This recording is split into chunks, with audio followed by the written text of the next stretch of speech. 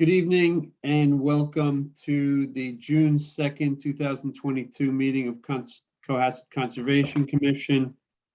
I'm Chris McFarland and we'll be running tonight's meeting as we implement Massachusetts and Cohasset Wetland Protection Acts and Cohasset Stormwater Management Regulations.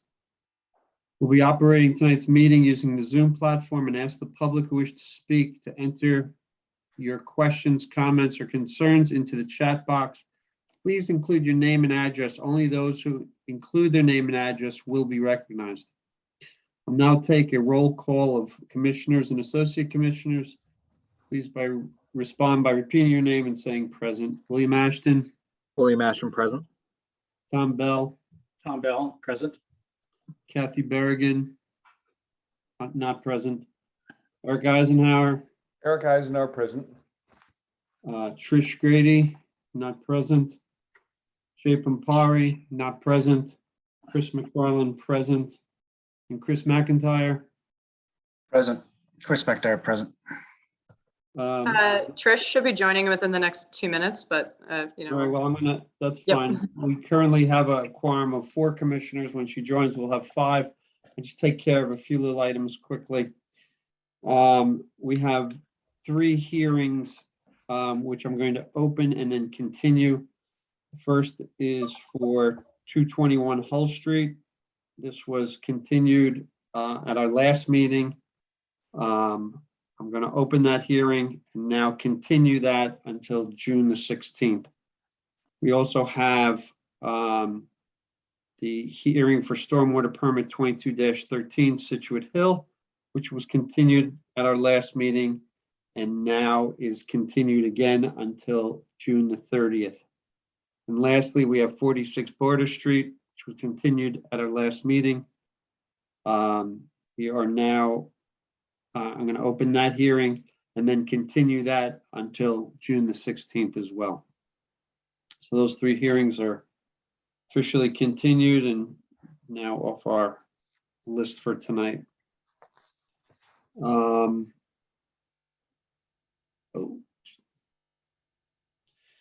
I think we're going to just move on to the first hearing this evening. The first hearing this evening is a RDA 22-14 for 25 Sheldon Road. In accordance, I'll read it into the record. In accordance with Massachusetts General Law, Chapter 131, Section 40, the Cohasset Wetland Bylaw and the Cohasset Stormwater Bylaw, the Cohasset Conservation Commission will hold a public hearing on Thursday, June 2nd, 2022 at 6:30 p.m. via remote participation on Zoom platform for a request of determination of applicability, plant native species of trees, shrubs, and ground covers at 25 Sheldon Road by Catherine Richland.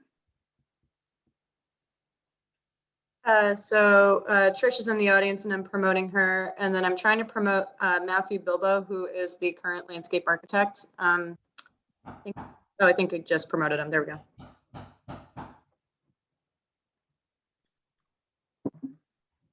Mr. Chair, do we have a quorum of 5 now or? Yes, since we have not started this. I'm sorry. That's okay. I tried. Hi, Matt. Can you hear us? I can hear you. Great. Awesome. And you also have the ability to share screen if you'd like to do that, or I can pull up any documents you need. Does that work? Yeah, that works. Okay, perfect. So you need me to speak? I'm sorry. Yes, you process. can run us through your RDA request and the project that you're proposing, and you're able to share your screen. If you'd like me to share my screen, I can put up the documents, or you're welcome to. I don't have the technology to share the screen, so if That's you okay. are willing and able, I would appreciate it. Sure. Thank you. Sure. Give me 1 sec. I'll pull up your RDA first, and then do you want to tell us about the work you're proposing? Sure. So I'm a landscaper, and we're doing we'd like to do some revision. There's a big seawall adjacent to the beach at Sandy Beach, and the seawater is coming up and over the seawall, and there was an ornamental planting bed that was approved by the committee, I believe 2016, and, you know, a lot of sort of non-native stuff that was just never intended to get saltwater inundation. And so all that stuff is perished with the exception of maybe 3 rows of rugosa. And I'm proposing to replace that with a combination of beach plum, Virginia rose, beach grass, bearberry, big stuff towards the back, small stuff towards the front, beach grass sort of underplanted in between everything else to hold down the soil and prevent erosion and, you know, try to keep this looking attractive.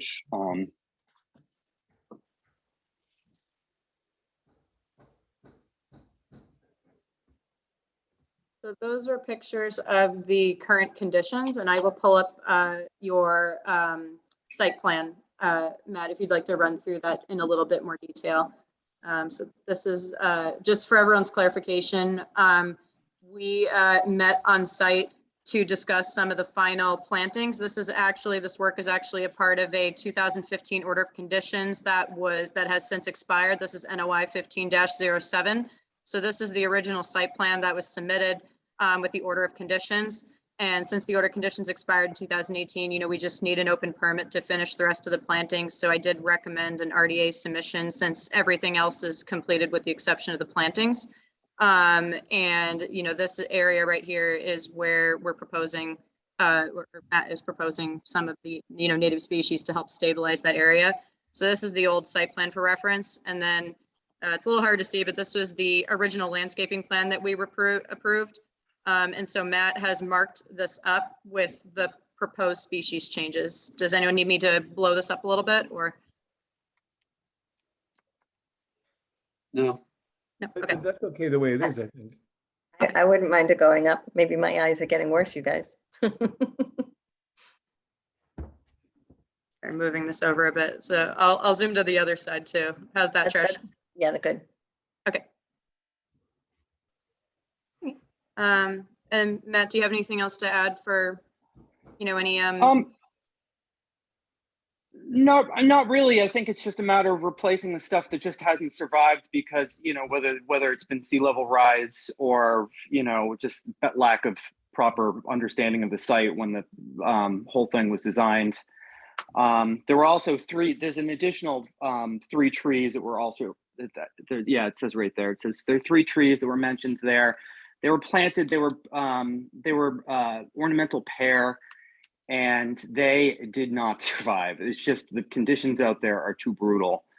As far as I know, nothing in the original order of condition required 3 trees to be there. It was, they were added as a like ornamental design feature.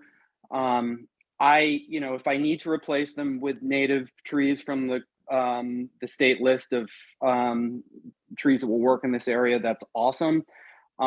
If I can omit them, that's better. I'm happy to sort of work in whatever direction. You know, if you guys feel like you need trees as a, you know, sort of to promote a sort of cohesive environmental feature, that's fine. It's, you know, otherwise I'll just replace them from the list.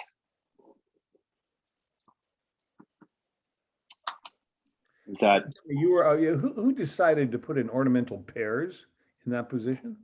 so the original landscape architecture was Sean Pappage. I believe he was new to the area around this time, so I'm thinking that because he's really very thorough these days, so I was sort of surprised on this one. But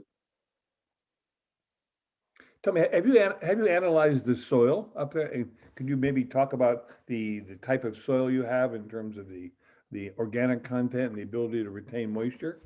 sure. So the stuff against the seawall is a very sandy loam, and the stuff a little further back, you know, has a decent humus content, and it is holding water. The turf grass on the lawn, which is adjacent to the area that has, you know, had washout, Yeah. is doing just fine. So it's really just the real issue is that it starts around 4 feet and then it ends around, the widest part is around 12 or 15 feet. that is getting washed out, and that you can see, we've got seaweed and stuff coming up and over. So the idea is to, I know the beach grass should be fine in that area because there's plenty of drainage. Further back with the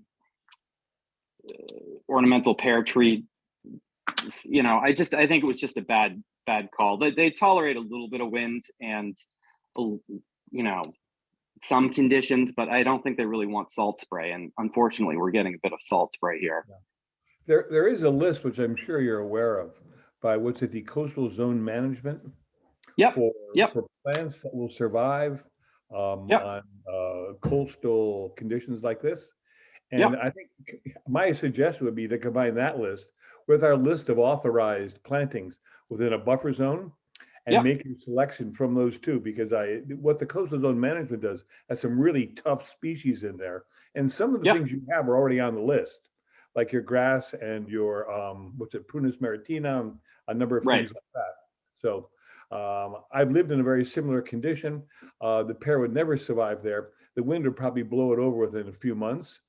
Which is what happened. Eric, the pear was from a previous planting. He's asking whether or not we need him to replace them or not with something else.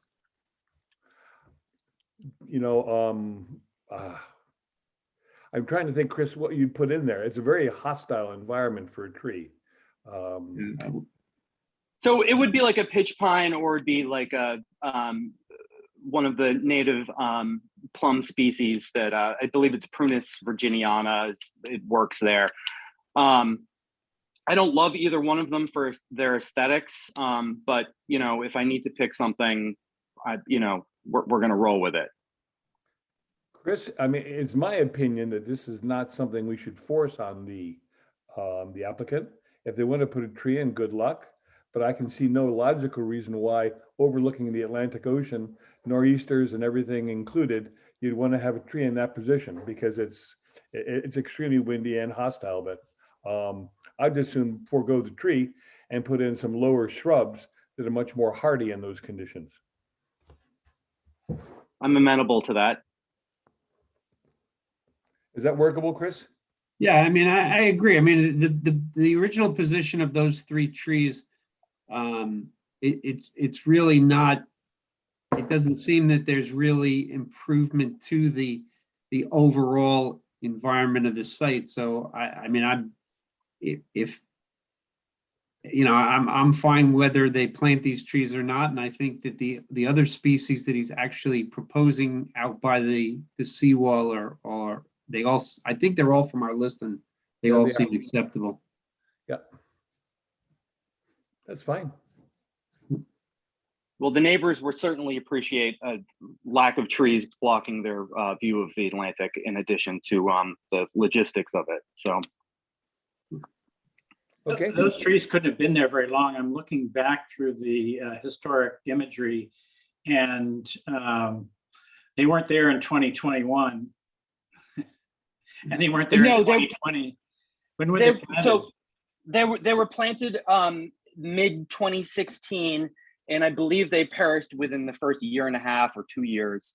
I do have an original photo which I could find of the finished planting with them there. That's all right. I don't have it. I don't have it on hand. It did happen. It's just a matter of, do I need to, honor the plan here and replant them, which we think is sort of a bad idea in general.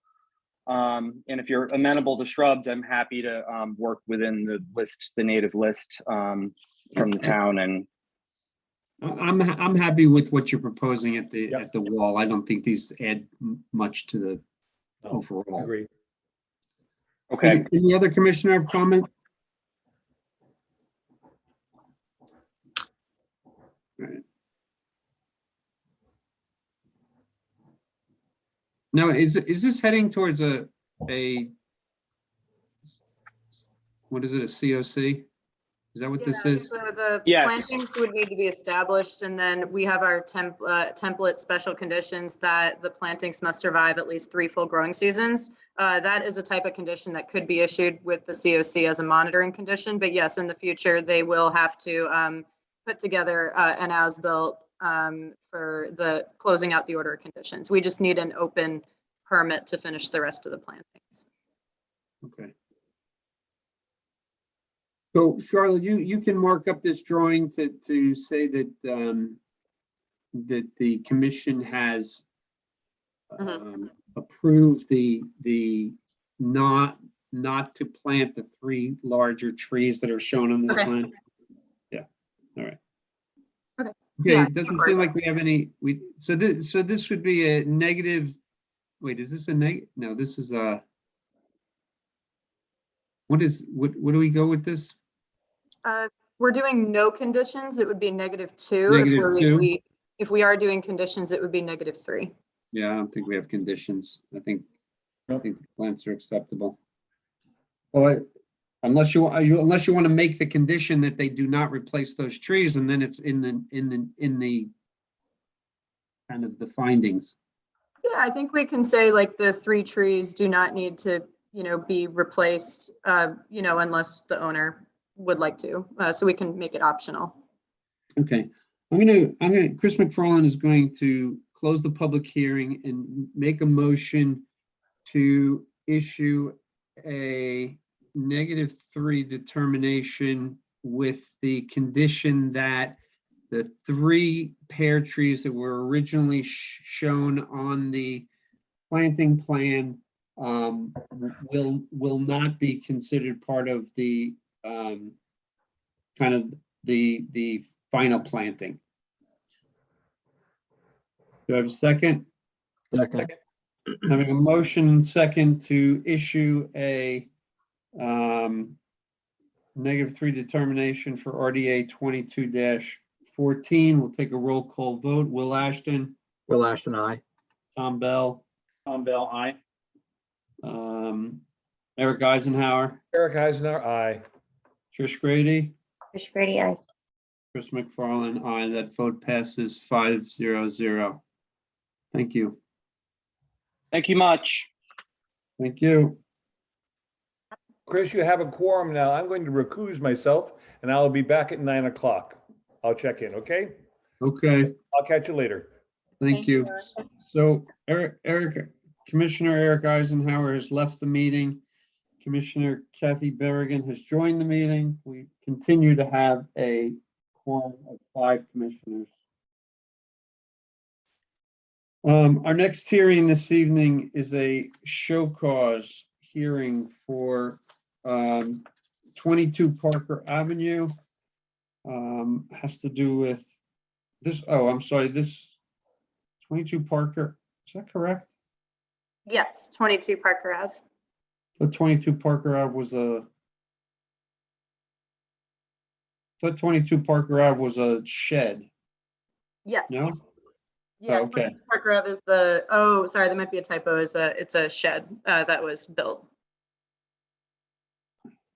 I think the agenda is wrong because this this has not been in front of us before, has it? No, 22 Parker Ave is a new show cause hearing for building a shed in the buffer zones. Okay, thank you. Sorry, I didn't realize that typo was on the agenda. That's all right. Okay. Jay, can you hear us? We have the property owner, Jay Graham, on there. Hi, Jay. It's a little hard to hear you. Can you move closer to the mic on your laptop or phone?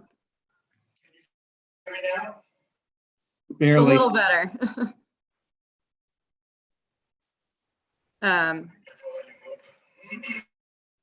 You can also, can you try turning up the volume? That might help.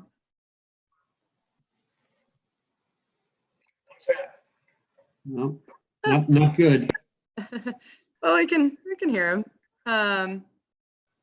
So I can start and I can share my screen, Jay, and then we'll have you kind of explain what's going on. So just to give the commission the general story, I received a report from someone on Parker Ave that there was a shed that was being built at 22 Parker, and I drove by. I did see that a shed was practically almost finished, so I issued a cease and desist on any additional activity, and I discussed with Jay the purpose of the show cause hearing to, kind of explain what happened and why the shed was built. I did go out to the site in May, I think it was last week, and I did a rough delineation, obviously clarifying that I'm not a wetland scientist, but it did appear to be just outside the 50-foot buffer.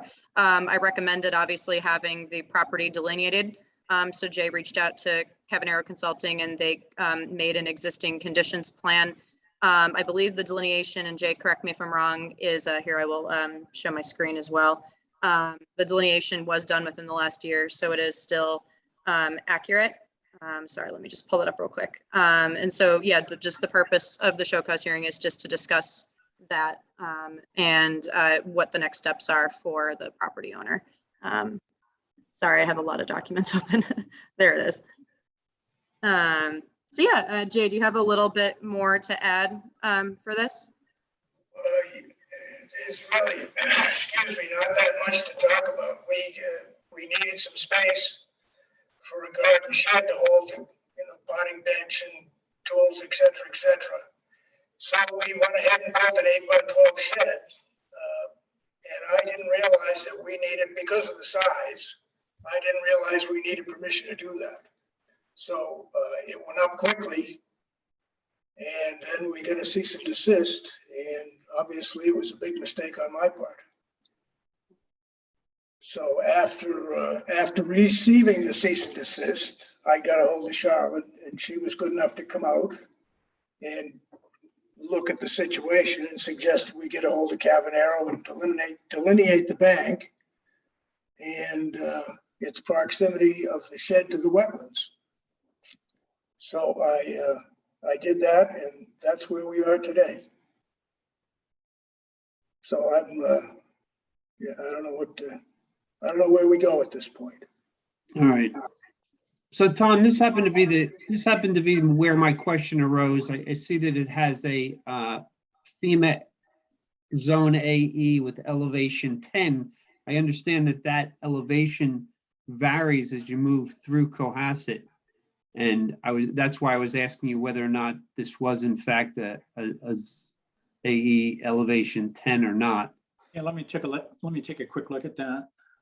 The other thing I find interesting is that this is noted as a limit of salt marsh bank, as opposed to, resource area, wetland, whatever it is. So, is this there are certainly cases where the salt marsh ends and the wetland continues. So do we have a delineation that is more clear? For this one, they're calling it a salt marsh / bank, but I know for 10 Parker Ave, the wetland scientist called it a salt marsh. Jay, do you have any other details possibly? I don't. We could not get South River Engineering out here to flag it in time for the meeting. Mm-hmm. Yeah, the survey was from 2021, I believe. In the survey notes, it looks like Kevin Arrow did everything in 2021. It looks to me like he's outside the AE zone here, and Cavanar's zone is a little bit different than FEMA's published zone, but not greatly different. So I think we can rely on that dashed line FEMA zone AE elevation 10 for for the conversation here we're having. Okay, thank you. Mm-hmm.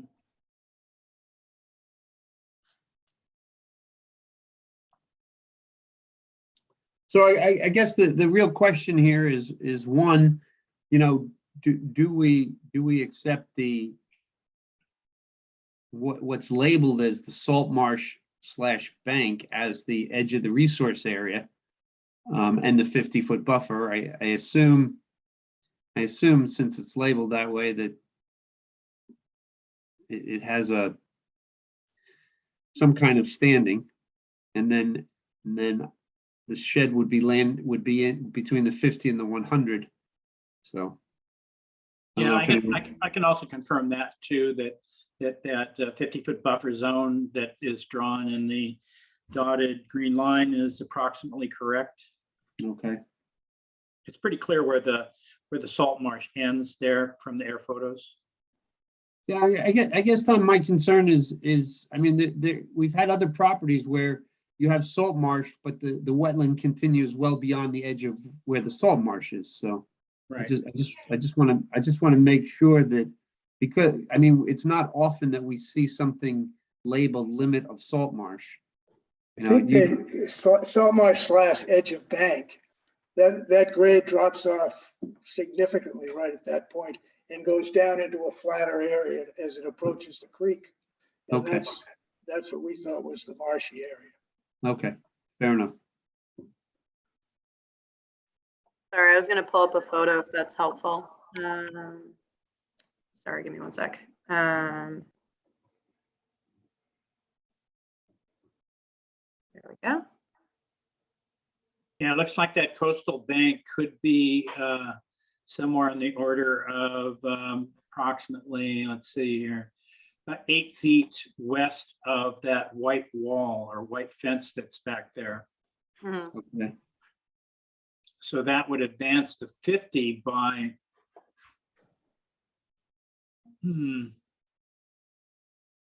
maybe another 20 feet east, which would put the shed within the 50.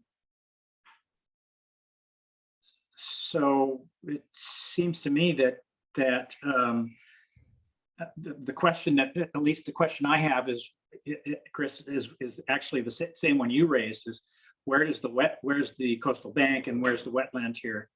If you just go to the salt marsh, it's outside of that 50, but in fact, if there's wetland outside of the salt marsh, and it sort of looks like it might, from these photos, there might be, then the shed would be within the 50.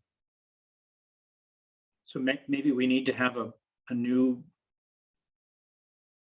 evaluation of their demarcation of the wetland. I don't know. It really depends on the soils. This is a good picture really to really discuss that. You can see the coastal bank on the left side of the image, what appears to be the coastal bank, and this area in between the Phragmites and that coastal bank may or may not be considered a wetland, depending on the soils and what plants are growing there. Mhm. And you can't tell from the photo, I don't think. No, I mean, so we're significantly to the left of that photo where that edge of bank is shown. And this is domestic grass, which is on top of the edge Yeah, of bank. I get 23 feet from the edge of the waterway to what appears to be the coastal bank. So if that's the case, then the shed would be 23, the 50-foot buffer would be 23 feet to the west of where it's marked on the plan. So to my mind, it's ambiguous. We really don't have enough information to know. Hey, did you say someone was scheduled to delineate, but they just haven't done it yet? We have not scheduled that. No. Okay. Seems like it might be necessary to clarify this. Yeah. Charlotte, do you have any pictures where you can see the fence, the grass, and then the salt marsh beyond? If you see the fence there, I guess we missed that one, Charlotte. Oh, yeah. So, I mean, there's definitely space in between where the Phragmites is the water, and then there is a little bit of a bank before it jumps up to the existing lawn. And this fence here that's pictured is at the edge of the existing lawn. So at least yeah, I mean, definitely don't trust my measurements, but at least when we went out there, we did a measurement from that drop, so this was right where the elevation started to change. And then I did it from where I thought the vegetation ended. But obviously, again, I'm not an official scientist. So, the site plan shows that the shed is even closer than 54, 55 feet from the recent delineation that was done in 2021. Looks like about a 4-foot drop in elevation across that bank. So it also begs the question of whether that's a 15%. I mean, our last session, we had a schooling in the definition of the grades and that define the coastal bank. And so I'm still left a little bit unclear about that too, whether that is a coastal bank or not. So it almost seems like, I mean, I can take some measurements here with the digital elevation model. I could probably calculate it, but that's not our job. Right.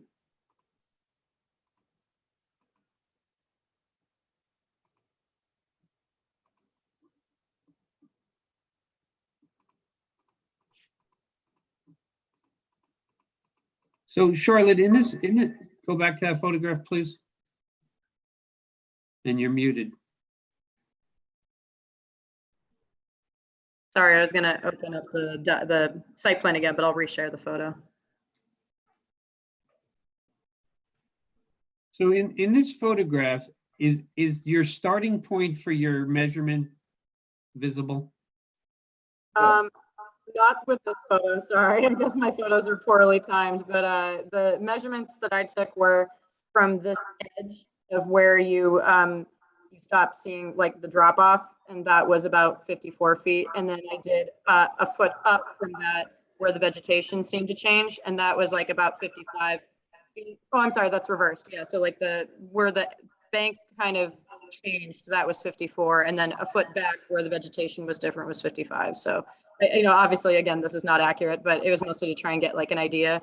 But it, you know, it'd definitely be helpful to kind of get that clarification of where the bank would end, because that may or may not change where the 50-foot buffer ends.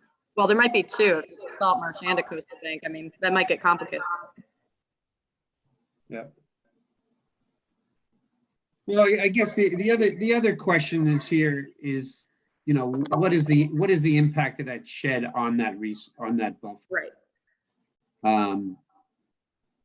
You know, obviously it's a small area of although it's got gravel under it, it's still an area of being impervious, but Mhm. You know, I can't say it has a great effect on, I'm not sure. But previously, it was lawn, I assume, right? Yes, it was all one. Did you have a building permit for this? I did not. And I'm not sure whether that, for that amount of square footage, I'm not sure whether it's required. I did subsequently apply for a building permit. Yeah, that was. I may be wrong about this, but I believe if you put a concrete foundation for a shed, for garden shed, it requires a building permit.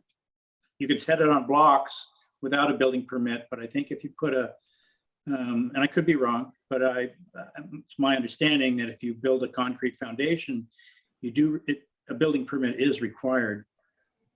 Well, not to get picky, but it's concrete block. It's filled. The cores are filled, but it's concrete block. Then it's probably fine. I think I'm pretty sure building permits are by size, not the type of foundation. Well, there is a foundation requirement or a foundation stipulation of some sort. Yeah, if it's over X There number may of square there may feet. be a threshold, as you say, William, that if you're under that, it doesn't matter.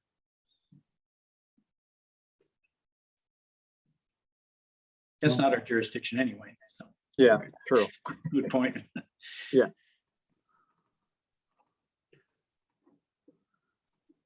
So Mr. Chair, how do we do this? We get the Well, wetland delineation at the next meeting? Because the show cause, I'm just not sure. Just trying to. Well, I mean, we have a couple choices here. One is to allow it to be as it is, to basically caution the homeowner if he's working within the 100-foot buffer ever again, that it needs to come in front of the commission. Alternatively, we can say that we're uncomfortable because it may not be you know, outside of the 50-foot buffer, and we don't accept construction within the 50-foot buffer. It's, you know, we're each person on the commission has a vote. We can or we can just, you know, collectively come to an agreement that we would like this to go one way or another. I mean, Chris, is it fair to ask just for clarification on the plans that we saw that were produced by Cavernaro, because there is some question about, you know, where it is situated? I mean, I think if it's in the 50-foot, it's very different than in the 100-foot buffer zone, and that's what we're a little bit unclear about right now. So, But the plans aren't current plans, correct? Yeah, Charlotte? that's a current plan. They came out and shot those last Oh, week. that is a current plan. are they stamped, Charlotte? Yes, no. I was pulling that up, sorry. This is mostly just Okay. a draft of existing conditions. So it's Okay, not, I see it. yeah, I don't think there's a stamp because it's just, they just mapped out the existing conditions. They, you know, there's no proposed work at the moment since, you know, the work's already here. Mhm. But the survey information, I believe they used from recently. So it says all monuments shown therein were located by Cavernaro Consulting in February 2001. Usually there is a specific label for the wetland delineation or for the resource area delineation. The Cavernaro normally has it actually right near the buffer zones, but we didn't see it here. So that might also be like, you know, maybe they just changed how they do things recently, but you know, normally you would see it right here, like by South River Environmental this date. And we don't see that here in the plan.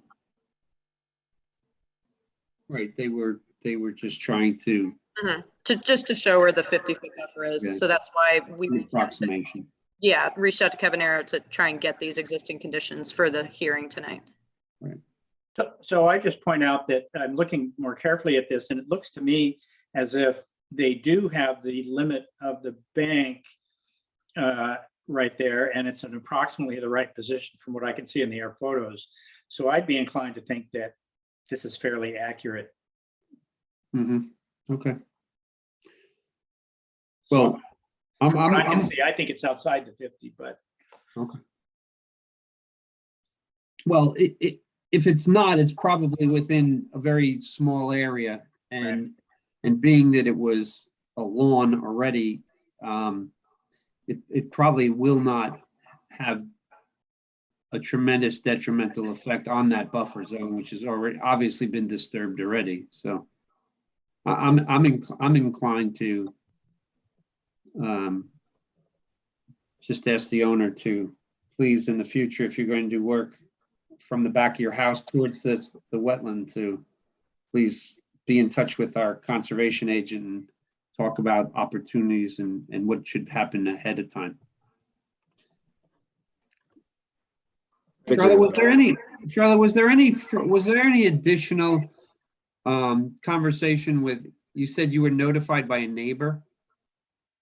Yeah, mostly just that they said there was a shed that was built in the buffer zone. And yeah, I just drove by and looked at it, you know, from the street. And then, you know, judging from other site plans that we've seen recently at 10 Parker Ave, the salt marsh definitely like stretches on that side of Parker Ave behind the houses. So I, you know, was able to confirm from other site plans. I was like, okay, this is definitely in the buffer zone. The question is it in the 50 or just the 100? Right. Okay. And Charlotte, you said you measured it and it measured about 54 to 55 feet. Yeah, plus or minus, of course. Okay. I'm getting better, but I still have to take more wetland delineation courses. Okay. I'm good with that.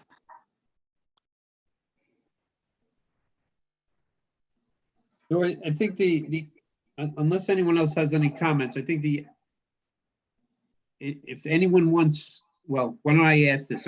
Do any commissioners want a licensed professional to delineate and make this measurement, or are we satisfied that we're within reason here? If Tom is satisfied, I'm satisfied. It sounds like he is. yeah, I'm good with this. I Okay. don't, you know, Also, Okay, well, in that, Charlotte, we don't need to take a vote or anything on this, do we? Okay, so I think the point of this hearing is to please, in the future, if you're going to do any construction, it looks like the back of your house is about the 100-foot mark. If you're going to do any significant construction behind your house, please be in touch with the conservation agent and let's avoid this in the future. Yes, sir. We're about done anyway. Okay. Very good. We appreciate the board's consideration. Thank you. And Charlotte, thank you very much. Jay, appreciate your time. All right. Good night, folks. Good night. Thank you. Good night. Our next hearing this evening is also a show cause hearing. It's at 100 Whitehead Road, and it is to deal with beach maintenance.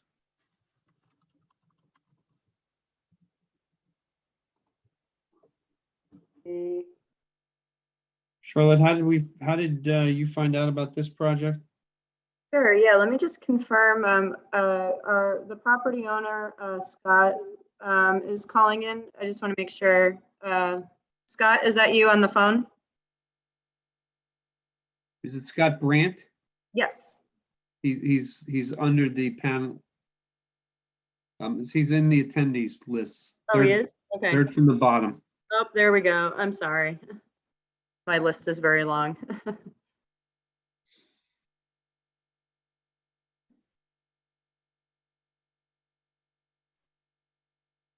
Hi, Scott. Can you hear us?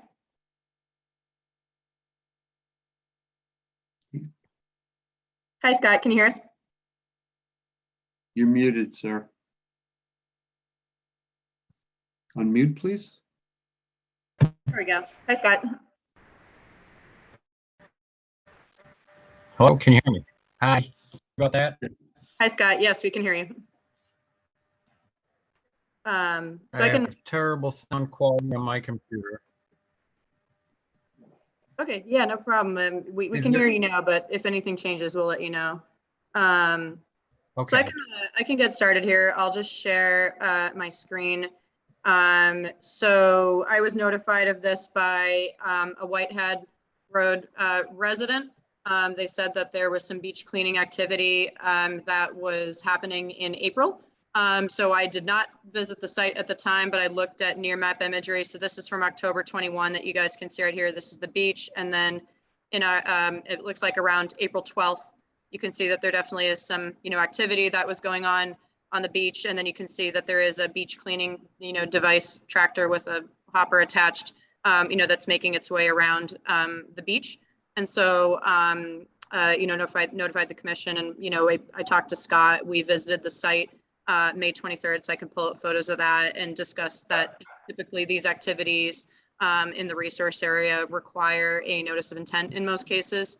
And so, Scott can explain a little bit more about, the machinery that was purchased somewhat recently, and then what types of activities were ongoing. We did discuss these on site, and, Scott, would you like to just share a little more about that stuff? I can pull up my photos from our visit, so it's helpful to look at. sure. Yeah, I work for the gentleman who owns the property. I manage the property for him, and I had convinced him that we could achieve a nice beach because the beach that lies between the two homes that he owns, that's the guest house you're looking at in that photo, and the main house, which is on the island of Whitehead.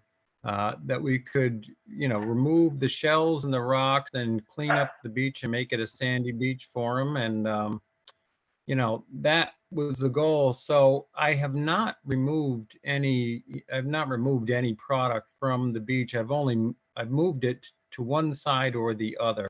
And I bought a surf rake machine, which is, you can see it behind the tractor. It's a formal beach cleaning device. Which just lifts up the the aggregate below and drops the sand through and removes everything else.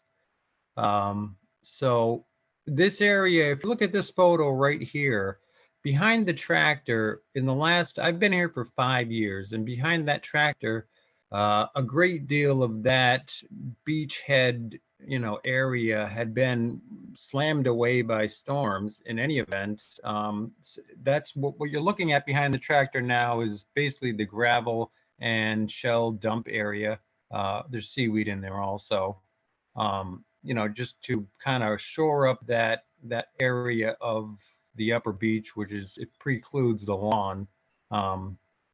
So, my goal was just to clean the beach. I really didn't realize that it was going to be involved to get it. You have to get a permit and a maintenance plan, et cetera. So, I did speak with Greg DeCesar at the EPA today, actually, and he has, he said to me, he's just there for guidance, and he said he really kind of gave me the impression it wasn't really a big deal to do this. You just have to get the beach plan going and the permit going. I unfortunately, have to plead ignorance on this. I've never filed a notice of intent for anything in my life, so I really don't know as to how this all is supposed to happen. I mean, if I need to consult with John Cavanaro and have him draw up a plan explaining, the outmarking points, Windmill Point and Whitehead and Little Whitehead. But long story short, I just wanted to clean the beach for the family that I work for so they could enjoy their summer stay here, because they only come for the summertime. I can maintain the beach, year round if that's requested or required. That wouldn't be a problem. But I can tell you that the winter, it just gets messy up here, and that's the gist of it. And Scott, can you just clarify that, just let me know if I'm misinterpreting as well, but you were just working above the high tide line, correct? Because it looks like you have just raked like this upper portion, and that you weren't going past the high tide line? Right. Well, if you look down this photo here, what you're looking at right now is the result of a lunar high tide. The rocky outcropping in the middle of the picture is right about where the high tide point comes to on any average high tide. But because there was a moon high tide back on May 18th, which was after I had done some cleaning, it had, brought some more shells and some stuff, 20 feet up the beach more. It's kind of level, but that's the gist of it. It's just the tidal area above to the the buffer, the seagrass area above, which would net you between 40 and 60 feet from the high tide point until you reach the grass, for beach area.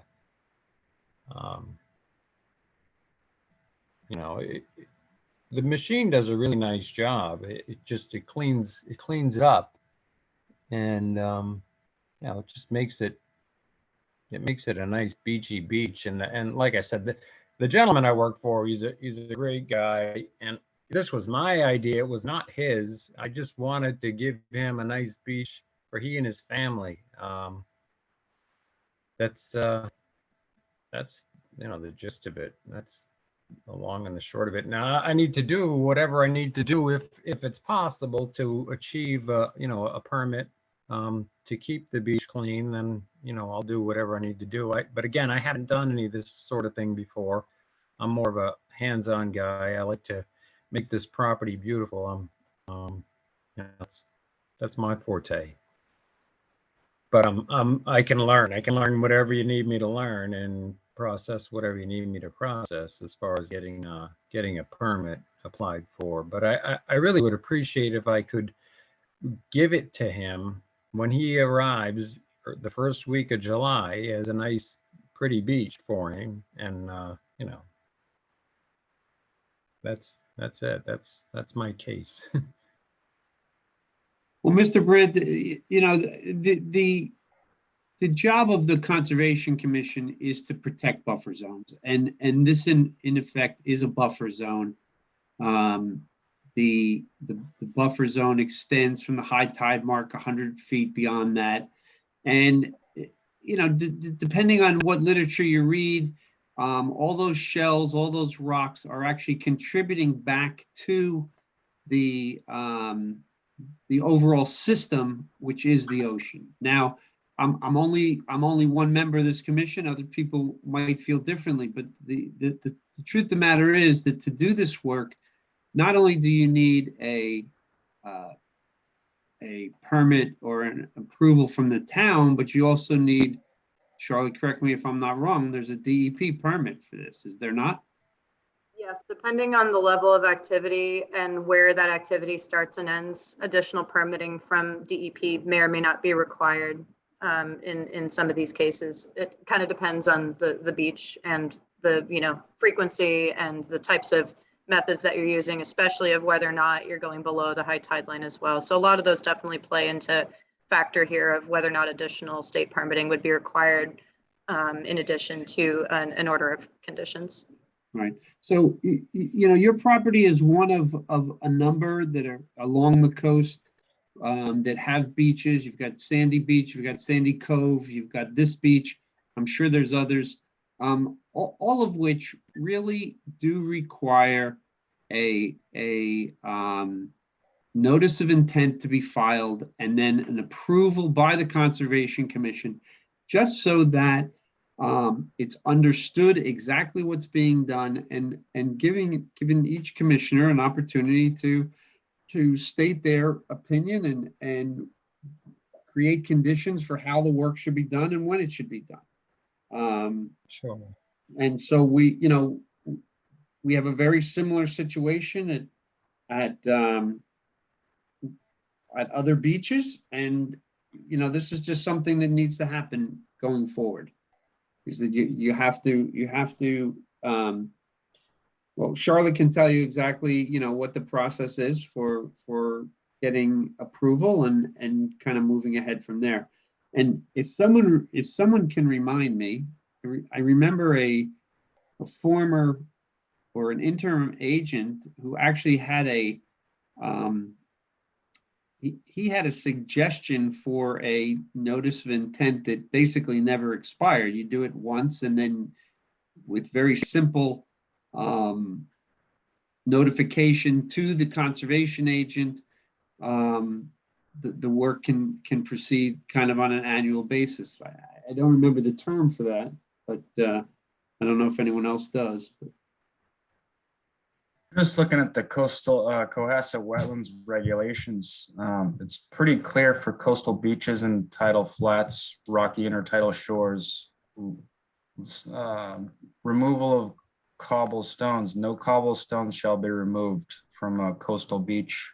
Now, I don't know if that would consist, if this is consistent with removal, since they're just scratching it to one side or the other, but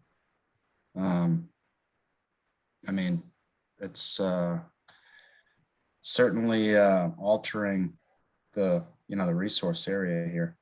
Yeah. Well, if I may, Charlotte, can you flip through the photos and show the other perspective of the beach head itself? You're getting there, a little to the left more, with the next photo maybe. Okay, sorry. No, come around and turn to the left. I want to see the left side where no, there it is. That picture right there. That is what you're seeing up there before the grass is basically what the ocean, except for the stones that I placed along its border, the ocean has been eaten away at that upper area. We keep getting these, I don't know, these 100-year storms. We've been getting them like every 12 months or 16 months, but it's encroaching the driveway, as you can see in the background.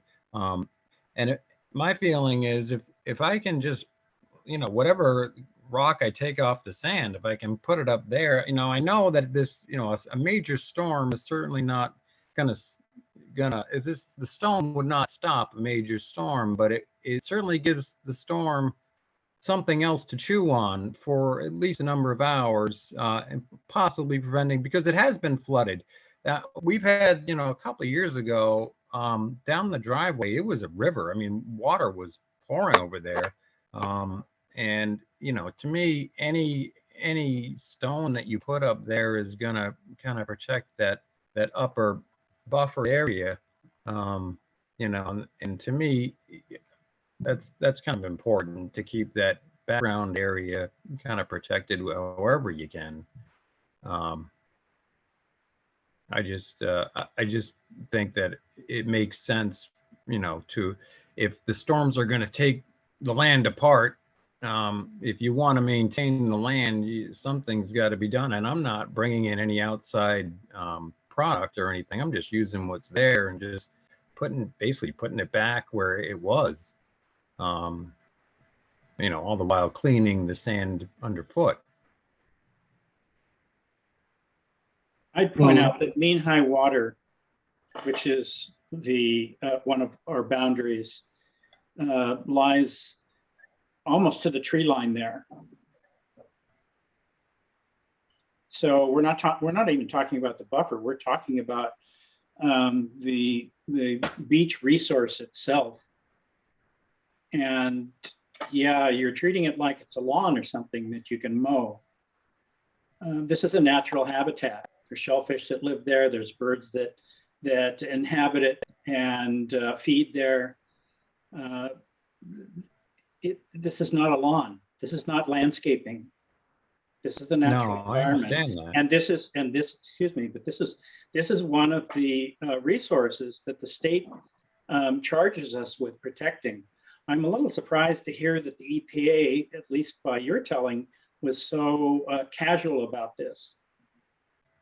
Sorry, Scott, was it Mass DEP or EPA? I think you spoke to Greg from EPA. DEP, correct? Was it? Yeah, Greg. It was Greg Okay. DeCesar. Yes, he's waterways from DEP, sorry. So it was DEP, is that correct? Yes. Yeah, I think if coastal zone management took a look at this, they would not be, I'm not sure how to describe it, but I suspect that this would rise to some sort of action that they would take. I mean, it needs a variance from us. It needs an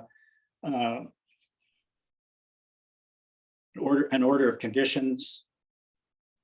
I don't think I could approve any of this. Right. This is a gross disturbance of a natural beach for somebody's comfort. Now, if Jay were here, he would remind us that we only issue variances in extraordinary circumstances, and generally that might mean that the public at large would benefit from what the applicant would want, but this is a private beach. Public has no benefit here. This is I'm kind of speechless about this. I'll just add that I spoke to DEP as well today. I was able to get a hold of Greg as well, and I've previously sent the commission some guidance on beach raking and seaweed management and all that good stuff, all of which is normally required through a notice of intent permit. So the input that I got from DEP was that a notice of intent for activities like this is definitely required. The question that both of us had from DEP and they're obviously going to defer to us for this portion is when we would want a notice, if we want a notice of intent to be filed, when would we want that to be filed? And establishing some sort of timeline would probably be very helpful. And I know we're definitely summer is upon us, so that's something that maybe as a commission we can decide what the next steps are. And how to move forward with managing an area like this, which I think would be very helpful.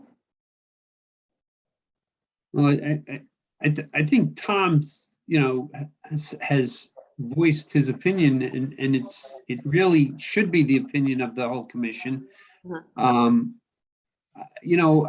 wonder, I think, Charlotte, what we need to do is get more information from either a third party or from the state itself.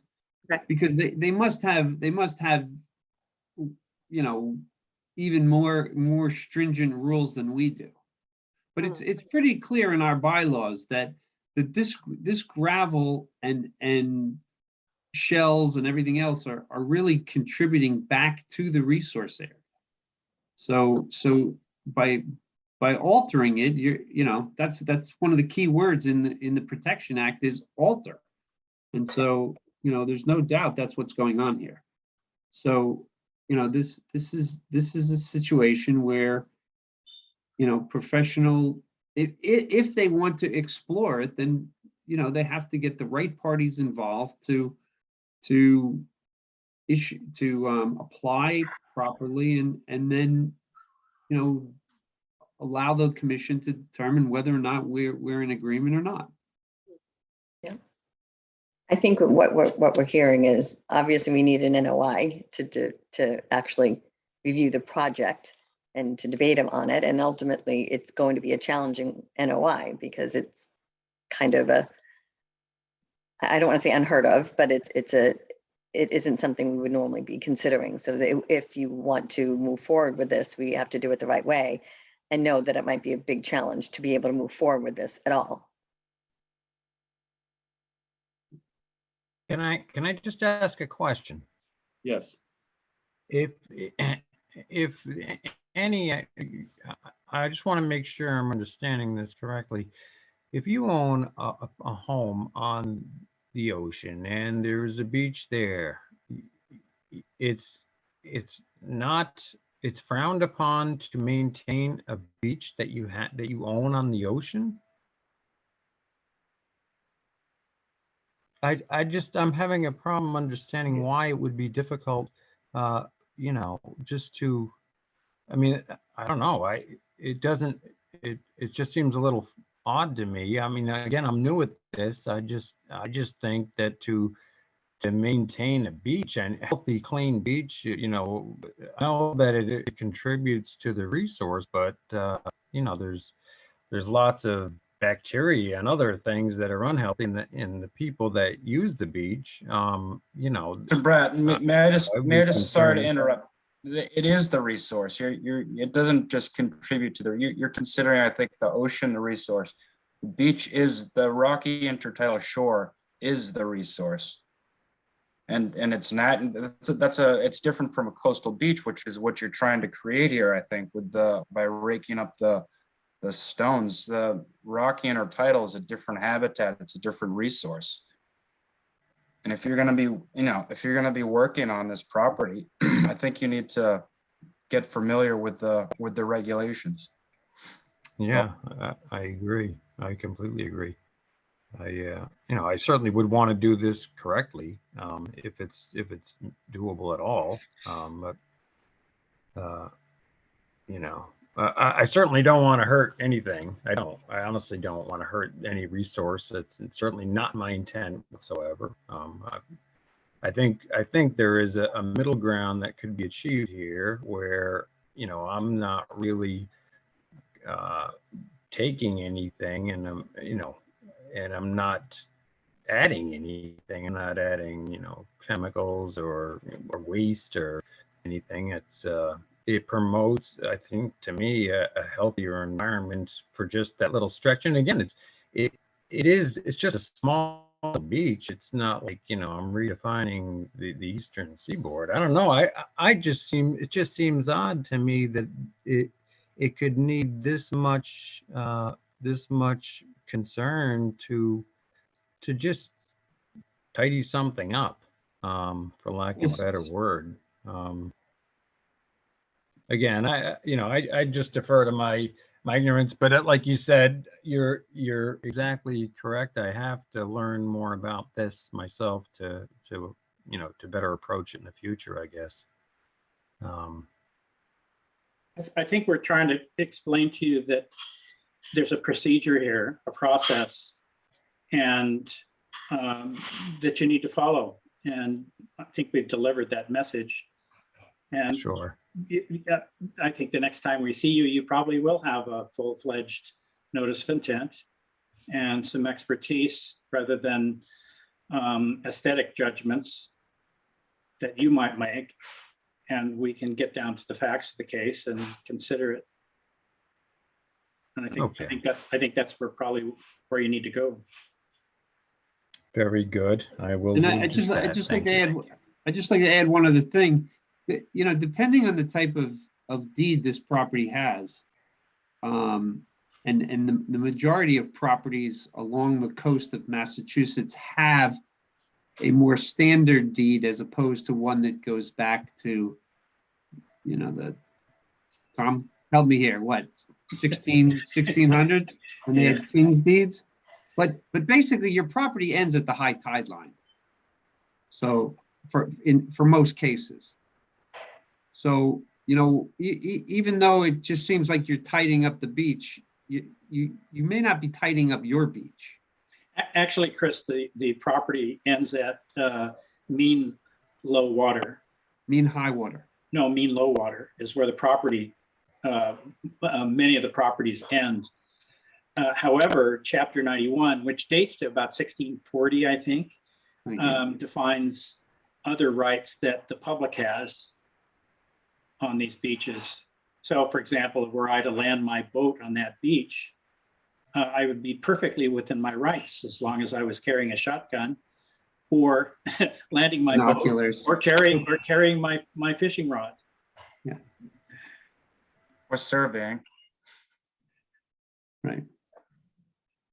So I thought well, we don't need to get into this, but I thought only King's Grant deeds went to low water. I thought all the rest went to high water.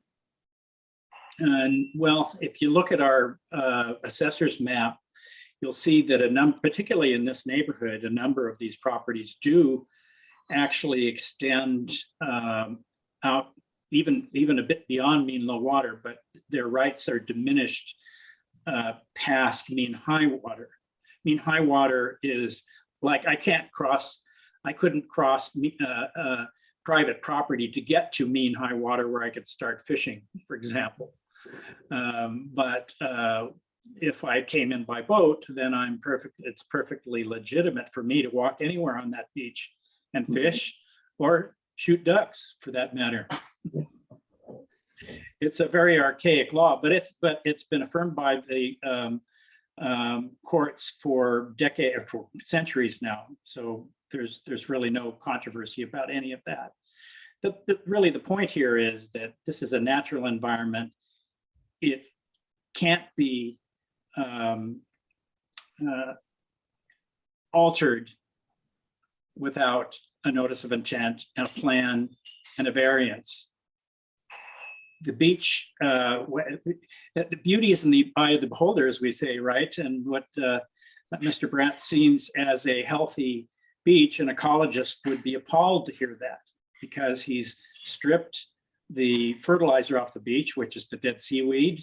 He's disrupted the burrows of numerous invertebrates here. He's denuded it of any food for the birds that feed at low water here. So, I mean, this is a fairly serious instance of environmental disruption. Great. So, Mr. Brandt, I recommend you talk to Charlotte more about the permitting process, and she might even share some wetland information with you.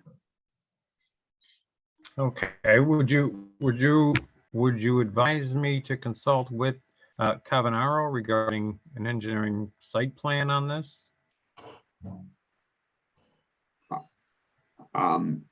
You could speak with him, and in fact, he'll probably explain to you pretty much the same thing that we are, because it's hard to define this project as one that is of a level of importance that dictates something being rare and unusual and necessary. So, but I think it might be worth speaking with him, sure. Okay. We're not recommending that you use one consultant versus another. There are a number of engineering firms here that can help you all over the East Coast. I'm wondering what a formal draft, a formal, plot plan, illustrating and outlining, the perimeters of what we're talking about. Yeah, I think an engineer could guide you, certainly. Okay. All right. All right, Well, I have, I was asked to cease and desist, and I have done just that. But in the meantime, I think I'll just I'll take the tractor off the beachhead and just get it down behind the shed, and I'll see what I can do as far as taking these other steps is concerned, if I can. But I honestly, I was hoping to get some good guidance on this meeting to see if what I'm looking for is achievable. Then that's all there is to it. I'm just looking to see if is this something that I can do. Variance or whatever. Can it be achieved? This beach maintenance plan for this property.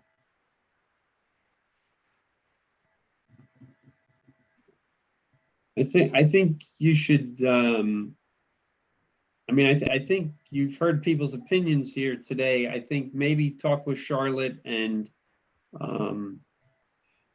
see if she can't guide you in the right direction. Okay. All right. Very good. Thank you. That's right. I can definitely, maybe we can meet at some point and we can go over, the guidance that I sent that Mass DEP gave me. Definitely, it really depends on what types of activities, where they're occurring, how frequently they're occurring. There's definitely a lot of variables that play in, and obviously every beach profile is going to be different. So whatever other beaches in Cohasset do, or even other towns do, is definitely going to be somewhat, different in comparison to this beach. So we can definitely, sit down and maybe get, we can try to break it down as best we can, but it sounds like, the commission agrees that we do need a notice of intent to move forward here with, maintaining this area. We can reach out to either, an engineering company, either Cavanero, since they've previously been used for this property, or for another engineering company on, how would be best to kind of proceed with filing with this, because they definitely have certain perspectives as well. So happy to help with, setting up those meetings and moving forward with this. Okay. Yeah, I'm familiar with John Cavanaro. I've worked with him in the past. Okay, so I just need to do a little more homework and legwork and meet with the appropriate authorities on this. It sounds to me like, if in fact it is possible. I appreciate the input that I've received, and I certainly will honor, the leave it alone for now, cease and desist order. And hopefully we can, get something together at some point. And if not, then we'll just forget the whole idea, I guess. I don't know what else to do. It is what it is. I appreciate all of your time. Thank you so much. Thank you. Okay. Our next hearing this evening is a show cause hearing for 48 Smith Place. This was continued from May 19th.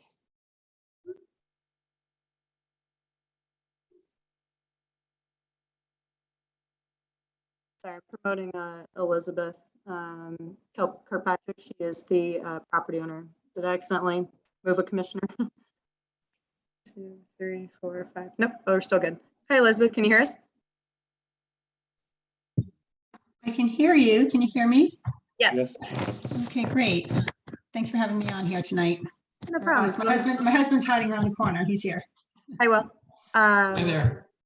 Yeah, just to start, I received a report about, this is going to be similar to our previous show cause hearing on May 19th with 42 Smith Place. So these cease and desist letters were issued in tandem, with the similar activities of reports from abutters about vegetation removal in the buffer zones. I visited abutting properties to kind of see that there definitely was activity that was going on. At the time, it looked like it was occurring on both 42 and 48 Smith Place, but as we heard from the last hearing, there were different types of activities going on Mr. Menard's property versus the Kirkpatrick's property.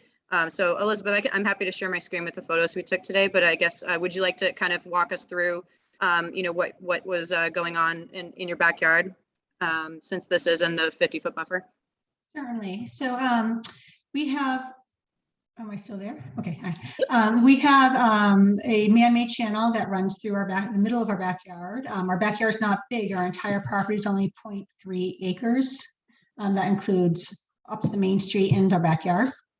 So this is the intermittent stream, I guess, if you would, or wetland that runs through our yard. We do maintain it in terms of mowing around the vicinity of the wetland and throughout the property. I don't know what you say.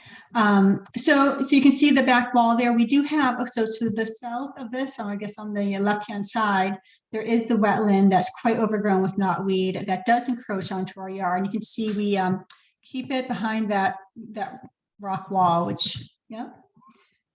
Yeah, there you go. Yeah, there you go. So that's the overgrown wetland, so to speak, with the knotweed. And we do try to maintain, it's come quite a ways into our backyard, and we do try to maintain it by mowing. We never applied pesticides or herbicides, rodenticides. We don't use that kind of stuff. We've not done any kind of mechanical removal, just purely mowing, just as a means to kind of maintain that, because it really does encroach.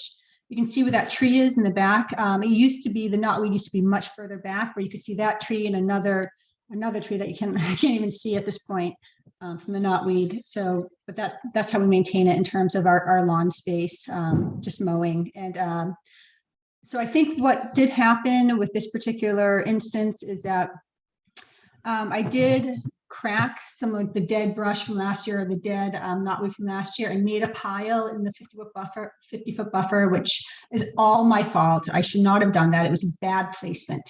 And so I put it there. It was supposed to be temporary. And then before, like 2 days before, like the Cohasset brush day, we received a cease and desist order about, I'm assuming, about this brush pile. And so I have not moved it.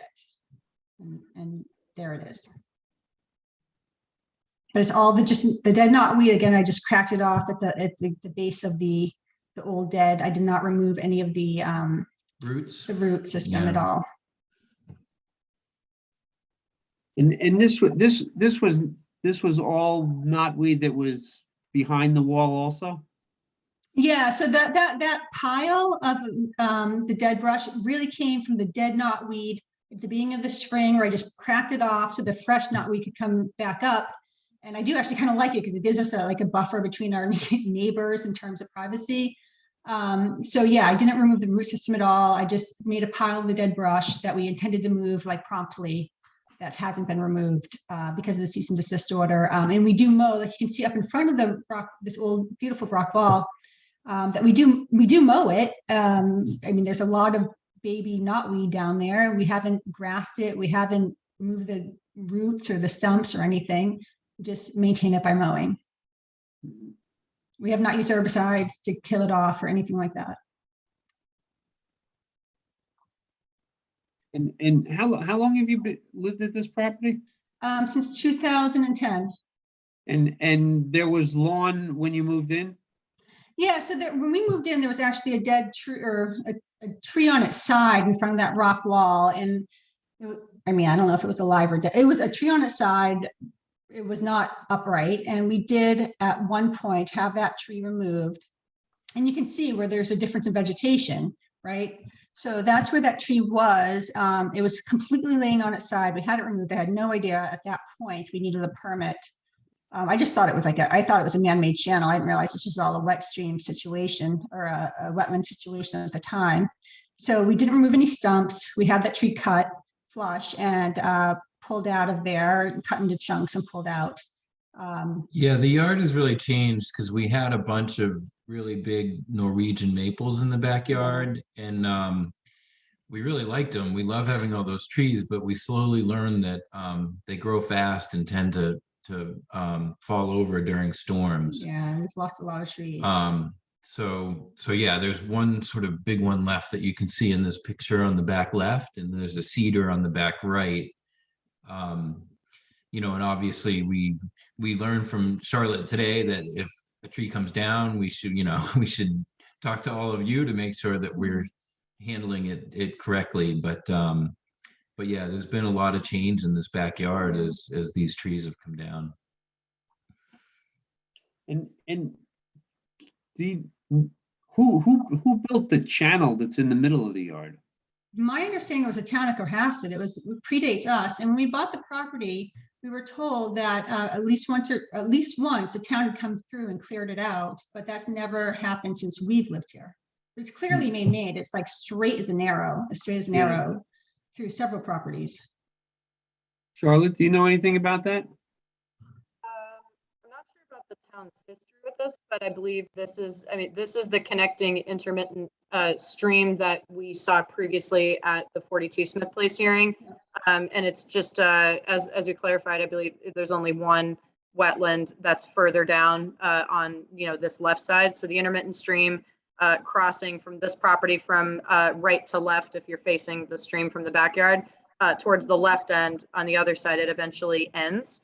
Whereas if you proceed past 42 Smith Place on this, beyond the fence, it'll eventually reach a wetland. So I believe the history with this, I'm not entirely clear about it, but it is man-made to a certain point that has connected to the, to the wetland system that's further down on the street and in between Pleasant Street and Smith Place. So it's behind everyone's backyards. Yeah, but this channel is not the same intermittent stream that's in the middle of the knotweed. That's what. Oh, okay. At least when I was looking at the map, I can pull up a map that's easier. But I thought this was the same one that connects to the. This goes across our property, and you can see Jeff and Chloe's house on the left, and it goes into an area behind their fence where the knotweed is totally overgrown. Yeah. So you have a natural intermittent stream that's back in the knotweed, and then this man-made channel which connects to that intermittent stream? No, it's the same. The man-made channel and the intermittent stream are the same thing. And on our property, there's really the only place where there's knotweed is where it goes over to Jeff and Chloe's property. There's really no knotweed around it on our property. Yeah. But it is creeping in on that boundary line. Yeah. But the boundary, looking at this picture, the boundary line is on the right, correct? Where the knotweed is? You can see it in that back right corner. Yeah, you can see Jeff and Chloe's black fence there, and then the knotweed on the right. Yeah.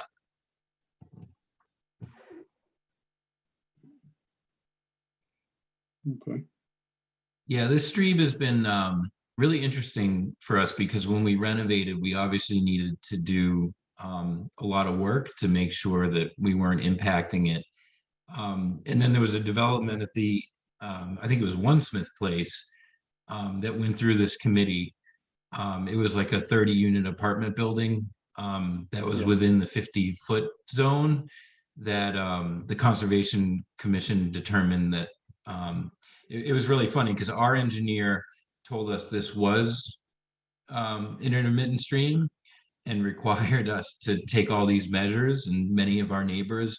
But when that development came in, the exact same engineer said, oh no, it's fine. It's not an intermittent stream and you can build whatever you want there. So it was. Yeah, well, we caught him at that, and third party said, yes, in fact, it is an intermittent stream. So. Yeah, okay. So Christopher, you were involved at the time. Yeah, I remember.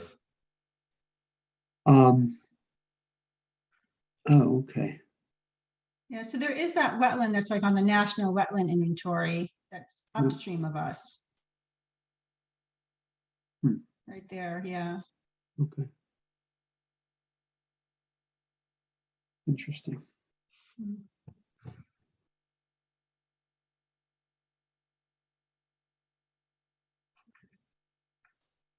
So basically the activity that someone called about was really you were just cutting down the old knotweed stalks and. Yep. Providing for, I guess aesthetically fresh growth coming up and without all the dead, but I didn't touch the root system or anything of that nature. It would have come up anyway. Yeah, right. Yeah. So that's where you can see where it was collected from the dead knotweed behind the rock wall, the stone wall. Mhm. That's not our fence back there.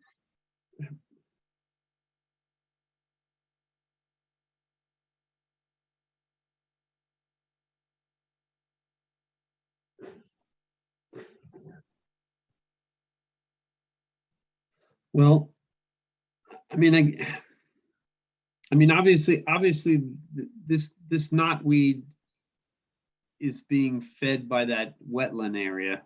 So it is in the buffer and really you should just leave it. That's what it really comes down to. Okay, so you mean we should leave the knotweed that's Well, not in our Should- landscaped area, or which we have Yeah, I no mean- intention of doing. We're not gonna. right, but even cleaning out the stalks next spring.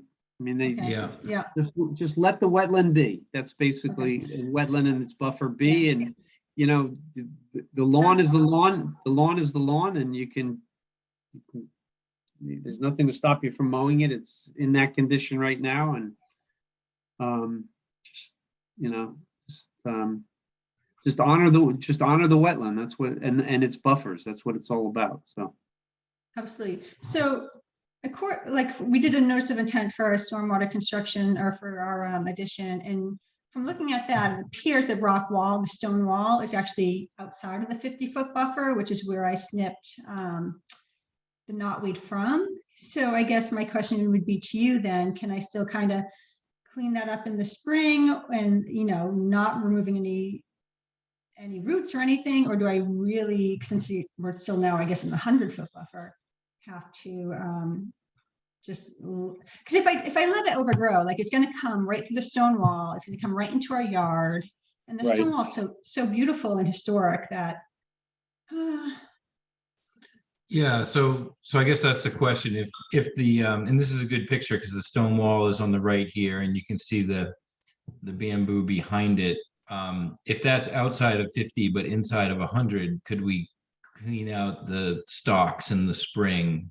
and then remove them from the property. We won't put them anywhere near the 50-foot buffer Yeah. in the future. That was a mistake. So what you should do is you should work with Charlotte. Okay. Because you're within the 100-foot buffer, you should apply, what's the right word, Charlotte? For an RDA. No, yes, an RDA. It's the simplest, you know, kind of permit. Because these are invasive species, I think many of the commissioners are going to be in favor of you doing whatever you can to hold it back. So that's what should happen is you should issue or apply for an RDA and kind of move ahead from there. Okay, thank you. That sounds good. Mhm. Does anyone else have any comments? Look, we do have a question. Charlotte, can you read that? Yeah, I'm happy to read it now, but I believe it is it might be next on the agenda for 175 Lambert's Lane. But I think that's the hearing that's next. Do you want me to read it now or? Oh, I'll read it. It says, Pat Gooding, 166 Lambert Lane. Will someone speak to the location and proposed new building at 175 Lambert's and associated runoff? And the answer is yes, we will. It's on the agenda as the next item. So sorry to interrupt this hearing. Okay, does anyone else have any comments for the Kirkpatricks? Yeah, just thank you for your time, and Charlotte, thank you very much for helping us and explaining. It was really helpful, and we learned a lot, so we appreciate that. Yes, No, thank you. Likewise. I appreciate your time today. Sorry, it was last minute. Short week. Threw off my whole schedule. Right. Thank All you. Well, thank you. Thank you. You will. Thank you, Elizabeth. Thank you. Our next hearing tonight is a stormwater permit 22-15 for 175 Lambert Lane. I'd like to read the public notice. In accordance with Massachusetts General Laws, Chapter 131, Section 40, the Cohasset Wetland Bylaw and the Cohasset Stormwater Bylaw. The Cohasset Conservation Commission will hold a public hearing on Thursday, June 2nd, 2022 at 6:30 PM via remote participation on Zoom platform for stormwater permit 22-15 to demolish 4 maintenance buildings and construct 3 new buildings at their maintenance area at 175 Lambert's Lane. All right, thank you, Chris. Jeff Hassett here on behalf of the Cohasset Golf Club. If you could, from the Cohasset Golf Club are Charlie Flint, Gary Baldino, and Glenn Visiasek. If you could promote them. Yes, I'll promote. I'll be. Did you get all 3 of those? Oh, sorry, it was Gary and George McGoldrick? No, Gary, Charlie Yep. Flint, Oh, okay, Thank and you. Glenn. thank you. So.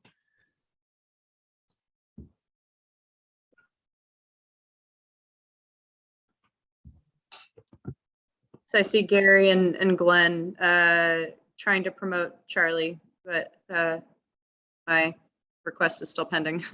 Okay, that's okay. I'll jump right into the presentation. Thank you.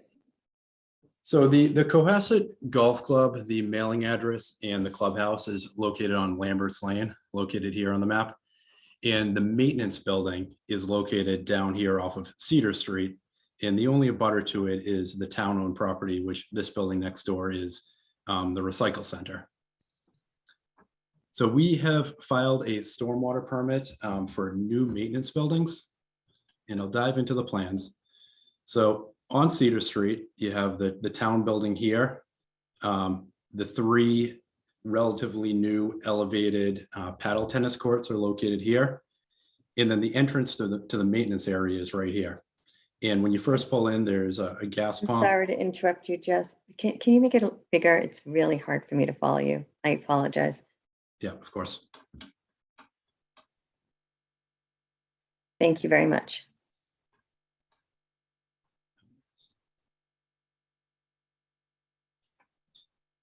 So right here is the curb cut where you enter, and there are 4 buildings right here, as well as parking, which they're really using that parking for equipment and material storage.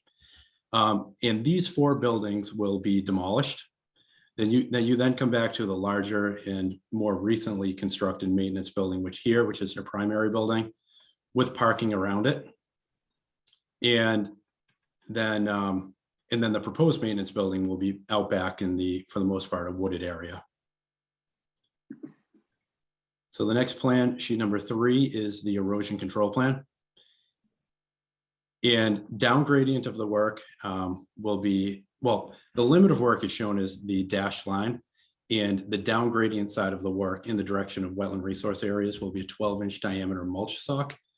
And then the other side of the work, which does not drain to a wetland resource area, but more to the fairway, will be a siltation fence to delineate that limit of work. Coming off of the asphalt will be a stabilized construction entrance. And then all of the catch basins within the parking lot in the vicinity, there's 1 here and 2 down here. Silt sacks will be installed so that silt doesn't get in and clog up those drainage systems. So moving on to the site plan and the proposed work. Again, the existing building is here. We are proposing to extend the driveway. It's a 20-foot wide paved driveway back to a new facility. The main building will be for equipment storage only. So all the equipment that's stored in the parking areas, as well as the buildings being demolished, will be stored in this building, and there'll be plenty of room now. That building will have floor drains, which go to an industrial waste holding tank. So if there were a spill of oil or something, that would be captured in this tight tank. And the tight tank is a double wall tank, and it has a leak detection sensor in between the 2 walls, which goes to an alarm. And it also has a high water alarm. So when it's 3 fists full, the alarm goes off, signalizing that it needs to be pumped. This building, smaller building, will be for storage of fertilizer. And then the other smaller building, which will also have an industrial waste holding tank. And the smaller building has, the right-hand side is a wash bay where the water will be recycled for washing. So there'll be two overhead doors where you can pull in equipment and wash. On the other side of the building, it's more of an open air covered area, but there's a fuel tank, an above ground fuel tank located in the middle where vehicles can pull in and refill in a safe covered way, where there's also drainage to a holding tank.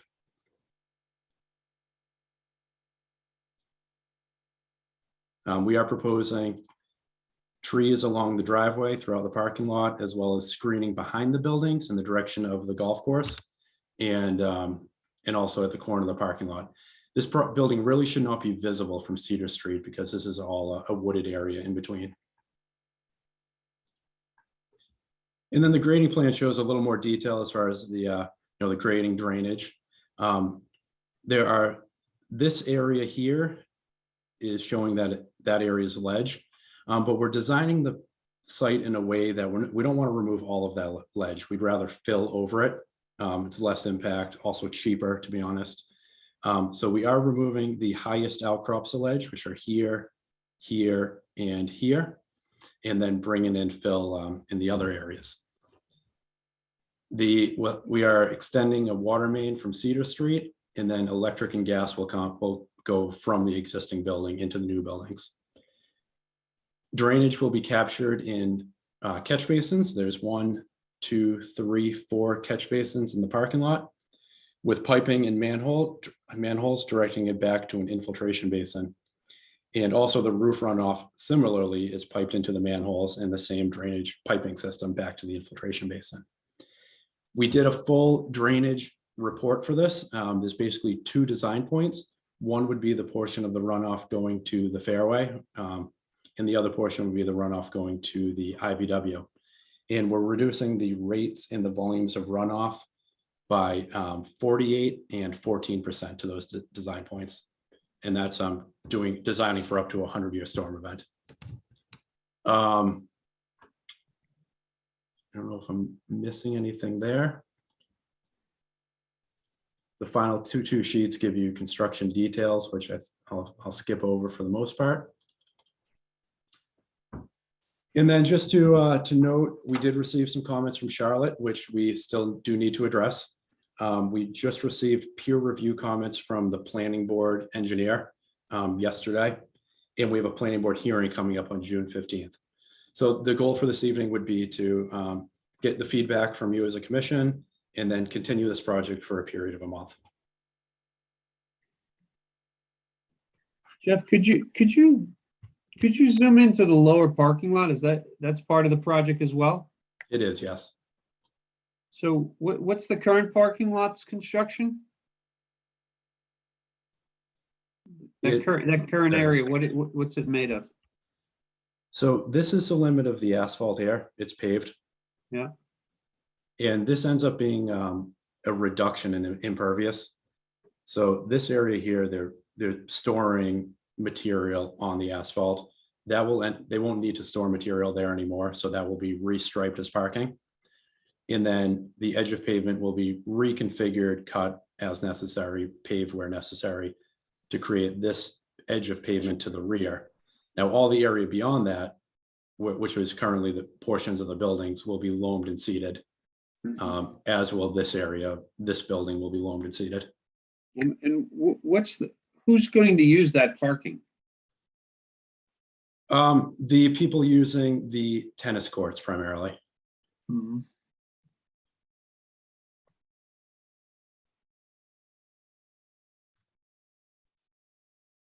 And could you speak a little more about your drainage patterns and your reductions? What's the effect on this isolated wetland of losing 14% of its collection? Right. So we're required to show that we're not increasing the rates and volumes of runoff. That is only the runoff area. The amount of runoff from this portion of the property where we're doing work. So as a whole, I think it would be a much less significant reduction, but it's a 14% reduction to that IVW, which I don't believe would dry it out by any means. And that's just a 14% reduction over the small watershed from the work area. Say that again. You're saying the reduction there- from where? There's, yeah, let me bring up another plan. Are you saying that because it gets water from a bunch of other sides, that this 14% isn't directly to that whole IBW? Is that what you mean? That's exactly correct. It's a 14% reduction from this work area, but it's a much larger tributary area to that IBW. So in whole, it's less than a 14% reduction. Exactly. If it were half of the perimeter or whatever, then it'd be 7% or whatever, some estimation, yeah. Exactly.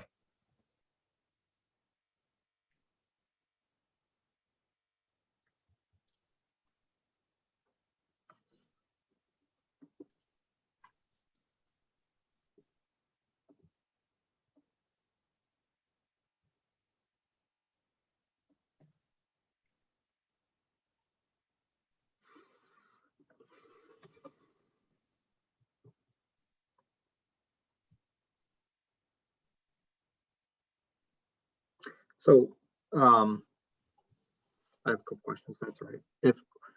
What is down there, the lower parking area now? I think don't they fill up the gas down there now? And so what all is down there? Can you just go through that again now? And where will it be in the future, that kind of thing? So there is a gas pump here, which will be removed.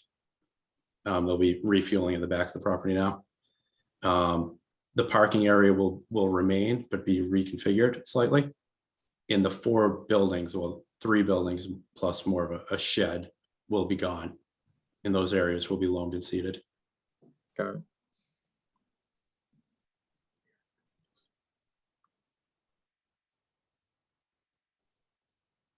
And the part of the parking lot by Cedar, that's already existing, correct? You're just reconfiguring a portion outside of the 100-foot?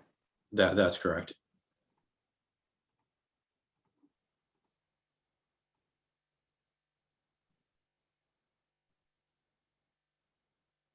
So I'm looking at this and wondering what are the interests that the stage defined we should be looking at carefully here. And one of the, I see a couple of things that we should examine a little more closely, I think. The first is that IVW, like many of them in town, is a closed topographic depression. This is one of those sites that we had targeted for an investigation of vernal pools, but since it's on private property, of course, it wasn't prioritized because it would have required a good deal of time probably to deal with that. But it is a closed topographic depression. So, and it does look like it holds water much of the year, probably at least the first 6 months of the year. The other aspect of this is that it's adjacent to woodlands on 2 sides, both on one side of Cedar Street and the other, I mean.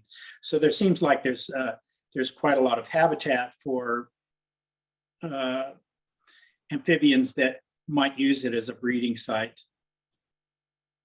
This new construction would interrupt any movement from the north, and Cedar Street's already a bit of a barrier for salamanders and frogs that might want to cross the road and might not make it. So that's a concern. So that's one interest that we need to consider. The other one is, this is the top of 2 watersheds. The first one would be Rattlesnake Run, and the second one is Turkey Hill Run. Both of those are one contributes to Straits Pond. That would be Rattlesnake Run, and the other discharges to the Weir River estuary. As you're probably aware, Jeff, there's this, we have what appears to be, it's unproven as yet, but what appears to be a serious nitrate overload in Straits Pond, hence a good healthy crop of noxious algae every season. And it is possible, and this is something that we're investigating, that there's also a significant nitrate discharge from Rattlesnake Run and a significant nitrate discharge from Turkey Hill Run to the estuary. So our ability to solve Straits Prawns problems with dilution from the estuary may be quite limited. So we have two interests. We have an area of critical environmental concern. Granted, it is about a mile away, and likewise the estuary is about a mile away from this, maybe a little bit more. So these are interests that we need to consider when we look at this plan. One of the things I think that was brought up is, how much you reducing the flow or the discharge to this isolated wetland. I'd suggest that moving forward, I for one would like to see a little bit more of the local watershed analysis to determine what proportion of surface water you're removing from it. I'm sure it is pretty small. If it's how much did you say? 14% from the addition of the impervious area there, or was it 48%? 14%. 14, yeah. So it's probably insignificant, right? And this thing's probably fed largely by groundwater anyway. So there's probably not going to be any impact there, but it would be useful, I think, for us to understand what the impacts in terms of reducing the amount of runoff actually would be to this isolated vegetated wetland. Another issue is this is the area that you're going to build in is pretty heavily forested, and it's mostly evergreen trees. I would assume that they're mostly white pine and eastern red cedar. And you're going to clear cut a pretty good size area here of these right at the top of the watershed. Again, this is something that we need to consider. And I haven't heard any kind of mention of how you might mitigate that.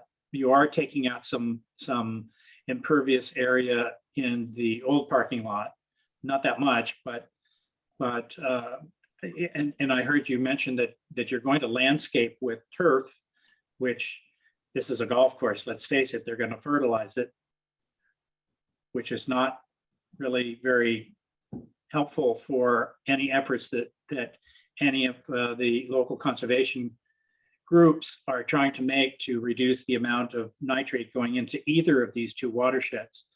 So that's another concern that I think the Conservation Commission might have. I certainly will. I don't know how the rest of the commissioners feel about it, but I will be interested to see how you would propose to deal with this. It looks like you're going to, you said that you were going to minimize the topographic leveling, but there's obviously going to be a lot of fill here. So there's going to be maybe not so much cutting, but there's going to be fill. I'd like to see in the future that you have some sort of balance calculation of how much you're going to bring in, how many cubic yards you're going to bring in, what that fill is going to look like, how you're going to stabilize it. Got a bit of a laundry list, don't I? Billable hours, I guess, huh? So those are my concerns, the ones that just kind of jump right out at me. I just started looking at this afternoon. This is major construction at the top of Rattlesnake Run watershed, and so I think that we really do need to consider what the downstream impacts might be here, and that final downstream discharge is into an area of critical environmental concern that's already impaired, and we don't want to make it a bad situation worse. So I just want you to keep those things in mind, Jeff. Great, I appreciate the comments. I think some of them we'll have to follow up on, but to kind of give a quick summary of some of them. Yeah. I can tell you I assume you've looked it up, but the IVW is not mapped as a potential or certified vernal pool. We have not analyzed whether or not it is, but we are using the delineation that was approved by the commission when they permitted the tennis courts immediately adjacent to it. And a certificate of compliance was issued for that just in the last few months. As far as nitrogen removal, all of the roof runoff and all the parking areas will go to to the infiltration basin. And infiltration basins are approved by the DEP for nitrogen removal. So that will certainly help. And we're not proposing any an additional septic system for this building. The bathing facilities and restrooms are going to continue to be in the first building when you approach. And there won't necessarily be any more employees. So there's really no increase in sewage. And then I think we could certainly, I'd have to speak to the applicant, but I wouldn't expect them to use fertilizer in this location, just being that it's not visible to the public. It's really only for the maintenance crew. We can look into tree mitigation, and we can certainly provide some more information on cut fill. I will note, it was not the intent to keep this balanced. We'd rather bring in a little extra fill than do more ledge removal. But in our responses to other comments, we'll address those matters. Great. One more question, and that is, how will you deal with the liquids that accumulate in the holding tanks? Are these going to be pumped out and trucked off site and treated somewhere else? Exactly, and these holding tanks are actually relatively common. Any salon has one, as well as many other uses at any building that has floor drains. So yes, they would be pumped and disposed of in accordance with all applicable regulations. Great, thanks. Jeff, do you have a plan for tree removals? The trees, the limit of work we're keeping right up to the erosion barriers marking the limit of work are right up to where the tree removal needs to be performed in order to complete this project. So any trees within that limit of work are proposed to be removed. Right, but typically the larger trees are identified. Have they been identified? Well, we haven't done that for this project, just being that it's not individual trees here and there. It's a wooded area. Can you estimate how many trees? Have you taken a shot at it at all, or is this? I'd be taking a wild guess. Yeah. Okay. Is it? Jeff, Have you flagged this area? We have staked out the building corners. Just the building corners. How about the infiltration basin? I don't believe we have. Think we ought to have a look at it as a group? I think at some point, I think that would be helpful. I mean, Jeff's already mentioned, Jeff, you mentioned the hope of continuing this until June 30th. Is that right? I think we should try for June 15th, if that's okay. 16th, but 16th, okay. I believe, yeah. Would it be possible to drop a few more stakes at some of these like clearing corners, so we could get an idea what we're looking at out here? Sure. Yeah, you want to maybe give us 2 weeks to get the to stake it out, and then we can either have a site walk, or you can look at it individually. Yeah, but 2 weeks puts us at the day of the next hearing. Can you do Oh, it? I'm sorry. I wanted to push this out a month. So yeah, That's what I thought you said. June 30th. I misspoke. Yeah. Okay. Yeah. That would be, yeah, if you could stake that out, and if the building corners are there, and we can, maybe Charlotte can organize a site visit, and we can kind of understand this a little better. Sure. That'd be great. Do your building corners have final elevations on them? No, they don't. Can you look at, is that possible? Just a couple stakes so people understand? I mean, are we basically flat through the parking area? Yeah, it really is. The slab of this building is going to be flat. Okay, So so we keep everything's the going to be at parking lot elevation relatively flat. 60. Exactly. Yep. So if we could just get a pin somewhere that's currently elevation 60 or something so that we understand what everything's going to be at. Sure.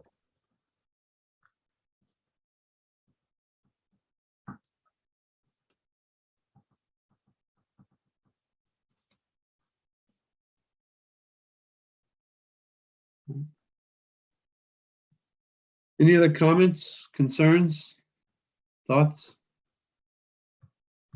Yeah, Jeff, the total area disturbed is going to be greater than an acre, right? You're going to need a NIPD's permit for this? It will need a NIPD's permit. Yeah, it's 1.79 acres.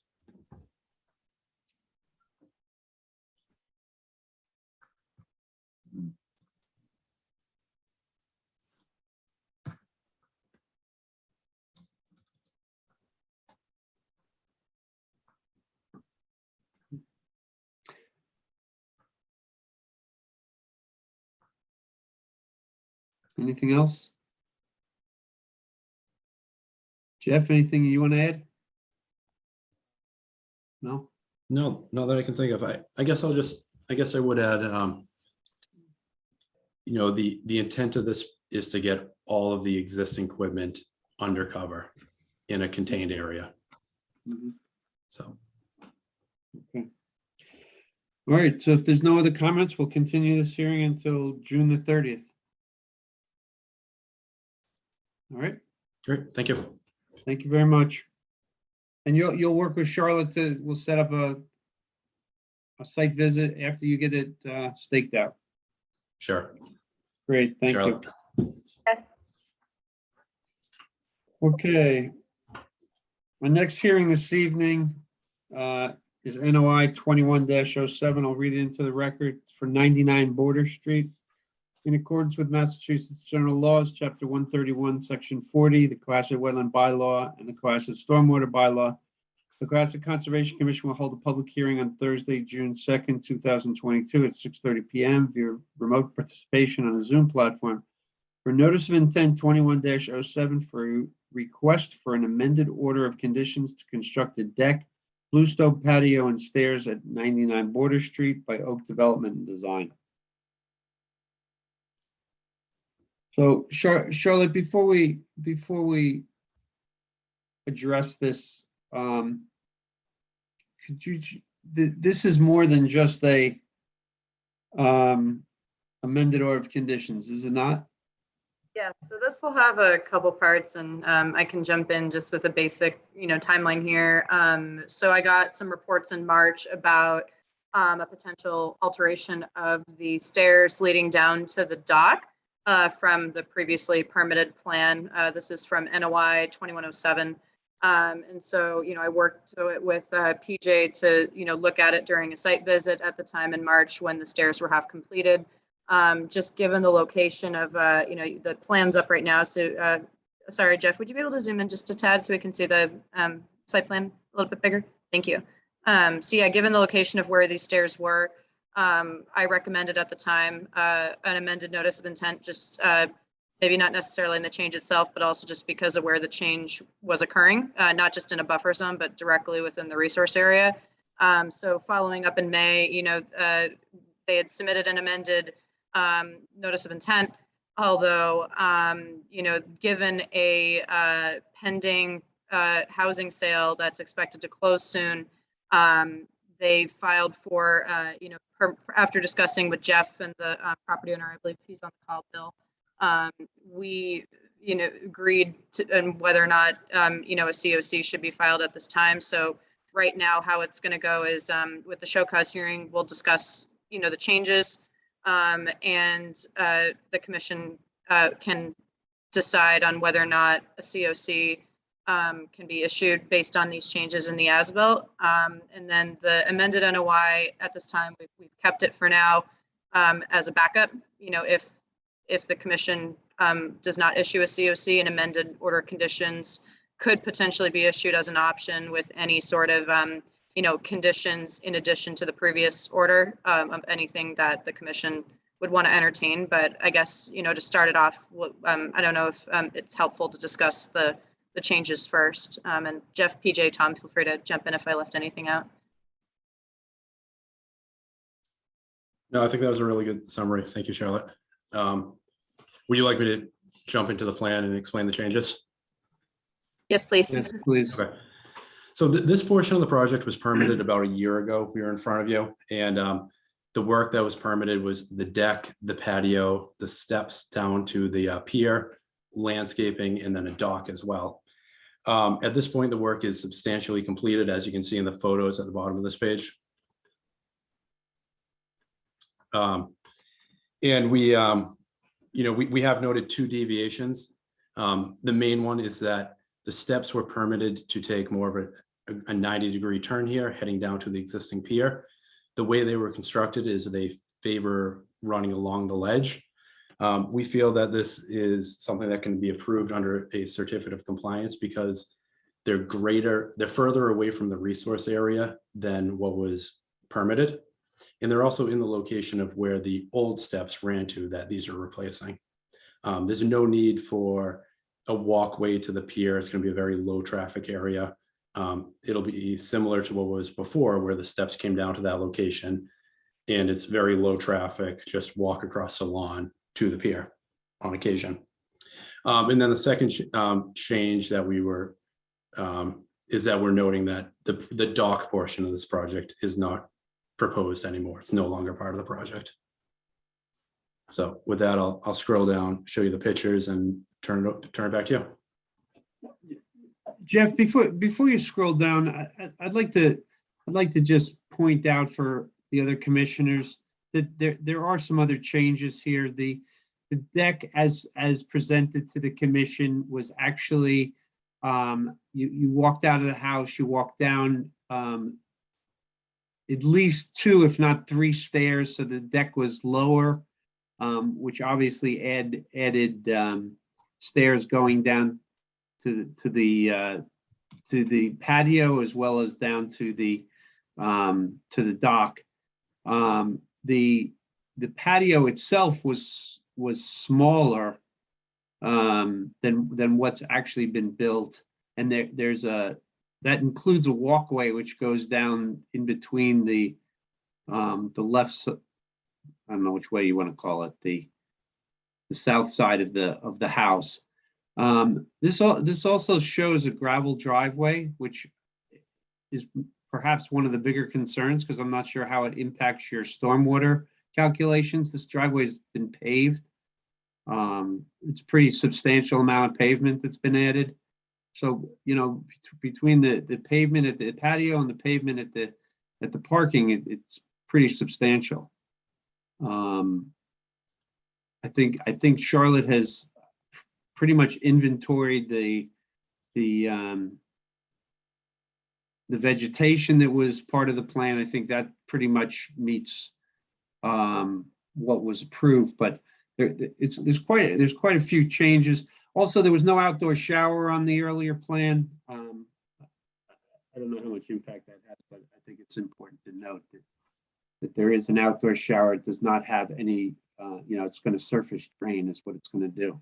So this, I just want to remind commissioners too that this project, this is actually a second change to this project. This project was originally approved with a very small patio, actually an existing patio and an existing deck that were going to be, which were what was originally intended. The intermediate plan, the one that I just referenced, was there was a tree on this site. The tree had some impact on this deck. The tree, we brought an arborist in. The arborist looked at that tree, determined that its health was significantly failing, and we as a commission allowed the tree to be removed. This entire property sits within the buffer zone, and I just think it's important that we take a holistic look at all the changes that have happened here as we kind of move ahead with this. So I just pulled up the 2017 plan with the NOI from when the house was reconstructed. And it was a paved driveway, a bit conk driveway at the time. I think that's a typo on our plan that said a gravel driveway. That's not the, this is not the approved plan. Oh, you're saying this is the original approved plan? This is the plan that was approved in 2017 to raise and rebuild the house. Right. And then we later came back with another NOI filing for the work in the in the backyard. Right. So this plan, I can pull that up if that's helpful. Sorry to interrupt. I can pull that up too if it's helpful for the patio portion. If you'd like me to share it, sorry.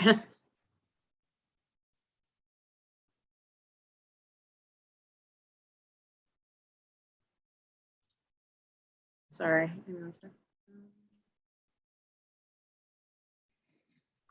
And of course, don't have While it. Charlotte's doing that, Jeff, can you confirm that in your stormwater calculations, you modeled that as impervious or pervious? This project did not trigger a stormwater calculation, but I can tell you that that has always been paved. Okay.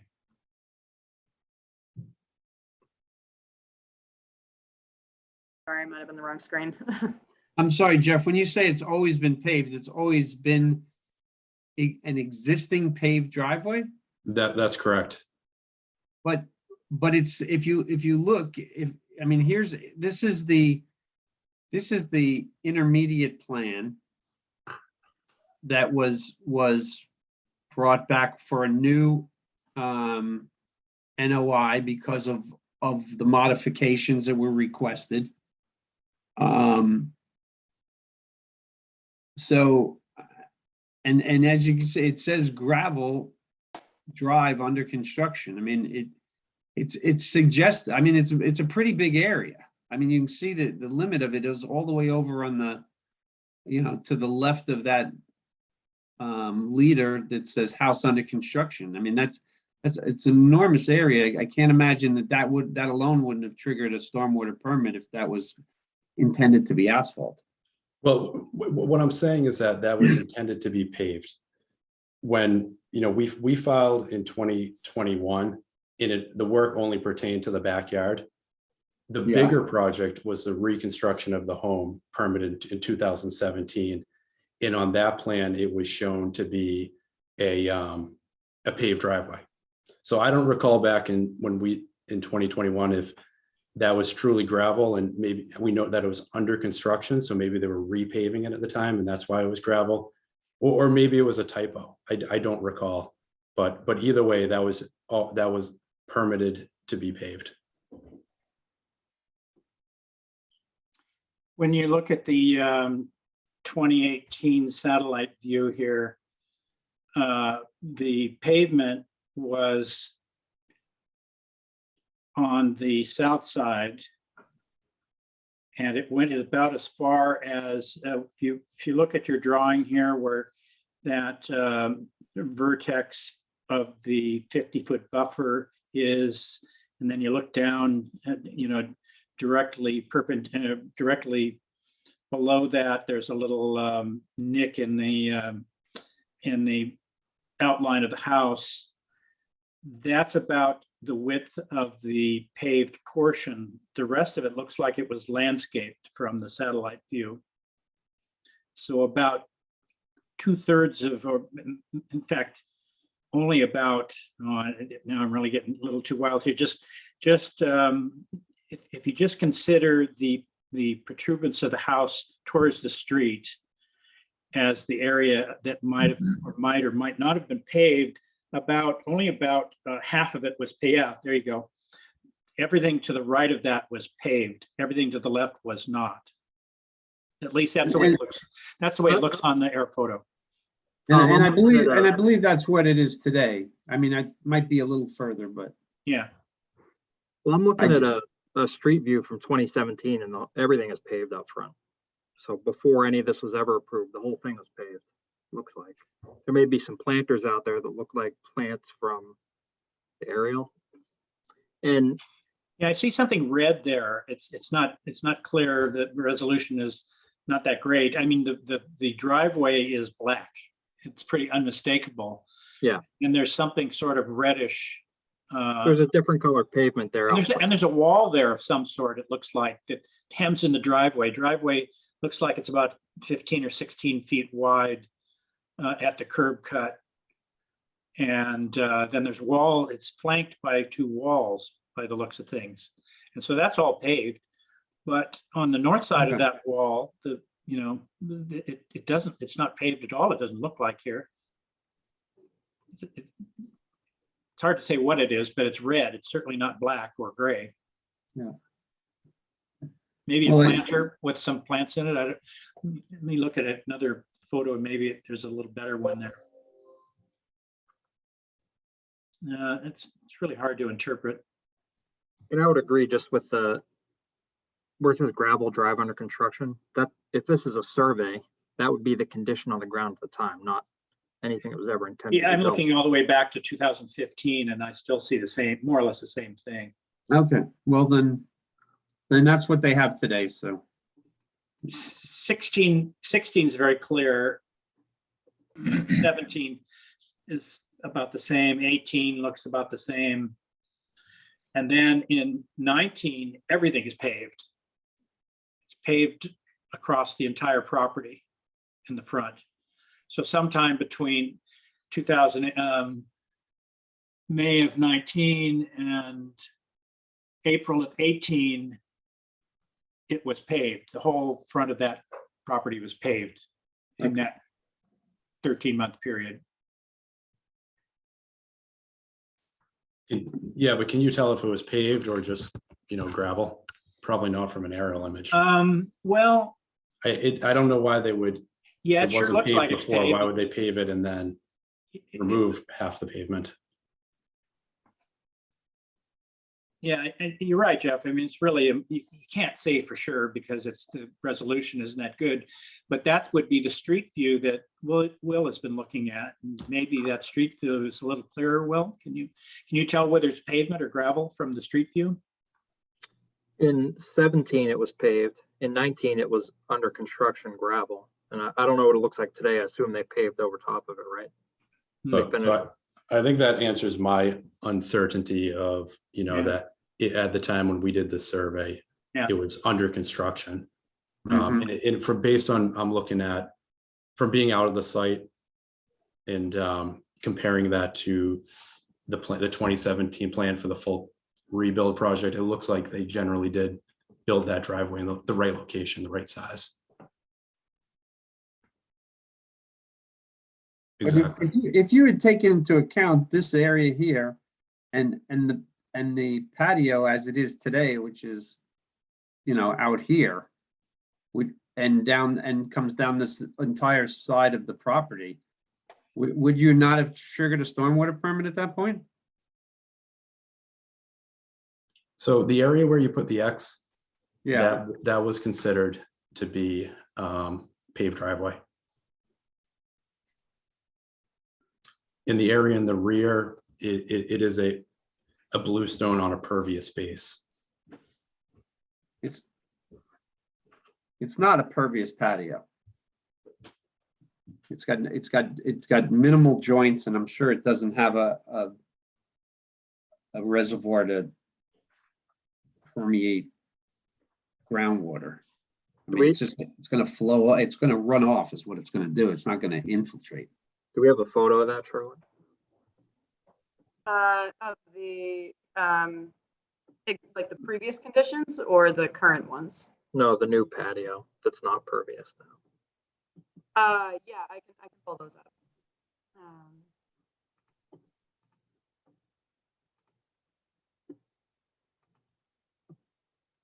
I'm just gonna go through my photos here. I was just getting lost in the file. Thank you. Love to see that outhouse. Oh yeah, look at that. This is the final product for the back patio. I was taking a lot of pictures of plants, so I'm just scrolling through these, but yeah, this is the overall view of it.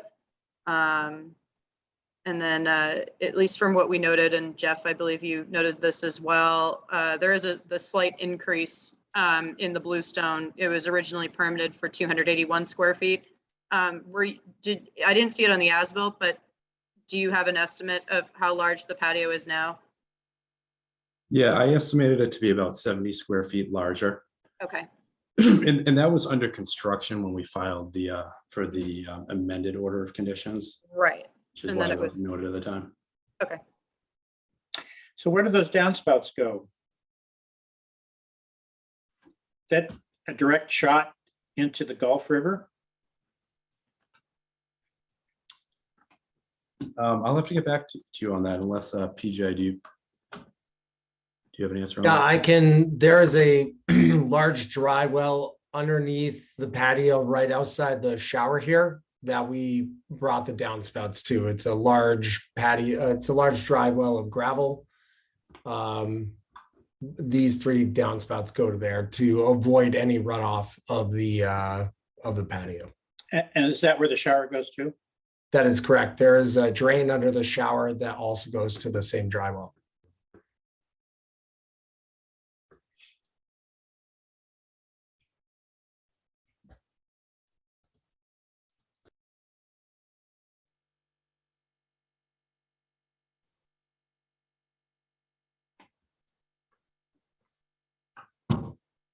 Going through these photos here, but I'll just say that at least with the plantings, I did confirm all of those were planted per the NOI 2107 for the deck and the patio. One additional inkberry was planted in front of in the water, so that's a good change. And then, yeah, there were, inkberries that were planted around, in the front. Sorry, I'm going to go back a little bit. So this is the row of them. 26 were previously permitted, 27 were planted, which is, one additional. And then, the rest of these plantings, like the hydrangeas and the holly trees that are on the left and right side, the holly trees that are on this side, right past the row of inkberries. There were 4 of them in this area. And then PJ or Tom, just to confirm, one of the special conditions for the order of conditions was that at least one of these holly plants had to be male. Unfortunately, without the berries right now, it was hard for me to tell which one is the male, but you said that the landscaper did get into that information that I sent. Yeah, he went to 3 sources to find a male because he couldn't find Okay. one. Okay. Do you know if he planted it on the left or the right side? I just want to make sure. Planted it right where your cursor is there. If you're looking at the house from the water on the left side. Okay, gotcha.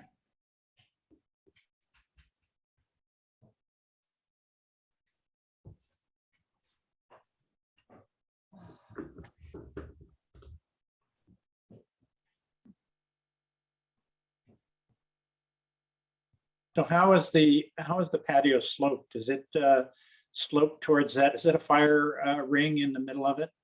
Is that a fire ring that you can uncover? Is it sloped towards that? It looks like that might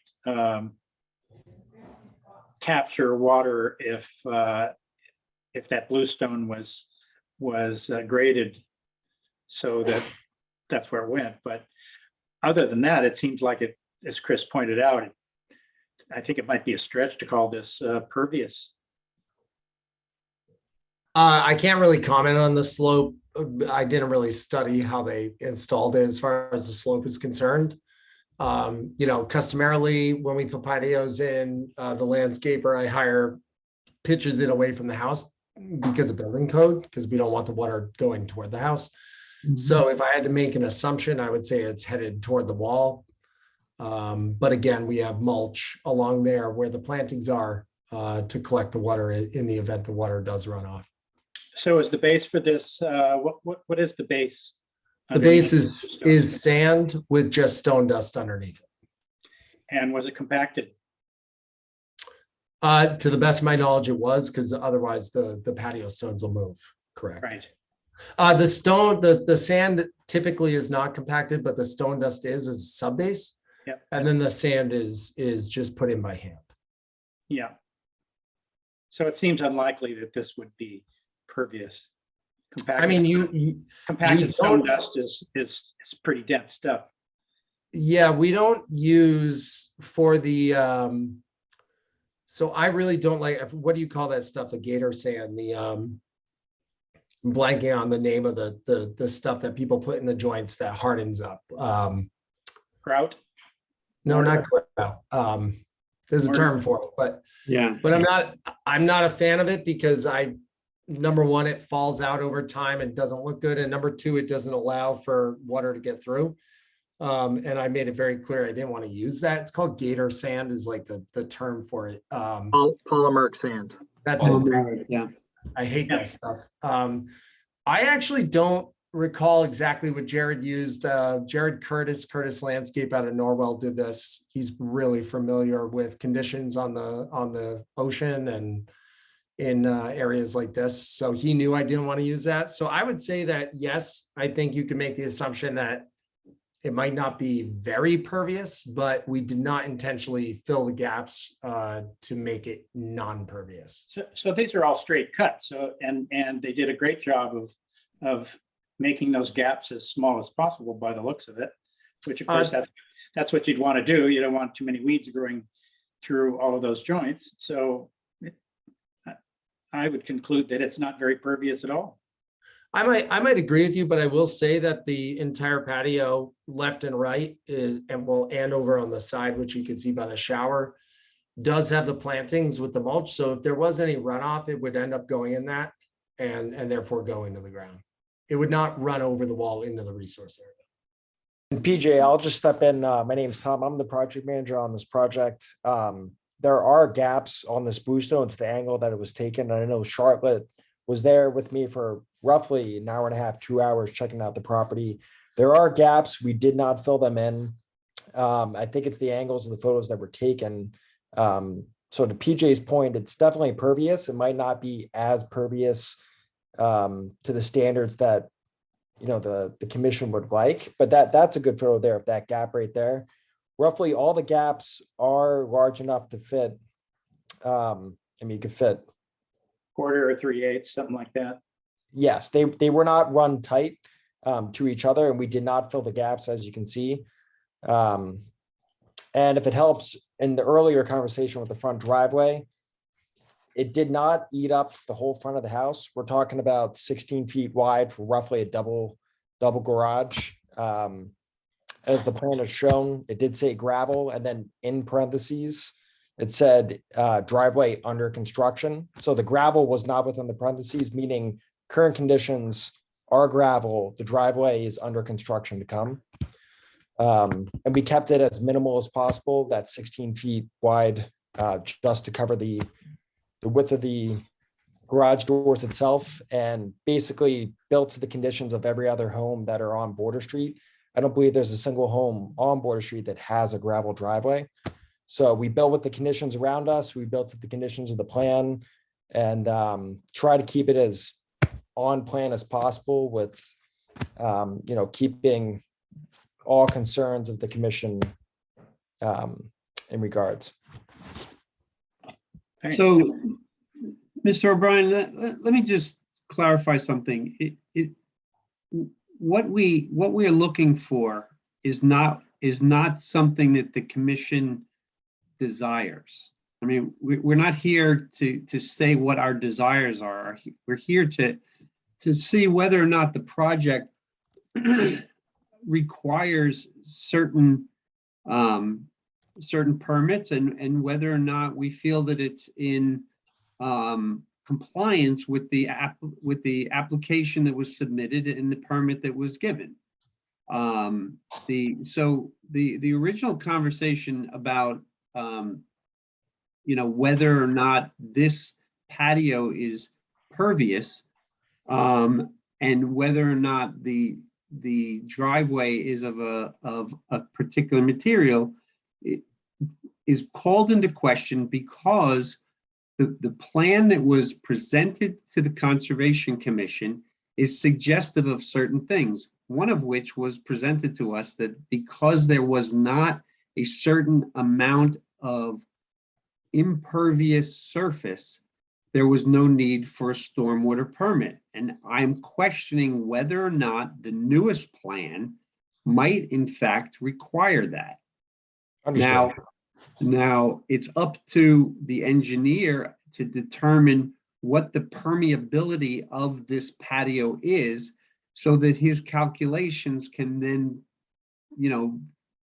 then he can determine whether or not it falls into a certain category or not.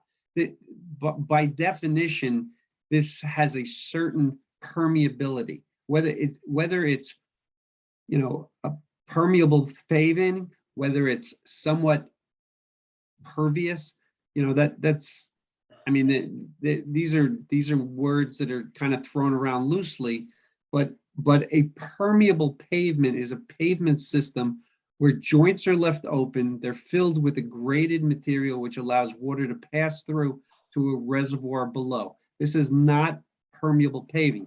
Is it pervious? Yes, some water is going to go through, and it's up to the engineer to determine to what level that is and whether or not the overall square footage of this and the driveway and the sidewalk trigger a stormwater permit. That's all I'm asking, is whether or not that's the case or not. Okay. Understood. I pointed it out because it differs from the plan that was presented to us. And you're here basically begging us to accept what you built, even though it's not the plan, because you have a closing scheduled for next week. Okay. You didn't build what was on the plan. When you're in the resource area, that to us is, you know, kind of a violation. You know, I was just pointing out to the rest of the commission what some of these violations were. You know, we went from a very small deck, which was existing, to a much bigger deck that we approved, but we approved it because of how it tied to the dock, how it tied to the building. Your deck is 2 feet taller than what was presented to us. And does that have an effect on the resource area? I don't know, but it certainly has a visual effect on it for sure. So, I mean, I'm just trying to understand where the project is today as opposed to what was permitted and you know, whether or not we as a commission feel comfortable just letting it go ahead. So Chris, I think I can address a couple of those comments. So the patio is about 70 square feet larger than previously permitted. And, you know, 70 square feet would not trigger a stormwater permit. The deck is a little bit higher. We proposed 2 steps out of the house down to it. The maximum step rise is 0.6 feet. So that's about 1.2 feet higher than intended. But in the end, I'm sorry, is it 2 feet or was it 2 risers or 3 risers? well, they have currently 1 step out of the house onto the deck as they built it. No, We it's had flush. 1 step to a landing and then 2 down. So It's flush right now. it's a short. Well, it's a it's step. 3 inches. Yeah. Okay, on the other So call it plan, 1.2 feet, which would be the maximum rise on a step. So ultimately, you have two additional steps at the bottom, going down to the lawn, down to the pier. So in my opinion, the 2 additional steps don't make a significant impact on the wetland resource area. There's a principle here too, in that when we issue a permit, we would expect that any changes would be, we'd have a chance to look at them. And that didn't happen. That's not good. Shouldn't have been too big a deal to if you have a change order for your construction, to at least let our agent know. At the very least, to let the agent know. And Charlotte's perfectly capable of deciding whether these are trivial or not. You made this assumption that we would just kind of roll with this. Did you have a question? I see you raising your hand.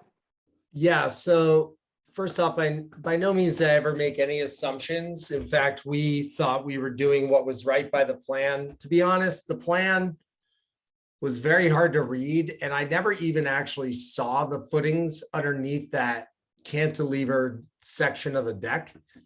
And so we built what we we perceived was proposed. Now, you have to remember that we adopted this plan from various previous owners in the past. And we kind of took it and ran with it and gathered as much information as we could. And we were under the assumption that that was a cantilevered section of the deck. We actually honestly did not see that there was footings underneath it.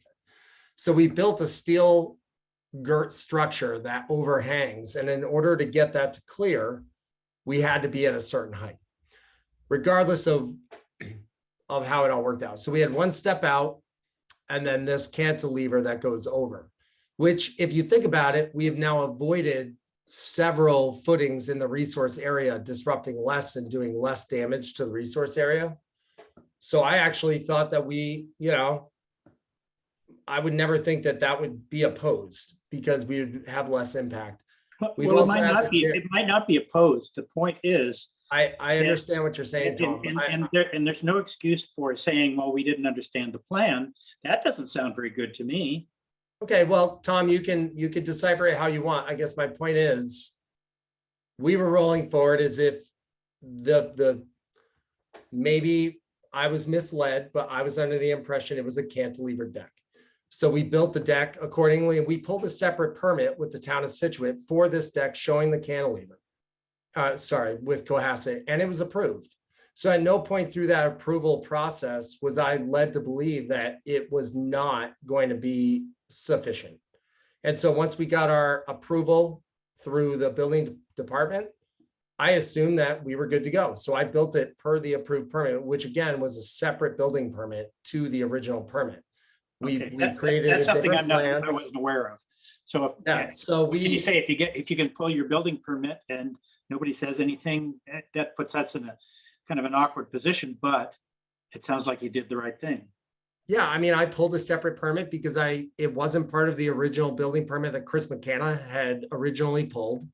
We had adopted his permit and basically transferred the files over to complete the job. I then had an architect draw this frame system. I submitted it as a separate permit and it was approved. So at that point, I didn't think there was any issues at all. Maybe I should have called Charlotte, but to be honest, this is my first Cohasset job. I haven't done anything with Charlotte in the past. I've done a ton of stuff in Hingham and Situate and Duxbury, but I had never done it. So I assumed, okay, great. It got approved. It went through the proper channels and I built it as approved. In the end, we definitely reduced the impact by not having those posts down. In my opinion, we reduced the impact by having the stairs go straight down the way we did because we're further from the resource area. The other thing that you have to think about, like in reality, right, it's all fine and good to say that we're going to build something a certain way with a set of plans, right? But when you stand on that wall and look down as to where those pilings would have had to go, it was almost virtually impossible with the way that the ledge was. So we kind of had no choice, to be honest, in reality, to build a cantilever. Because the choice that you had was to come back to the Conservation Commission. That was a choice. Now you can say that you made some assumptions. We all know what that means. But I didn't make any assumptions. The point is that you came to Cohasset to build a house. You've built houses in Situate and Hingham. You know there's conservation commissions. You're right on the water. You should have come back to the Conservation Commission, period. And it doesn't matter. I mean, I'm listening. I'm hearing Jeff say, well, I think it was gravel. I think it was under construction. I think it was this. Look, there's a process. And it's up to you. It is up to you to understand the process and to come back to the Conservation Commission and update your permits, period. Chris, with all due respect, I'd love to just finish my comment first before you interrupt me. I fully respect the Conservation Commission, which is why all the plantings are put in exactly the way that they were approved, okay? We made some adjustments up top. I would like to finish if that's possible, Chris. We made some adjustments up top. If you don't speak down to me like I don't know what I'm talking about, maybe I'll let you finish. again, I But think let you're me tell, making let me some tell you assumptions something. here. Let- You Chris- just, I'm gonna complete what I had to say. You just said you Okay. respect the Conservation Commission because, and the plants are in. That's suggesting that all the Conservation Commission cares about is plants. I happen to be a landscape architect licensed in 13 states. And you know what people say? Oh, you do a great job with plants. You have, if you say that to me as a landscape architect, you have no idea what a landscape architect does. And if you say that you put the plants in correctly, and that shows you that you have respect for the Conservation Commission, that you're just digging your hole deeper. And by the way, you didn't put all the plants in because there are hydrangeas and there's a red leaf something or other, which are not on the list of accepted plants. But when you change things, you decided to change the plants. Do not keep digging your own hole. Now, go ahead and finish what you have to say. I would like to say, and Charlotte can speak to this, the hydrangeas were part of the approved plants. Yeah, I did check the plant list, and we did approve, I believe they're called, hold on, I'm just pulling up my notes here. So one additional shamrock inkberry ilex glabra was added in front of the deck. The order of conditions about the one male, holly, blue princess holly was added. And then sorry, I'm just going through my notes here. The hydrangea macrophylla, which is endless summer hydrangeas. Yes, we normally do not have that on our list. We have a list of approved native plantings, and this one is not on it to my knowledge. But we did approve that on the site plan. And then the one purple plant that's in the corner right past the row of hydrangeas is, sorry, it's summer wine 9-bark, and that was just one of them. So they did go by the site plan, but definitely we do have lists of native species that we prefer, but I'm not sure what happened with the site. I would check the order of conditions to say that. Okay. To make sure that those were accepted. Yeah, that was on Not typically. Yep, the April 21st site plan had those plant species listed. I can pull it up just to. You don't need to pull it up, Charlotte. Oh, I'm just telling you that I would check the order of conditions because it's something that Eric always brings up that you don't. Right. Yeah. So there's a good chance that there is a condition that those plants all have to be from the list. Right now, but the only special condition that I was aware of other than our standard boilerplate is that it's condition 49, the holly plants shall be installed at a minimum of 4 feet in height and only one shall be male. And then the rest of the conditions on our order of conditions are just, our standard boilerplate. I will note though that one of our standard conditions is obviously the plants have to survive 3 full growing seasons. So that would apply to this project. And then same thing with the use of herbicides, pesticides, all that stuff not allowed. That would be issued probably as an ongoing condition that, no herbicides are allowed and the plants have to survive. So what do we need to resolve to move forward? I mean, Well, they've come in front of us asking to amend the order of conditions.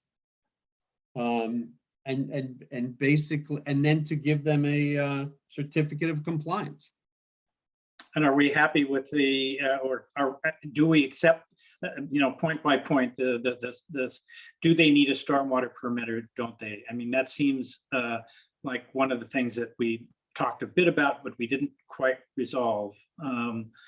Seems like we're still ambiguous about whether or not this was triggered or whether it wasn't. There's some uncertainty about what the impervious and pervious areas were. It would be good to resolve that, I think. And then the next one would be this cantilever, this increase in deck. I mean, that's not, that the wooden deck off the back ledge. How is that? That would seem to be unrelated to the stormwater permit. Yes. Yeah. The only thing about the wooden deck is it's different than what was approved. Right. Does it impact, from our perspective, 2 things? One, does it impact the resource area? And 2, are we willing to accept changes that aren't presented to us in the first place? Well, so it seems like the real crux of that then is what is its impact on the resource area? Is it, I mean, they're asserting that that by being a little bit farther from the resource area, that it's better than the original plan. I'm not sure I agree with that. The deck's longer, the steps I think are longer now, so there's more of a staircase there than it would have been had it gone directly down to the dock. And I can understand that, yeah, that's probably a pretty steep wall, and it might have been a little intimidating to either build it or even walk down it. Certainly, this one that they built is probably better for the landowner, but still, it doesn't comport with what we approved. So we need to resolve that. I think just the question is, does it have a greater or lesser impact on the resource area? So we need to answer that question. And what's left? Just those two things, right? We also have a comment in the chat, although I will say they've identified their name, just not their address. Do you want me to, we normally read comments only with the name and address, but do we want to answer this one now, or do we want to see if they confirm their name and address? Confirm their name and address, right? Yes, Okay. confirm- So confirm George the- from the audience, if you can, oh, thank you. George McGoldrick from 107 Border Street. I'll just read the comment. The proponent has admitted a 25% increase in deck impervious area. The cantilevered deck sets a terrible precedence. A solution to reduce the observation deck can be accomplished without further impact to the resource area. And then just to add on this just a little bit, I just want to enter into the record that we did receive a letter from the Gulf Association earlier today, or actually late yesterday, but I sent it today. I think we did talk about a lot of these comments already, but just wanted to enter that into the record that they had the similar concerns with, the elevated height of the deck and the direction of the stairs. They did have a concern about the large mature tree that was previously removed, but that was already permitted. So that one we've already addressed. PJ, Tom, Bill, or Jeff, do you guys have anything to add about, the current conditions, the COC amended order, anything that would be helpful for the commission and the audience? Sure. Yeah, there certainly are some deviations as we've discussed. I can kind of confirm that we did not permit this project for the builder. It was a previous applicant who ended up not buying the property. So I think there was a disconnect with that. But there were some benefits that we did discuss with this project. I think we've confirmed that the driveway in the front was correctly paved. Also to note, going back to that original plan that predated Morse being involved in the project, it did note that it specifically says to direct all roof downspouts to the rear yard.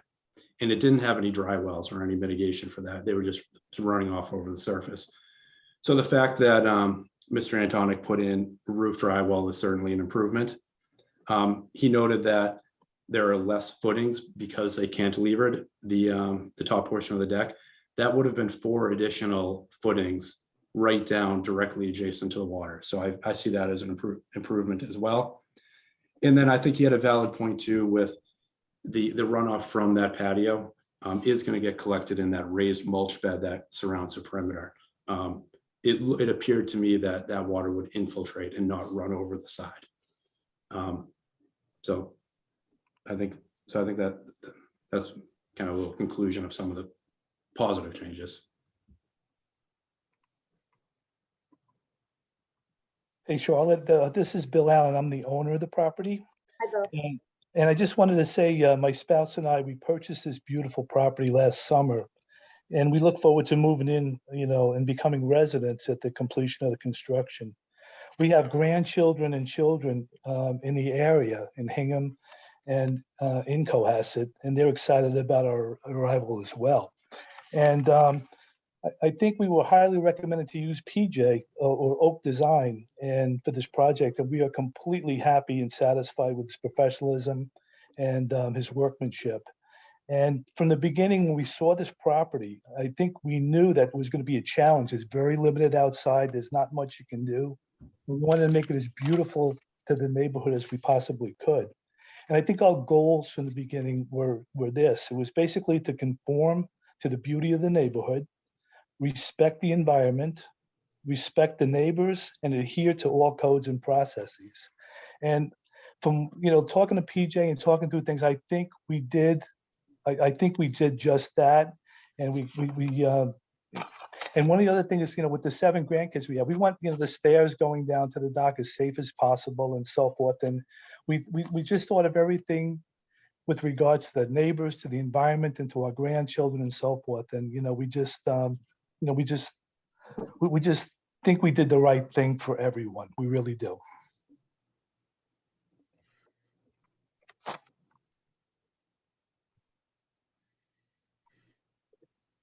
Well, Commissioners, any additional comments or questions? Do we believe, given the patio, that we need to redo the numbers for the stormwater runoff? So 70 square feet would not trigger a stormwater permit.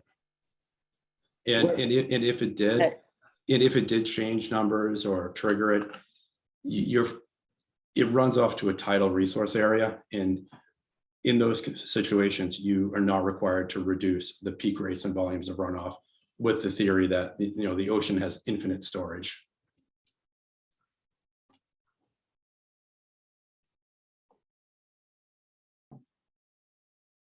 Just to clarify, since this area previously had impervious, the overall net increase of this project, counting the bluestone patio with the deck and the additional 70 square feet, roughly plus or minus, of bluestone, I do not believe that would have increased net impervious by 500 square feet or more, considering that there were already existing impervious conditions. Or can you clarify that a bit more? Because our bylaws are a net increase of 500 square feet or more of impervious. Yeah, I would agree with that statement. And the only increase in impervious is potentially the 70 square feet of patio, which we can debate whether that's pervious or impervious, but that would be the only increase. And a deck, the water goes right through the decking, so that's considered to be pervious.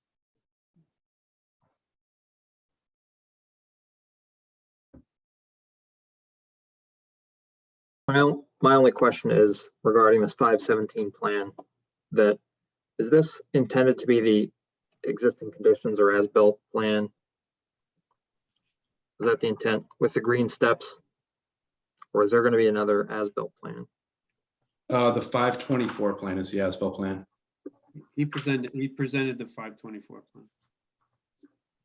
Is that in the file, Charlotte? I didn't see that one. Yeah, I think we should have that. Let me see.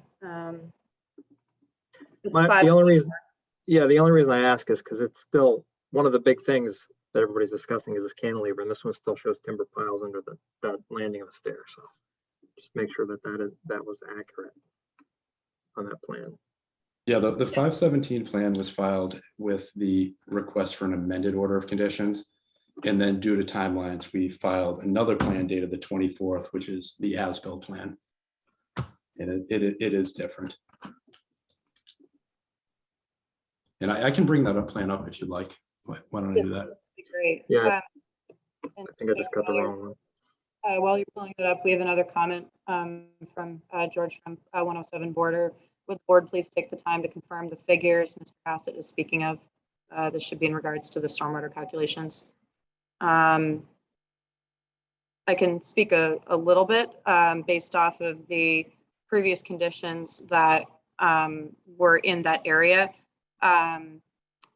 Basically what the commission looks for the whether or not a stormwater permit is triggered is the increase of impervious meaning like it's not able to have water pass through it.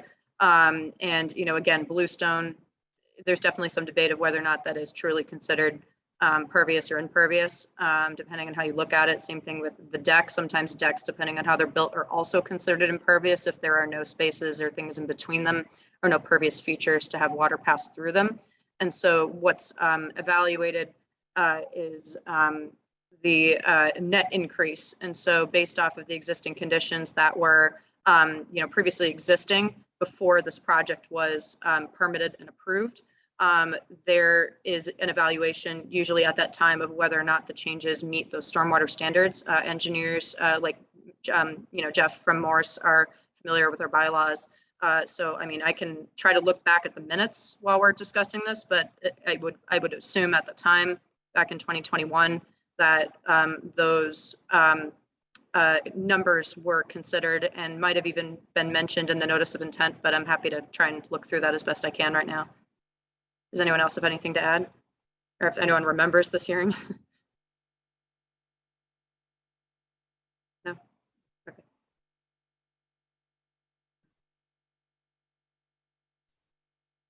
Oh, did we lose Jeff? Oh. Oh, not sure why he jumped off, but I'm promoting him again.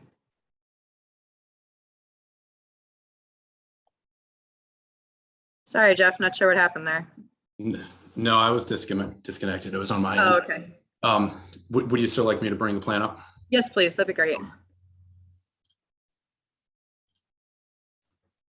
So this is the May 24th as-built plan, showing the as-built photos, patio, steps, deck.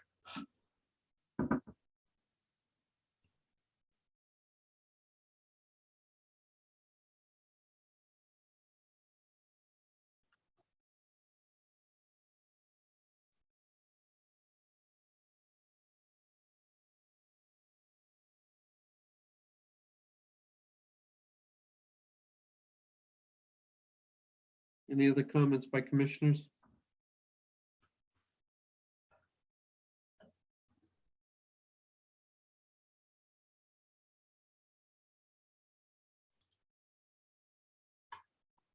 Trying to look through the old minutes from 2021, but I'm not able to find this information quickly. I can try to pull up the old notice of intent to see if those stormwater calculation numbers were considered, but I'm trying to do that. Why would they be considered? It was determined by the engineer that he didn't make that he didn't trigger that threshold. Yeah, it was just the comment we received of could the board take the time to confirm the figures. So I was trying to look through that, but it's tough while running a meeting. But I guess circling back to the COC request. So, as Bill mentioned, they're, waiting for everything to come through with, officially moving in with the housing sale. And so the commission can decide whether or not, based off of these changes in our discussion here today or tonight, whether or not a COC should be issued. I'll just note that for COCs, we can impose any monitoring conditions. So, template condition 41 about the plantings must survive 3 full growing seasons is something that can be issued with the COC. And, that would just require the monitoring. So no real action rather than just, making sure that those plants survive those 3 full growing seasons. And then, of course, the continued prohibited use of herbicides, but that's also written in our rules and regulations. So those would be condition 40 and 41 from the order of conditions if we're interested in a COC, just to mention that.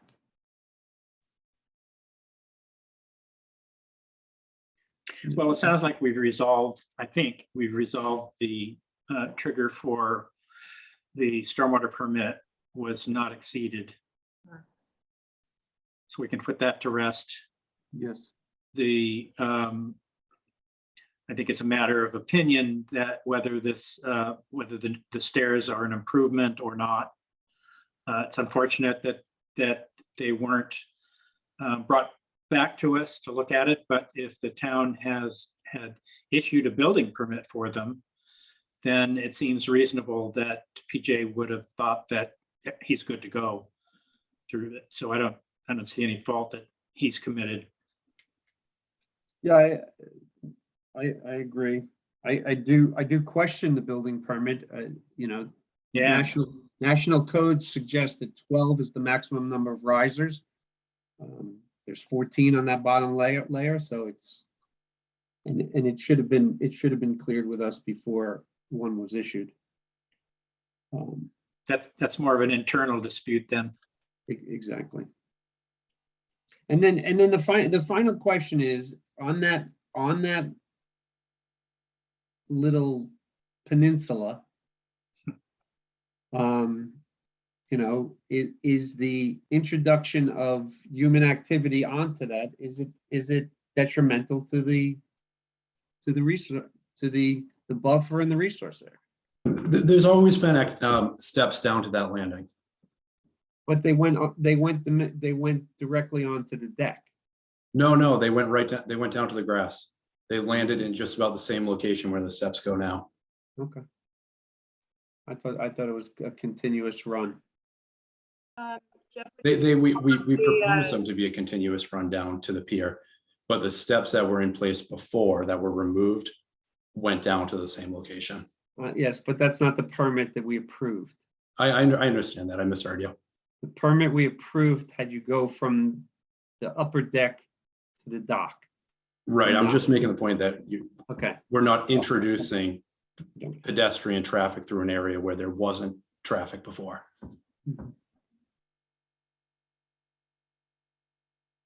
Yeah, the existing stairs, when Jeff updated the site plan for the amended NOI before the COC request was filed, you can see those existing stairs. I believe the Gulf River Association also sent some pictures in their letter.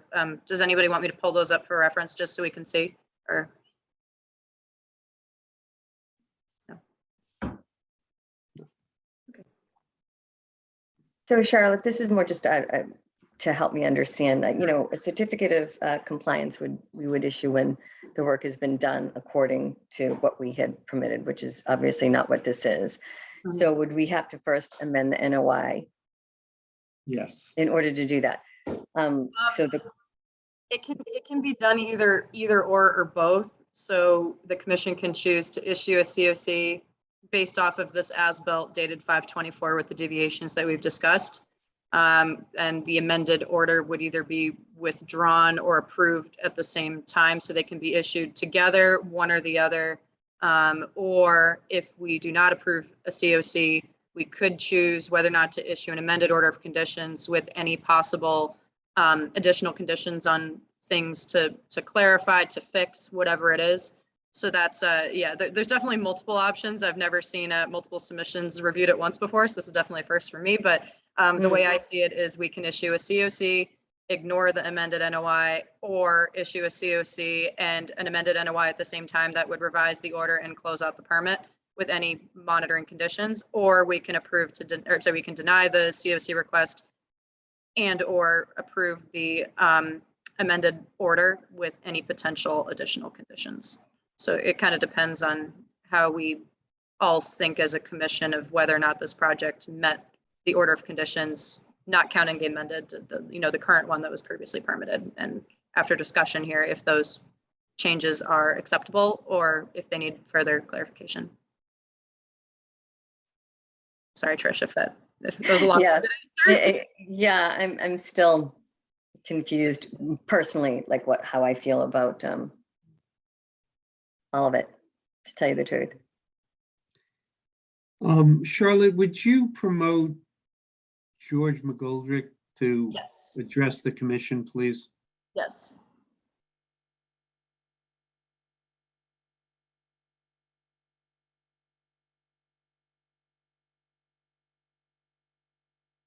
Hi, George. Can you hear us? You're muted. Hi, George. Good evening, gang. Thank you very much for allowing me to speak for a couple of minutes to the commission. So I'm an abutter, but also a treasurer of the Gulf Association. And as you guys are aware, we have been very active in the last 10 years in trying to preserve the health and the beauty of the Gulf River. This is a little unusual in that this house stands about 30 feet above the river, but it definitely impacts the resource area. There was a beautiful oak tree, I believe, that was right at the riverfront that was unfortunately taken down. We disagree that it was unhealthy. We have pictures that show it in full bloom, but regardless, we're not against neighbors coming in, buying and building docks and getting access to the waterfront. But this cantilevered observation deck is a serious change from what was originally there and what was approved. So while the developer, who is a great guy, I consider actually a friend of mine. I just think him saying that, it's the best he could do is not the solution. You have to look at what this observation deck does to the river. You're going to have numerous abutters and other people in the river now trying to build out and over the river. And that's not, I think, what the commission really wants. So I believe that there's a simple solution to maintain access for the new owner, who we welcome to the neighborhood, but you don't have to build an observation deck to get down to the water. You can simply lower it by a couple of feet to what was approved without impacting the area. So I wish you would take a look at that before we just approve this and spend a little more time on it, please. Georgia, I would say that I'm not sure that this is within our jurisdiction to make an aesthetic judgment about the cantilever deck. We're really constrained to evaluate the physical impact on specific interests that are defined by the state. Things like shellfish, sedimentation, things of that nature. And as much as we'd like to sometimes be critics of the architecture that's presented to us, that's really not our role. Maybe the planning board, but not us. I So understand, I'm but not this sure is how we deal with this. But this is a structure within the resource area. So I disagree. I think you do, it's a structure within the resource area. And I think you do have jurisdiction over it. The same way you have jurisdiction over a shed that's near the resource area. This is not any different than I think your previous application. So again, we're just very concerned that this is creating a new precedent for people that come and, they're spending millions of dollars to be on the river. And while, again, the Gulf River Association is very, very pro having people enjoy the river, we really want to respect what the laws are. For example, across the river, Black Horse Lane, there are 2 new houses being built because an engineer said that they were allowed to be built. Well, unfortunately, that engineer was incorrect. He had convinced the planning board in 2017, and now the 2022 planning board has agreed that the approval that they granted was wrong. So the fact that the building department may have given this gentleman approval, that doesn't take away from what your guys' role is in terms of making sure that the resource areas are protected. So I wouldn't just walk away saying, well, the building department gave them an approval, so therefore we have to agree. There's a solution to this. The solution is to remove the observation deck and go back to what you guys had originally approved. That's, I think, all we're asking for, nothing more. Jeff, can you pull, or Charlotte, can you pull up the plan that shows the modification to the stairs? The one with the green outline? Because George is referring to an observation deck, but I don't think it's any, that deck is no different than what was built.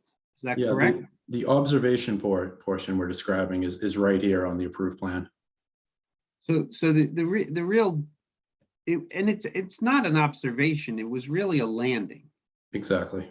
And it was originally, it was designed to allow for a number of stairs that brought you down to an existing pier. So its location and it was all part of a series of stairs that were going down to an existing pier. So it's hard to, I mean, other than saying they should put the columns in, it's kind of hard to backtrack at this point, George, because this was never thought of as an observation deck. It was really an extension of the patio deck, whatever you want to call it, the deck, and creating a landing from which they could bring stairs down to their pier. And really the change is that green part, which has them flare out. And unfortunately, design is not part of our purview if it's not really impacting the resource area. If I wish it were, because I think the deck should have been lower as it was presented in this plan and, or the original plan, and it now tower, like you mentioned, it does tower a bit. Yeah, I'll just mention some of the clarification I've also previously received from our legal counsel has said just that our jurisdiction, obviously, as we know, is within the resource and buffer zones, but when it comes to the plans that we review, this is the ground level version of the plan that we will review to evaluate the impact on the resource area and the buffer zones. Usually from the ground up, unless you're increasing like roof area or anything that would, extend outward, that would be considered, impervious, usually from the ground up. So from this site plan, this is our jurisdiction of how we evaluate projects from an environmental impact and stormwater impact perspective. And then, with the building permits, those and the, obviously with the planning board, architectural plans are submitted to the planning board and with the building permit application. So that definitely is a little bit of, a tricky, lapse between what different boards review, what types of documents they review. But, we don't require and we do not evaluate architectural design that is in the jurisdiction of other boards. So yeah, it's definitely, of course, we have jurisdiction over, anything in our resource areas and buffer zones. But from an evaluation perspective, we are looking at these engineered stamp site plans with the stormwater report and the notice of intent. And architectural plans are not a part of those submissions. We've seen them submitted optionally, but it's not required for us.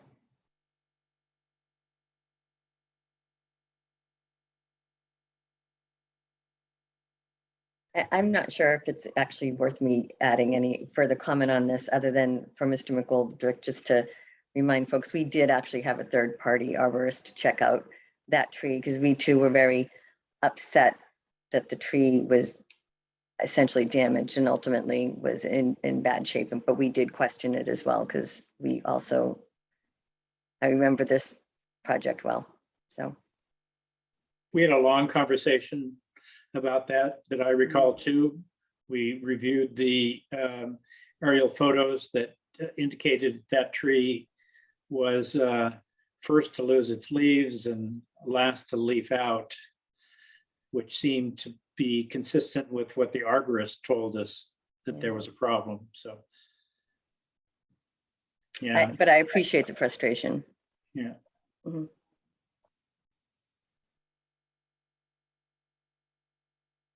Is there a remedy here that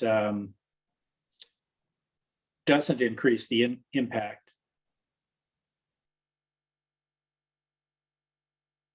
What would it take to comply with what had been approved? I'm looking at the screen deviation from the plan, and it looks like this might not be a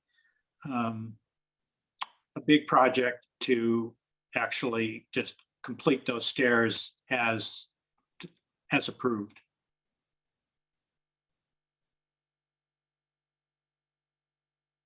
I'm not an engineer. I guess I'm waiting for you to jump in here, Jeff.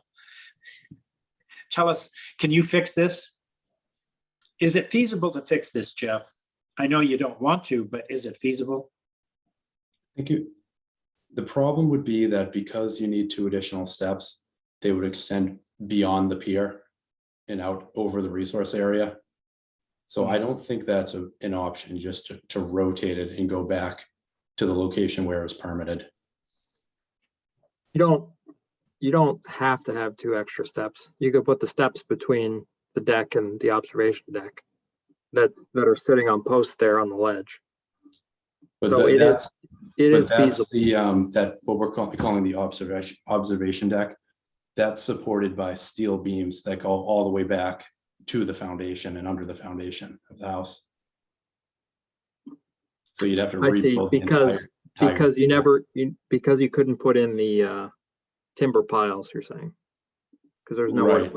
And I think what we should look at really is the ground disturbance here, the impact to the ground, and then it ends up being a net benefit that there's less footings in the ground by doing it this way. Granted, it is different. I don't disagree with that. But as this plan shows very clearly, it shows the location of the old steps And these new green ones are leading right down to the same location. So it is feasible. You could change it. You would have to reconstruct the entire deck and and I don't know, in those concrete beams, the steel beams would have to be lowered. And if that's not feasible, now you're putting more piles in the ground and creating more land disturbance immediately adjacent to the water. So I would say that would have a negative impact on the resource area. I'm not an engineer, but I do practical things, Jeff. It seems like those could be cut off and something welded onto the stub and lowered 2 feet if that's what you needed to do, and then a kind of an L-shaped structure and still preserve your structural integrity. I would like to comment on this. So yes, is it feasible to lower the landing that I will call, not the observation deck, but the landing? Yes, but we would have to put piers in down to the land. So we would basically have to rip the entire staircase off, which whatever is what it is. We'd have to cut the steel beams, lower the landing, and create 2 steps, which would then push the landing further out potentially because of the topography of that wall. So now we're going further out into the resource area, because even though it looks high to everyone, if you go lower, you will hit the wall. And so therefore, to clear the wall, we'd have to go further out. In reality, we'd have to put 4 piles down into the ground, which would create land disturbance. And then on top of that, we're trying to put piles down onto ledge that's on an angle, which in a building sense is going to be really hard to do and to get the building commissioner to sign off on. That's actually done to code and safe due to the immense pitch of that wall. And, the wall is not straight down. When we look at this plan, it looks like the wall is straight down, but it's not. It's a jagged rock wall on an angle. And it's virtually impossible to get pilings, the 2 inner pilings, to sit correctly. So that would be my biggest concern. And that is why we did the cantilever, because it's such a tough spot to work down there.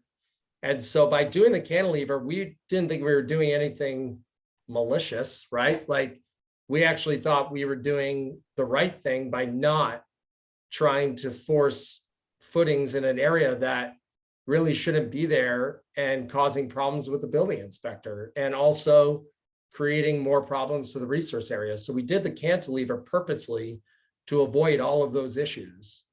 And, at the end of the day, we're reducing 4 impacts of the ground by not having those 4 piles. We have the exact same amount of footings on the green section that you see here as we would with the original proposed staircase down, and we're further away from the water. And then the last thing I will say is, again, looking at a 2-dimensional print of the original going down to the dock, it's all fine and good to say that we would hit the dock, but in reality, we would have been on the dock, which then also created an engineering problem of the loading of the stairs on the dock, which meant that we would have had to put piles under the dock in reality when you were on site, which means now we're putting piles down into the resource area under the dock to hold the load of the stairs coming down. So to us, it was like a no-brainer. Like, why are we putting all these piers under the landing? And why are we getting involved in the dock at all, since it's in the resource area? Let's just shift the stairs over to where they were originally, have the exact same amount of footings underneath that second green staircase, and removing 4. Why would I ever think that the commission would ever think negatively on that? And so we provided that plan to the town. We got the building permit approved, and maybe I shouldn't know, but I made the assumption that that was fine. But at the end of the day, I stand by the fact that, yeah, could we remove the whole staircase, waste all of that material, and move the landing, lower? Yes, we could, but it's gonna, in my opinion, create a larger disturbance area, and seems like a really large waste of material. which, again, if you guys want us to do that, we'll do it, but it just doesn't seem logical to me. So whereas I don't think this went through the process the right way at all, and I wasn't on the commission last year when this came through the first time, but I do agree that what has been done seems to be less impact than what was proposed before. How we treat how that it went through the process incorrectly, I don't know, but I do agree that there's less impact.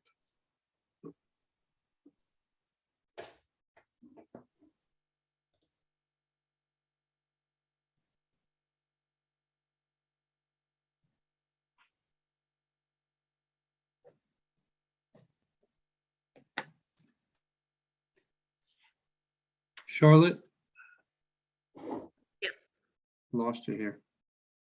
Oh, yeah. Can you review again what our options are here? Sure, yeah, so we can issue, we can vote on whether or not to issue a COC with the current as-built conditions that were presented in the 5/24/22 plan. So not this one, like the other one that was the as-built. So we can choose whether or not to issue a COC with or without any ongoing monitoring conditions. We can choose to approve the amended order of conditions request and the COC, or just the COC, and then Jeff could withdraw the amended notice of intent. And if we do not approve the COC, we can choose whether or not to issue an amended order of conditions with any additional conditions or suggestions or anything to follow up on, to then, come back with the as-built that's been modified. So yeah, approve the COC. So sorry. the reason that we would approve an amended order of conditions is to add, I'm sorry. That's an option. So sorry, To- I guess I'll be really brief. So issue a COC without the amended notice of intent, issue a COC with the amended order to just document this version of the plan and accept with a COC with any monitoring conditions. And then the third option would be to deny the COC and issue an amended order of conditions. And we have the option to add any conditions we like if we wanted to amend the current one.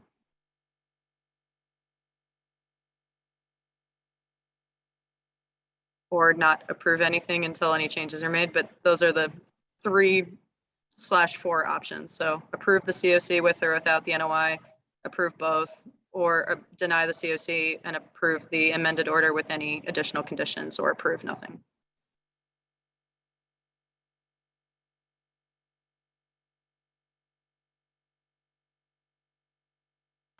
Is there any unintended consequences, Charlotte, of approving the COC without an amended NOI? I'm just trying to understand why. To my knowledge, no, because we would acknowledge the as-built plan as the compliance with the order of conditions that was originally permitted. And then Jeff would need to withdraw the amended NOI in writing and withdraw it from Mass DEP as well. Is it better to have a record of the amended NOI though, I guess? This is a very unique situation, so Yeah. I don't think there's any harm in approving it or not approving it and having it with, requesting it be withdrawn. But it would enter into the record this plan that was submitted as part of the amended NOI if we were to amend the order of conditions, accepting this version, and then therefore issuing the COC afterwards, so that you can document both versions of the site plan, at least in an official response from conservation. Or again, we can, if we issued a COC, Jeff can withdraw the amended notice of intent request with this version of the site plan saying a COC was filed instead. And so we're withdrawing the amended order of amended notice of intent request, and then that would just have to be withdrawn. But if I wanted to impose an order of condition, then we have to go with a new order of conditions for the amended NOI, correct? So we can issue the amended order of conditions with any additional conditions of anything that we would want either fixed or resolved or clarified. Or we can choose to it's kind of tough if we close something out and ask for a new NOI, but I wouldn't recommend that because that from a regulatory perspective and a enforcement perspective is also tough. But yeah, if we did an amended NOI, we could add additional conditions of anything that we would want fixed or clarified prior to the issuance of a COC.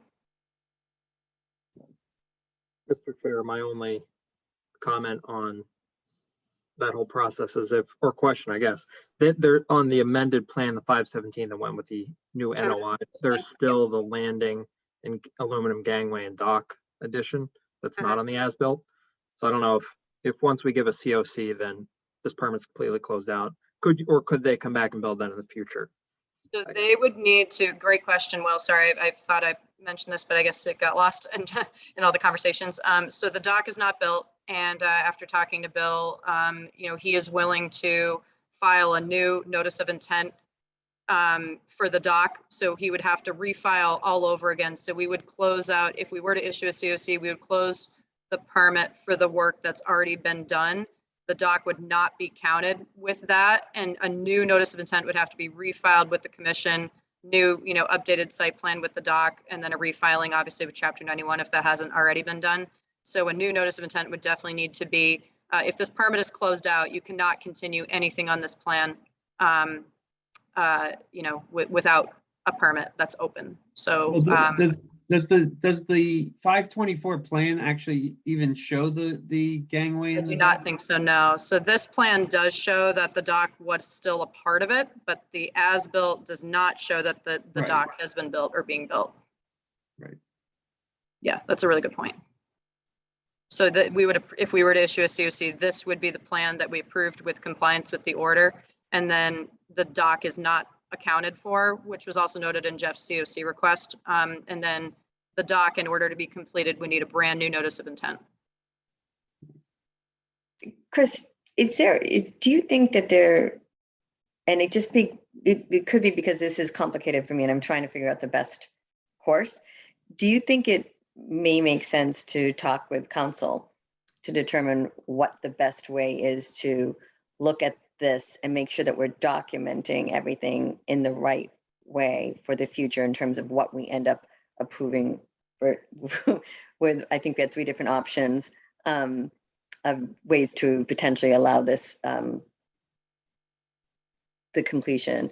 Well, I would recommend that we just do the most conservative, which is to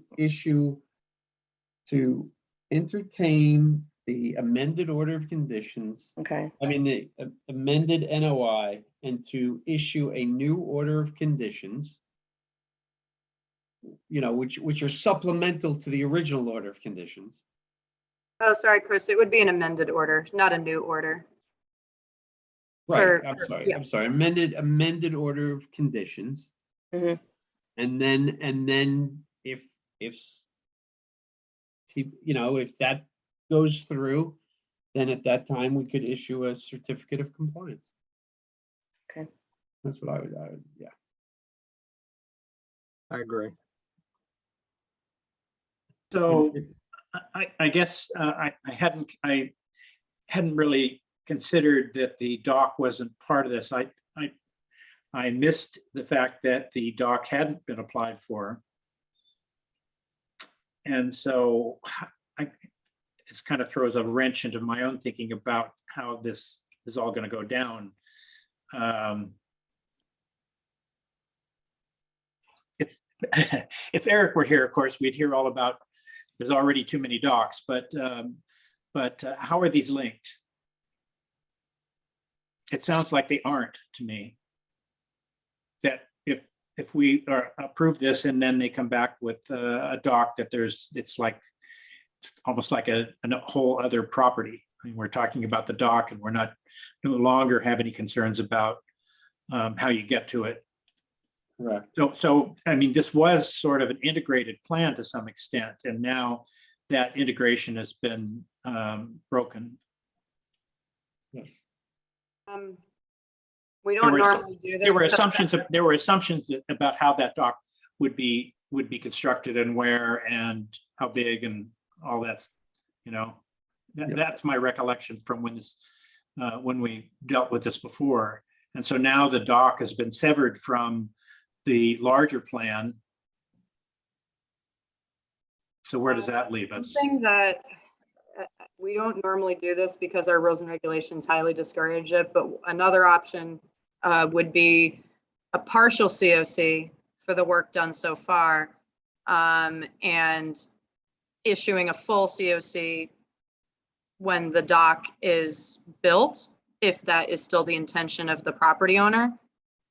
So that is another option, but I will just say, you know, as we know, our regulations highly discourage partial COCs. However, previous legal counsel advises partial COCs may be given in rare situations for specifically phased projects. This one was not like a specifically phased like development project, but for something like this, that's, you know, the first part of the project was completed with the patio and the deck, but the dock has not been completed. So that could technically be considered a second phase to it. But partial COCs are also, just for, you know, reference, in most cases not accepted by lenders for any housing sales. So normally they want anything, you know, a full COC or nothing.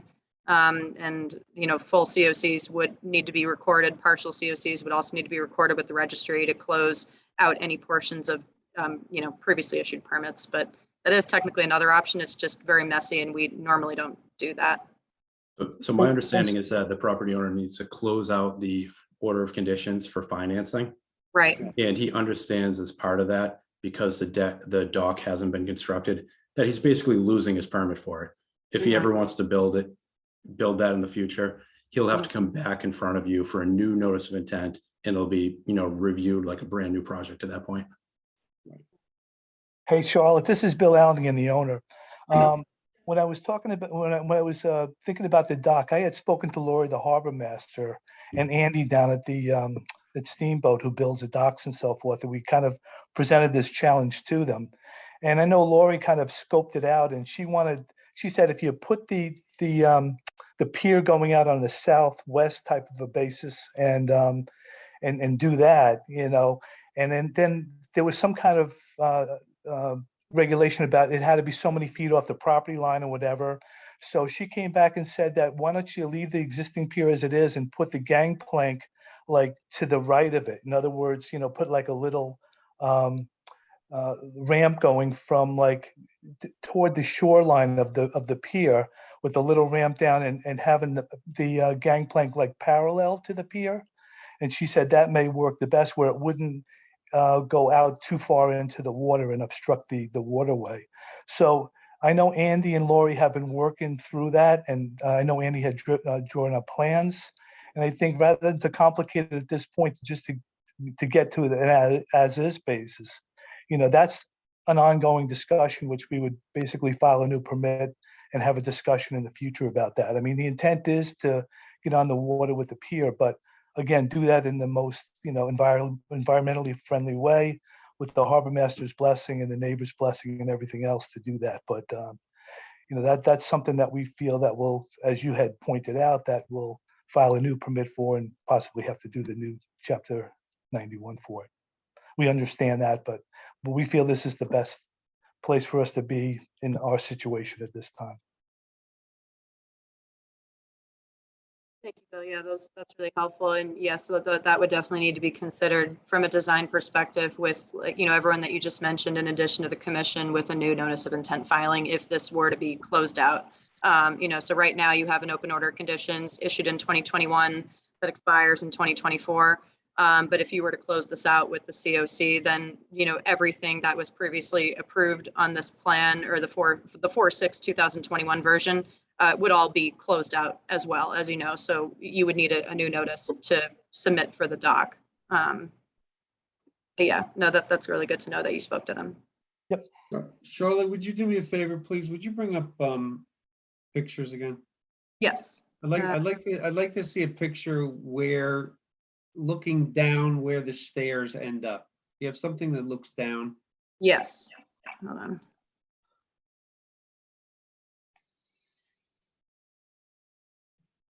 Yep. Thought I had something going directly down. There we go.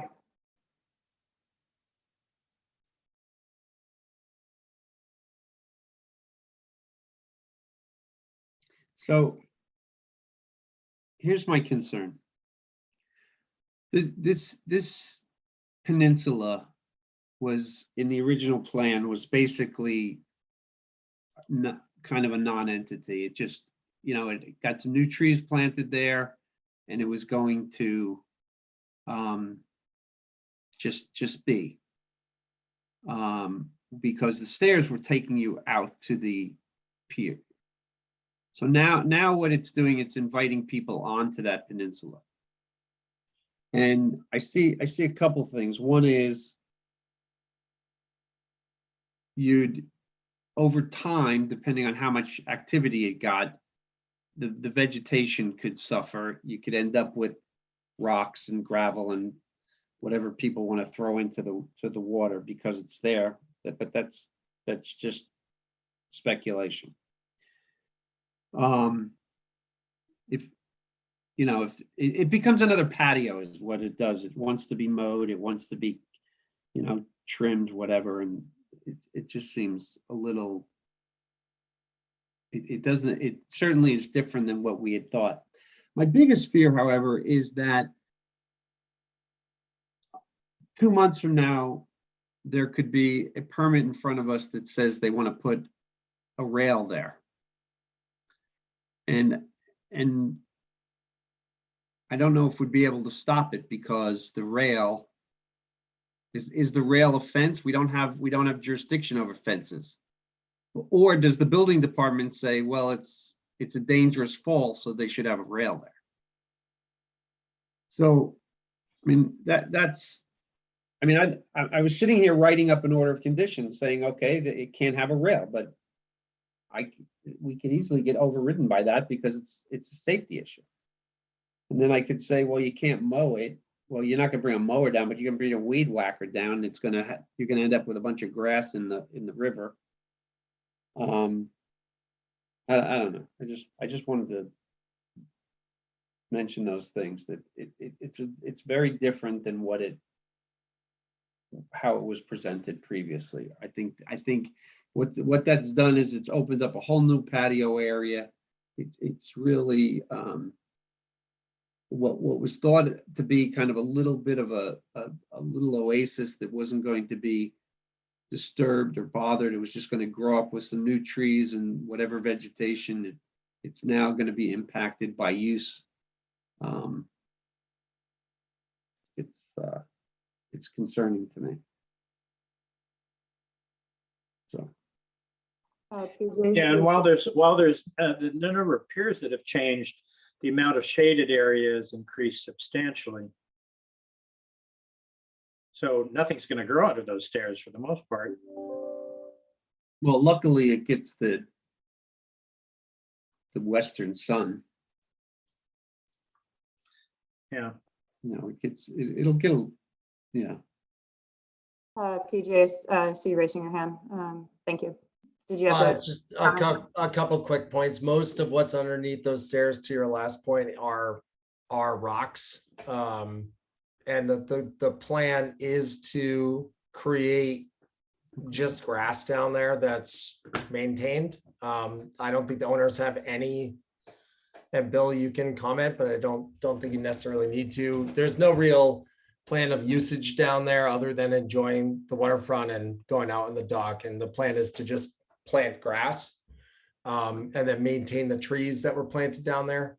And then lastly, you know, I will just say that the other reason that we had decided to go straight, other than the constraints of the building and everything we've already talked about, is that there is a big discussion on the pier and the dock and where the dock's going to go and if the pier is going to stay where it is. And Bill and Denise are going through the motions of all that. I have nothing to do with any of that. And so we were just trying to complete the project, knowing that it could be a 2 or 3 year process for them to get through this dock and the pier and where it needs to go so that it's safe for everybody in the river with the undertow in that specific spot, because it is so strong. And I know that there's been issues in the past with, you know, safety precautions with a dock in the past with somebody getting caught underneath it.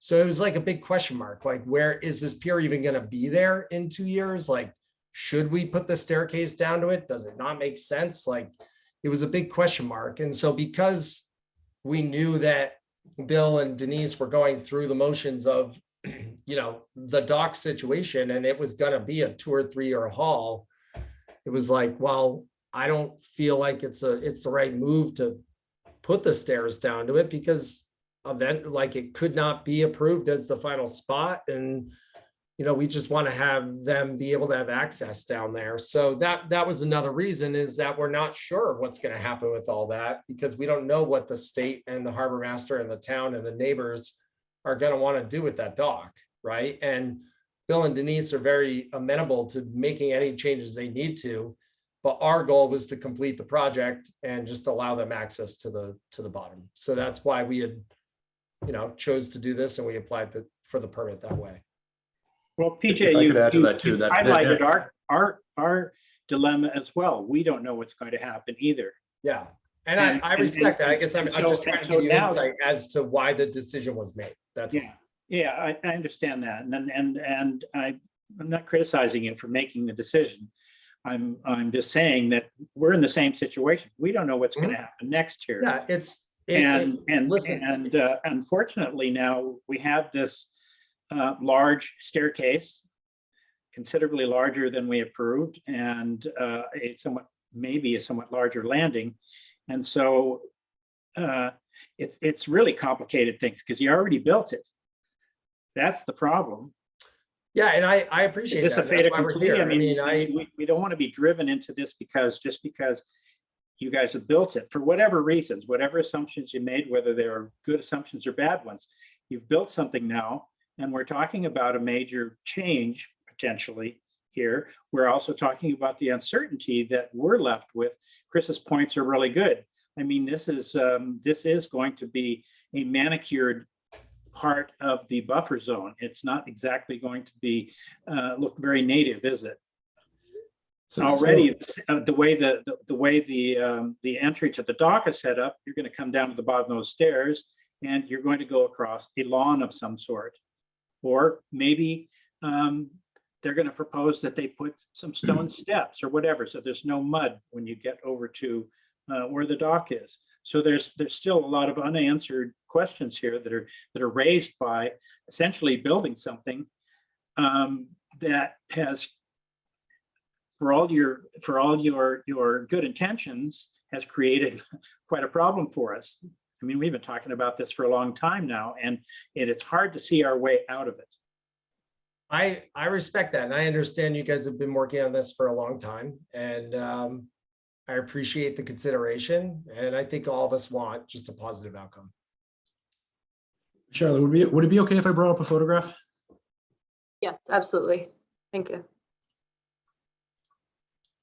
So this is a photograph submitted by the Gulf Association, but what it shows is that lower area has historically been lawn, and under the Wetlands Protection Act, you do have the right to maintain existing lawn.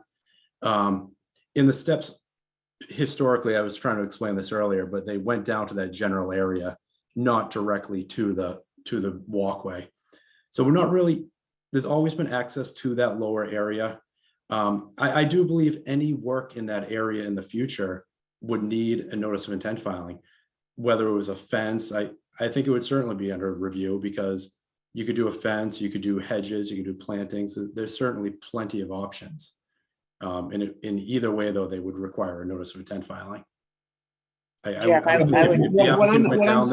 I'm saying, Jeff, is that yes, in fact, any work would need a notice of intent, but we may find ourselves handcuffed by you know, some statute that says for a safety standpoint they need a rail there, and then all of a sudden that buffer becomes, you know, even more of what it is. And you can keep pulling up these historic photos and everything else. There is no grandfather clause. Okay, this area is what it is. It was you know, it was going to just be off to the side. The trees were going to grow up. That's how it was presented. It was not another patio. It was not a access point to the dock. It was just going, it was like the last remnant of buffer that existed. And now it's been reverted back to being a little green patio. You know, something I just want to bring out, this is the Bill Allen, the owner again. I mean, the intent of the stairs going down, all we want to do is have access to a dock, not to have it as a patio or anything else. It's just an access ladder, whatever you want to call it, to get down to the dock. And that's, you know, and we'll comply with anything that needs to be done for that. We're not trying to make something that's not. We want to make sure it's environmentally, you know, sound and friendly. And, you know, we're all ears to what's right for the environment. And again, it's just an access point is all it is. It's not meant to be a patio. I understand that your feeling is that way. I just think that over time, I mean, look at this picture. Where do you want to sit? You know, that's where you're gonna want to sit. That's you know. I mean, where we want to sit is where the deck is. There's no intent, again, to sit down by that grass down there. Again, all it is an access point to us, and that's really all it is. We have no desire to use that as anything but an entry onto the pier. Chris, could I suggest that we put into the order or into a deed or something that the lower area could never be used as a formal patio, and you could never put an impervious, like whatever you want to say. Could you add language in that says that it can only clearly be an access point? I was going to suggest similar, that some native planting down there that other than yard grass. Yeah, but you have to be able to walk on it. I mean, that's the point. I mean, A pathway, but not all of it. You know, Yeah, but plant the rest of it. we could, I mean, I propose that you guys just indicate that it has to remain grass. Not grass. Not something grass. better. Or whatever you know, Not grass. you guys have your fancy Undisturbed. term, whatever you want. No, not turf either. Native plants. not Native green plants. grass. I guess my point is, I think Bill and Denise and myself, like for us, it's just a way to get to the dock, and whatever they need to agree to in a deed, you know, a formal deed or any sort of condition is fine to them. My concern is this. It's not, look, we all own stadium chairs. If I lived there, I would bring my stadium chair there or my cup of coffee and I would sit there in it. And it doesn't matter what's in, you know, it doesn't matter what you've written into the order of conditions, I'm still doing it. Okay, period. My bigger concern is not that someone's going to sit there. My concern is that the family congregates there, the vegetation gets kicked back. Next thing you know, you're kicking dirt into the harbor. And next thing you know, someone falls off the edge and a railing goes up there. So the one little piece of buffer that's left along this entire property is changed, and we can't do anything about it because a couple years from now the order of conditions is expired and everything else, and there's nothing to do. Now, I'm not saying that. I mean, I literally wrote out an order of conditions because I thought that that's where we were going. But I realized that it's not enforceable. This order of conditions is not enforceable. So, you know, I just, it's my own frustration, you know, that our bylaws don't allow us just to, you know, crush you and say, you know, that I don't, you know, because I'm the chairman and I don't like this set of stairs, too bad. But I can't do that. I have to find. I just have to analyze the process and see if there's, you know, if there is a way to do it, and there isn't. I mean, I would love to say never will there be a rail there, but I can't do it because tomorrow the building inspector is going to say it's a safety hazard. And he's going to say put another, you know, rail and paint it pink because, you know. So I just want to just talk about the rail for a second. As a CSL holder, it's a 3-foot. Is a 30-foot distance to require a rail. It's 3 steps.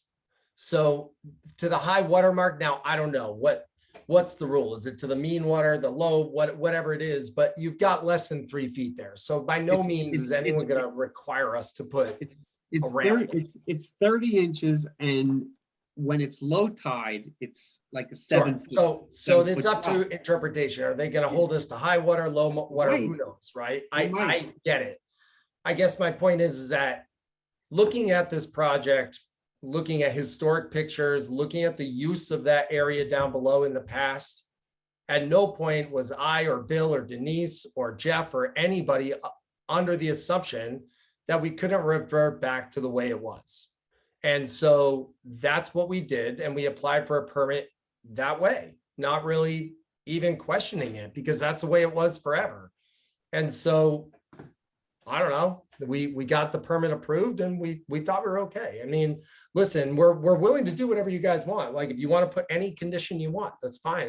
I think at the end of the day, I stand by the fact that I think that the way the staircase is configured now, between the cantilever and the way the stairs go, I do believe it's less impact overall on the impact zone. I like the idea of planting some native shrubs down there. It'll keep it from being, a manicured lawn, and, plant them in a way that they can still access the pier along the Would edge. you guys be amenable to some additional shrubs and some stepping stones? I mean, anything like that?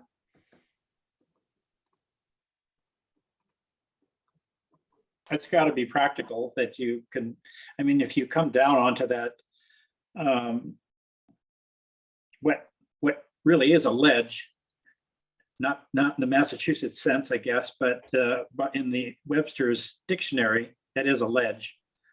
And how to get over to the dock. So maybe if the dock is at the base of the stairs, it resolves some of these problems.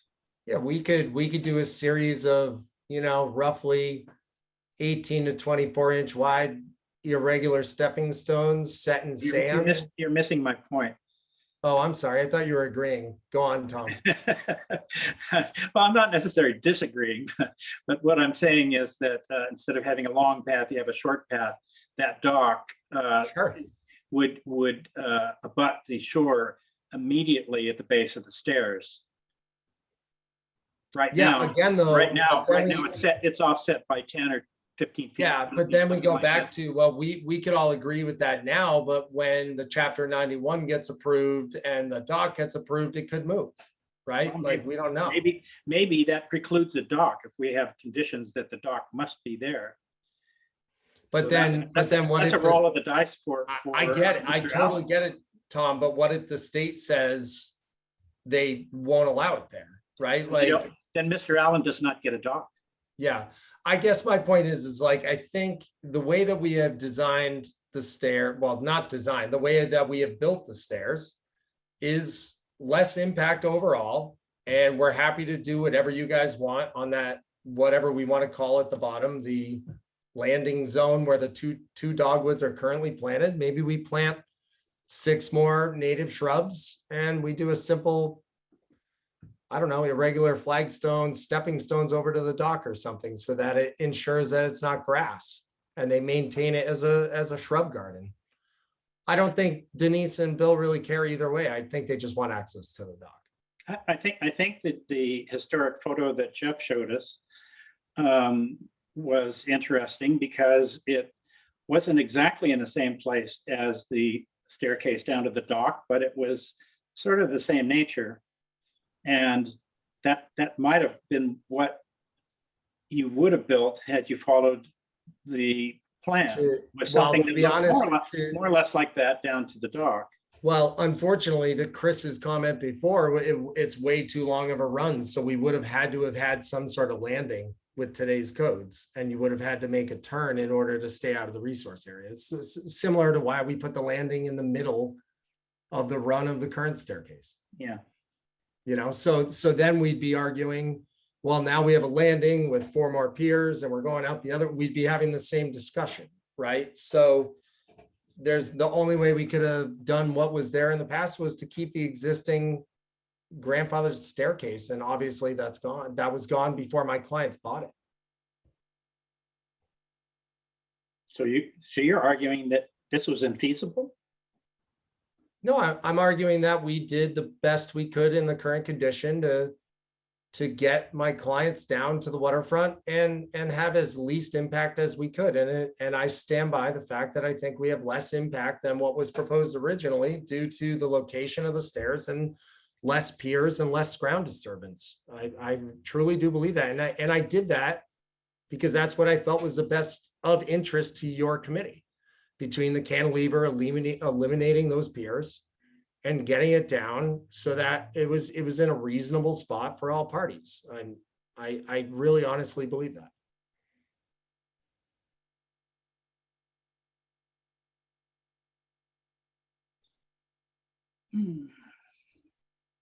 If I may try to read the room here, it sounds like at this time, the commission is debating on whether or not an amended order of conditions is appropriate with certain conditions. Just recapping, we can condition the order to, plant additional shrubs, to have certain things explained more. And, I guess in terms of the impact of the stairs, my thought was whether or not, a state agency should be consulted and that information could be brought back to us as a condition. For more information. So when we follow up for a COC based on any additional plantings or conditions with an amended order, we can look at that again. And I'm just trying to kind of read the room here, but I guess, are we circling in on trying to issue an amended order with any conditions to mitigate this change? I think as noted prior, there's certainly room for improvement here with vegetation and plantings. I think my opinion is clear that it's what was constructed is less impact on the resource area and the buffer, and therefore in substantial compliance. But if you are looking to do an amended order of conditions, you could certainly condition it that the area be planted with native plants in a manner that allows, a passageway to the pier as intended.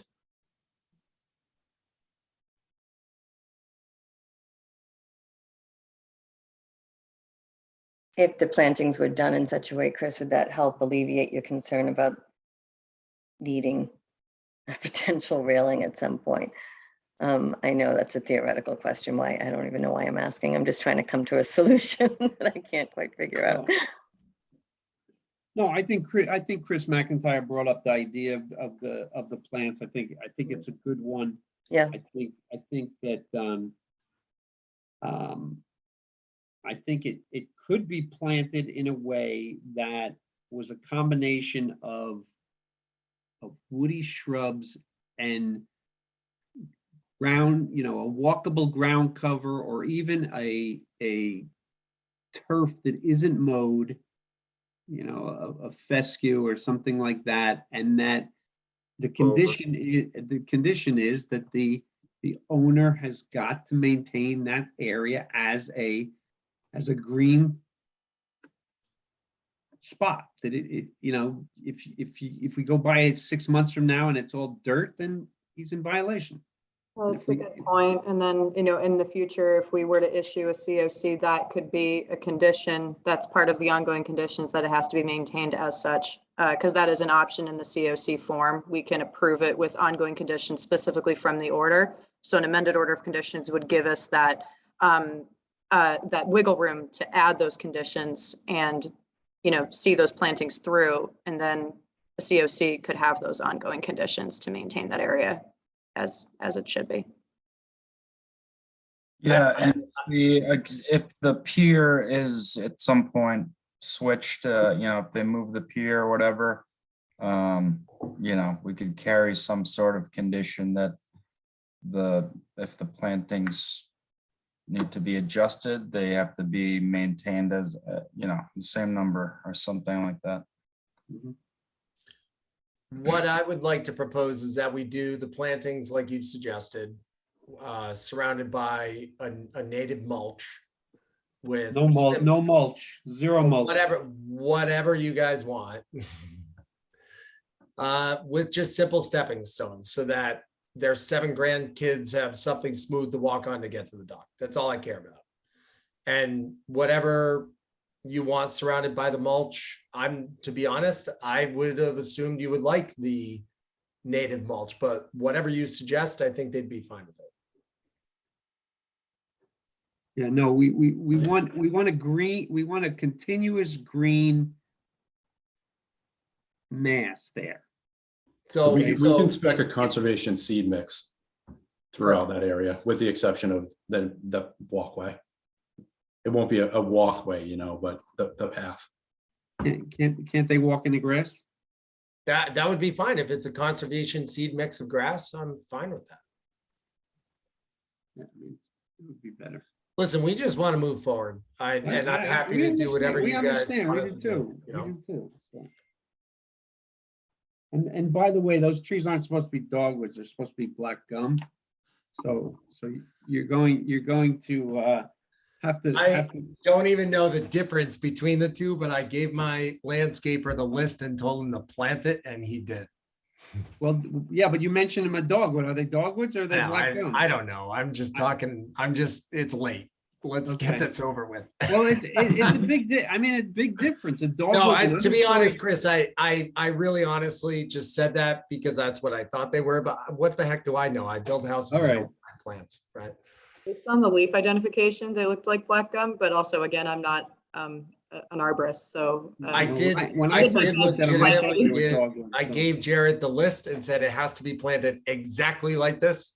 And he planted one extra box. I know most of the plants still have the tags on them, so that made it easy to identify. I was gonna say the tags were helpful, but if we wanted to, we could also request a written plant summary from.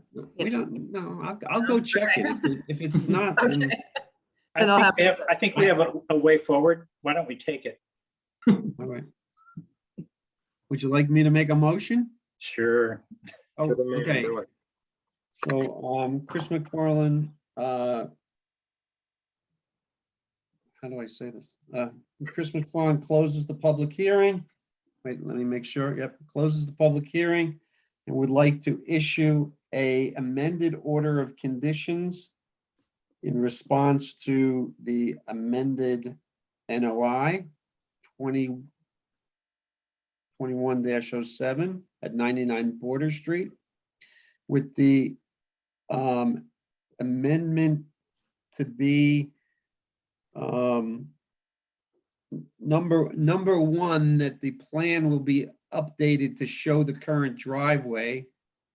Number two, that the lower level at the base of the new stairs be planted with a continuous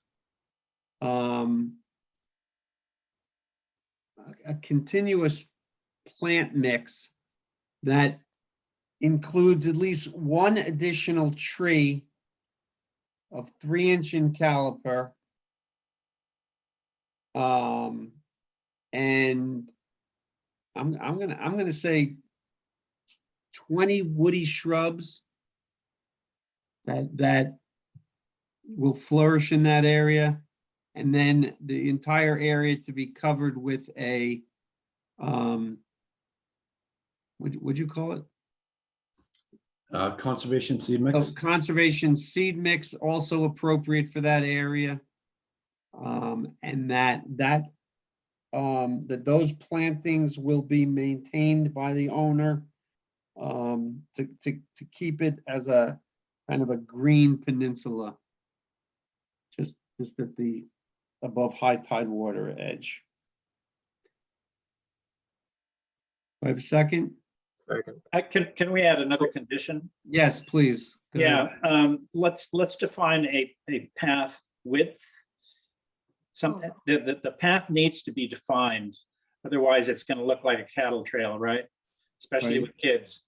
So I think we want to maintain the plant, the woody plant should be planted so that there's a corridor, an obvious corridor to pass through from the bottom of the stairs to the dock. Can I suggest 32 inches? Yeah, that sounds pretty good.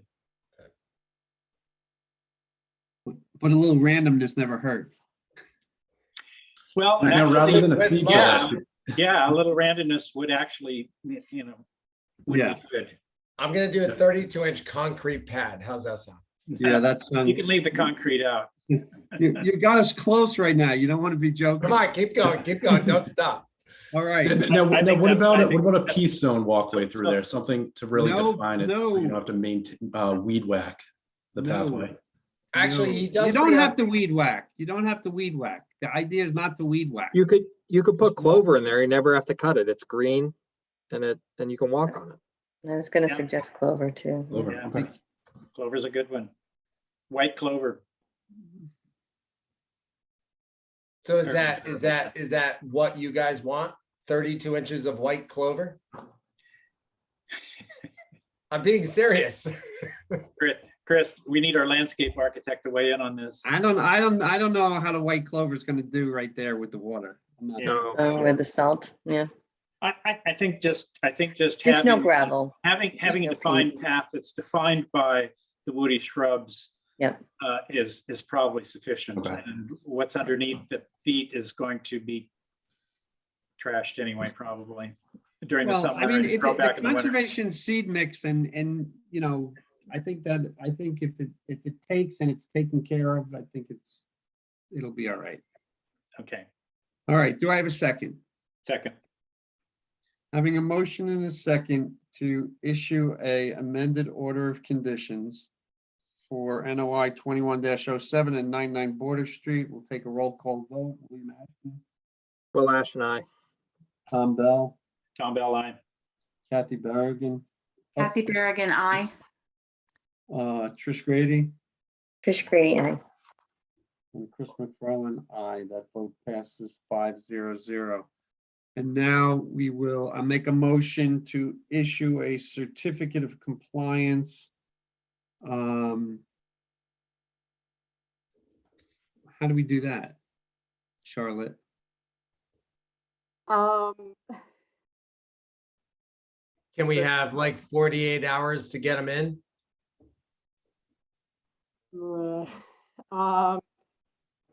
Once you issue a COC, you technically close out the permit, which would close out the amended order. So this is where it's tough. I guess it would be, There's no such thing as a conditional COC?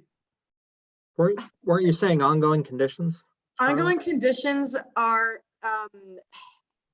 yeah, so I guess you can issue the COC with the conditions that are like ongoing from this amended order, but I will just say typically ongoing conditions are mostly just monitoring. So an example would be, monitoring the plantings for 3 full growing seasons, not really doing additional plantings. I'm not trying to be difficult, just that's the recommendation from Mass DEP that, the ongoing conditions should really just be like passive rather than actively doing something.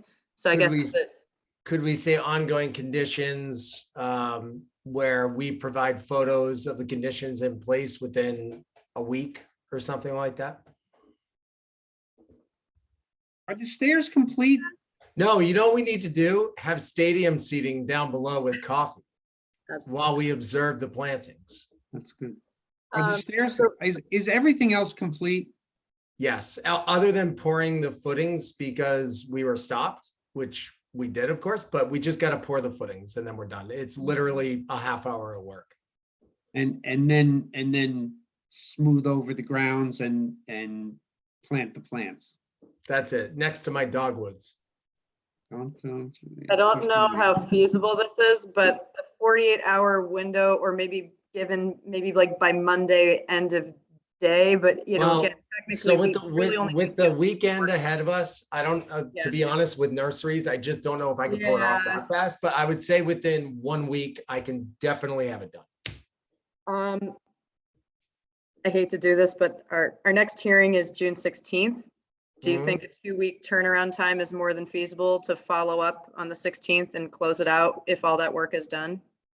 Is that So okay? I'll be honest, like, yeah, we could do that. The only reason we're under pressure right now is Right. Bill has a rate lock And it's gonna go up 3 points or something like that. if we Yeah. don't hit a date, and that's a lot of money, as we all know. So that's the only reason we're pushing, I mean, otherwise, yeah, of course, we would go 2 weeks. So I mean, as long as I can find the woody shrubs tomorrow, then we'll get them in by Monday.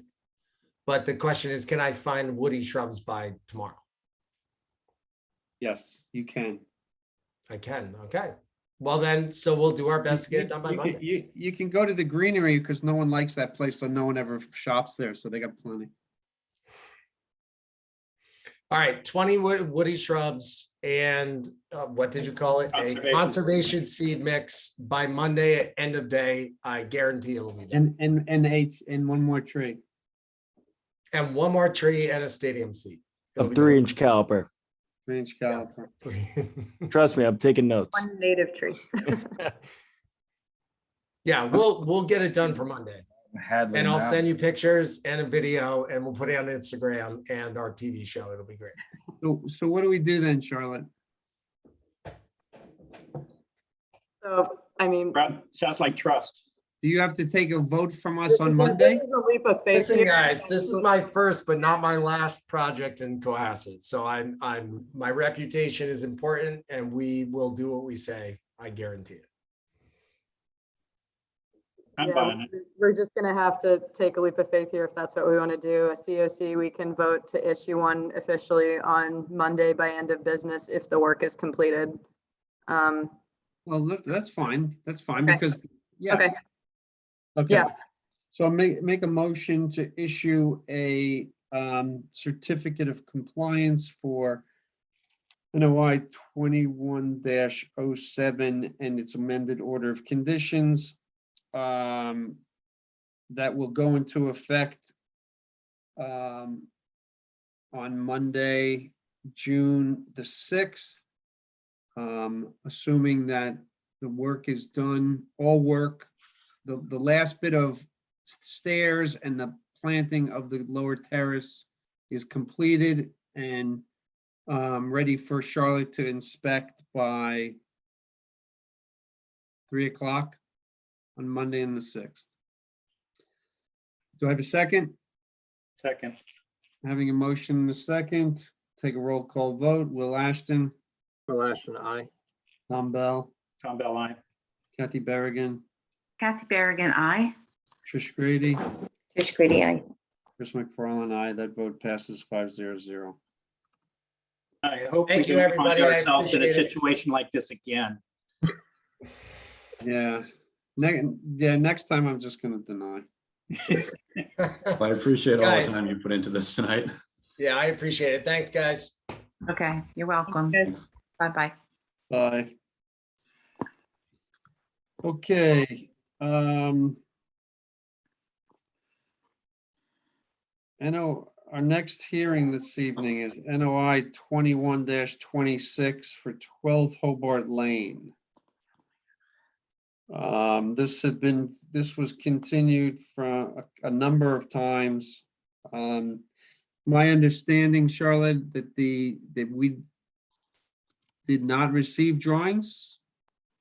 But So I'm in the process of promoting Paul Shea, Gary James, and where's Joe? There he is, Joe Mariah, and representing, Mr. Mariah as the representatives and the applicant, and then John Zimmer from South River Environmental, who did the third-party wetland delineation and report. And yes, as of this evening, I have not received updated site plans, but as I was informed earlier this afternoon, that Gary and his team were out surveying. Gary, is that correct? And do you have plans to share with us as well once we hear John Zimmer's report? I kind of like to hear John's report, see what the heck I actually located out there, but so I'll pass it on to you, Charlotte, and let you run the hearing. Okay. Sure, yeah, so just a quick summary. We did the wetland delineation. We tried to do it on April 1st, but we got rained out, so we rescheduled for April 13th. So John and Mr. Shea and Mr. Mariah were out there. We did the delineation as requested by the Conservation Commission on both properties, 187 Atlantic, with the written permission from Robin Lynn Schwant. and then also did the wetland delineation on 12 Hobart Lane. And so John has put together a report on his findings. John, I guess we'll let you take it from there. Okay, thanks, Charlotte. Good evening, John Zimmer, South River Environmental. It would be easier for me to share my screen, and that way I can just kind of walk through everything. Yes, please. Okay.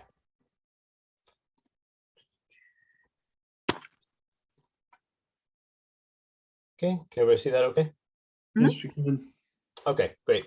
So, as Charlotte said, the commission hired me to do an independent review of the two properties to identify and delineate any wetland resource areas within the properties. So prior to heading out to the site in early April, I did some background research. So I'll walk through that first, and then I'll kind of go into what we did in the field, what I flagged, and I can show a site plan with an approximate wetland boundary of what I flagged, so that Gary can kind of get a better understanding of what I did out there. So the first photo here is basically an aerial overlay. John, 187 is here. can you zoom in on that, please? Oh, sure. Fill the screen with that if you can. That any better? Yeah, it's probably as far as you can go. That's great. Yeah, okay. So 187 is right here, 12 Hobart is here. This area here is a DEP mapped wetland resource. And as I'll scroll down, it's basically the same for the National Wetland Inventory overlay. So you can see that the wetland kind of comes up and extends across 187 and a little finger up into 12 Hobart and kind of extends back. So aside from this, I went back and looked at the historic aerial photos for the properties as well, and I'll walk through these. This one is from 2001. You can see back then there was a shed that was kind of to the rear of the property on 187. Here's 12 Hobart. There's an existing retaining wall that's located here. And this area here appears to me to be an area of standing water. That there is some vegetation around it. It doesn't look like there are any larger trees that would cast shadows. So that's how I interpreted that area. The soils in the area are not mapped as hydric. They're mapped as, I think, Hollis Charlton rock outcrop, which is, fairly consistent. But when you do get that type of soil mapping, those soil series are mapped on a larger area. So they're an acre or larger. So when you get smaller inclusions, sometimes those hydric soils or hydric soil inclusions aren't picked up by the soil mapping.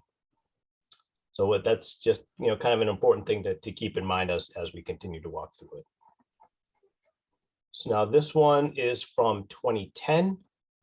12 Hobart's here, 187 Atlantic is here. That's the shed or outbuilding. And you can see the whole area basically up to the retaining wall is vegetated. I can't tell exactly which species they are, but you can see that the vegetation runs basically right up to the retaining wall. Okay, shifting forward to 2013, 2014, you can see this area on 12 Hobart has been disturbed. Looks like there may have been topsoil brought in. Certainly the vegetation was taken out. In discussing this with Mr. Shea on site and with Charlotte, neither had any recollection of a filing with conservation for that work. I believe that Mr. Shea was the agent back at that time, the 2013, 2014. So we would have had a pretty good understanding of what had and hadn't been filed there. So you can see that this area was disturbed. And when we were out in the field, we did see evidence of landscape fabric in this area. And there was, a deposition of organic soil. It could partially have been from deposition of topsoil in there. It could have been organics left over from the historic decomposition of vegetation in the area. Not having been able to review the site as it was, prior to the disturbance, I couldn't tell what the level of organic soil was in this area, but it's pretty safe to assume that if it was vegetated over a longer period of time, there would have been some layer of organic material there. but John, I'm looking at that far right, and I'm like, okay. Okay, shifting forward to 2020, you can see there's 187, 12 Hobart, the retaining wall. There's, looks to be some vegetation down there. Looks like it's starting to become established as lawn. And then we fast forward to last year. You can see that there's, basically a lawn area that's been established between the retaining wall and the stone wall that demarcates the western property boundary. The other thing to note is that that shed that we had seen previously had been removed. In talking with Charlotte, there had been a filing for 187 for the removal and some restoration of the wetlands. We did see some plantings in there and looked like some management of the Phragmites that's back in there. There's quite a bit of Phragmites that is in this whole area. It basically extends up to the retaining wall, but does not extend onto 12 Hobart.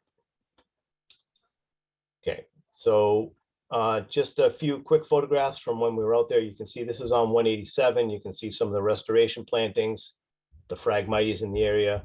12 Hobart is located off the picture to the right. Okay, here's an area looking from 187 into 12 Hobart. You can see this area, which is included in the wetland that I delineated. And then this is that area with the retaining wall, so between the retaining wall and the stone wall along the western property boundary that I had pointed out. And this is the area, where the disturbance occurred back in 2013, 2014. And this is a better view of that area, retaining wall, western property boundary. You can see some standing water in this area, certainly mucky type soils. And then another area, so the blue pin flags are, what I use to delineate the edges of the wetland, where I couldn't hang flags on vegetation. These blue flags in this area are a small upland island that we identified while we were in the field. This is on April 13th. On April 1st, it was pouring buckets, so we really couldn't do a whole heck of a lot that day. Okay, and here's just a shot of that landscape fabric that I'd mentioned. Okay, so I'm going to zoom back out a little bit. So you can see here's 187, here's 12 Hobart. The approximate boundary that I flagged starts in 187, wraps around. This is now a lawn area that I'm assuming was approved within the order of conditions that allowed for the shed removal and the restoration work that was done. So the wetland wraps around there, comes up, there's the stone wall, crosses the stone wall, and basically follows, more or less the edge of the slope from the retaining wall down and then extends further off property. At the initial site review on April 1st, we looked at the soils here, and it was, anywhere from 0, where there was some small areas of ledge that were exposed, down to, 6, 8, 10 inches of organics, basically overlaying the ledge. And one of the things I did after that initial site visit was went back and looked at the Army Corps delineation manual and the regional supplement that was put out by the Army Corps of Engineers to see how they handled this type of soil condition. And within the regional supplement, it's stated that, let me see if I can get this here, that, so it says, while the majority of histosols, which is a type of hydric soil, have a thick organic layer 16 plus inches. So your traditional histic soil horizon is, 16 inches or more of straight organics. But when you have a situation like we have here, where you have organics overlaying ledge or refusal, it says, well, so while the majority of histosols have a thick organic layer within the upper 32 inches of soil, they also include soils that have organic soil material of any thickness over rock, which is exactly the case that we had here. And, honestly, I hadn't run across this situation previously where we had this type of soil condition. So in going back, that, that type of soil meets the hydric soil criteria. So we checked that box. any material that had been brought into the site was, you know, upwards of 8 years ago now. So that's basically the new existing condition, you know, based on that time frame. So there could have been organics prior to the disturbance in 2013, 2014. There could have been organics brought in. You know, I went off of what was at the site at the time that I reviewed it. Vegetation within the area, it is mown currently. So there's some long grasses in there, but there's also species such as soft rush, sensitive fern, appeared to be cattail coming up through that area. So you did have a mix of hydrophytic vegetation.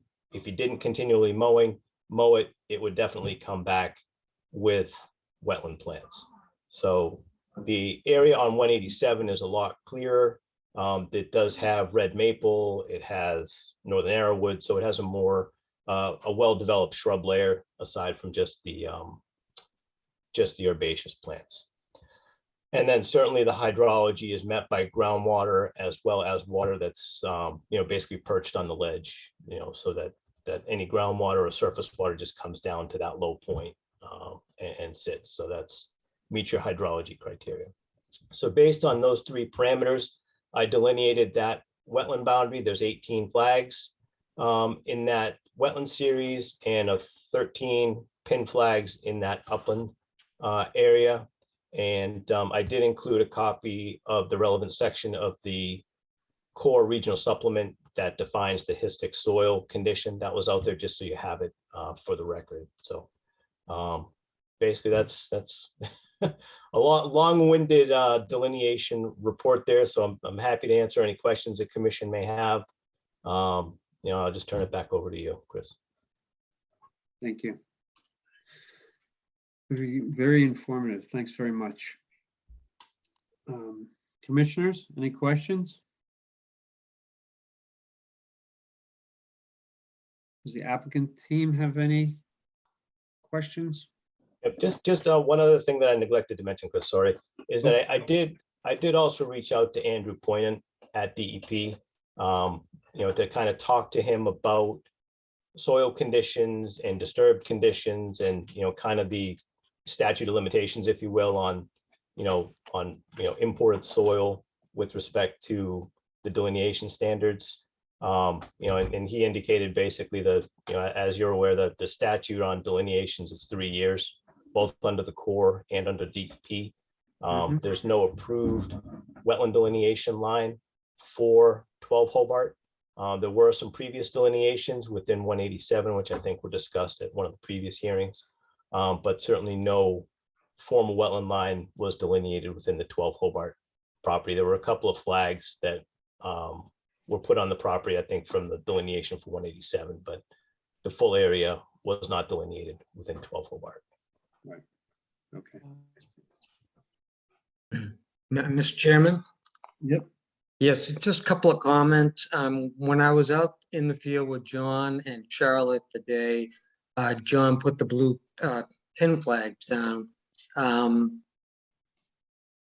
In the area in the backyard of 12 Hobart Lane, it was becoming clear that there was a lot of loam material that was there. And we were looking at the old landscaping, black fiber cloth that was, you know, that had been put down, and it was showing through in a number of different areas within the property in that low area. There were also even some old tire marks that we could see. And so we did a little research on our own. The current landscaper who works for the current property owner also worked for the previous property owners that own this property. I think going back at least 2 property owners. And his name's Victor Furtado, and he has a landscaping company, Victor's Landscaping. So got some information from him that he worked in the backyard of this area, the low-lying area of the backyard, back in 2012, is what he believes. They brought in 30 cubic yards of loam into this low-lying area and I believe it was 3 truckloads that he brought in. Each one had 10 cubic yards on it. Put the loam into the low area right up over towards the stone wall, which is the property line between 12 Hobart and 187 Atlantic.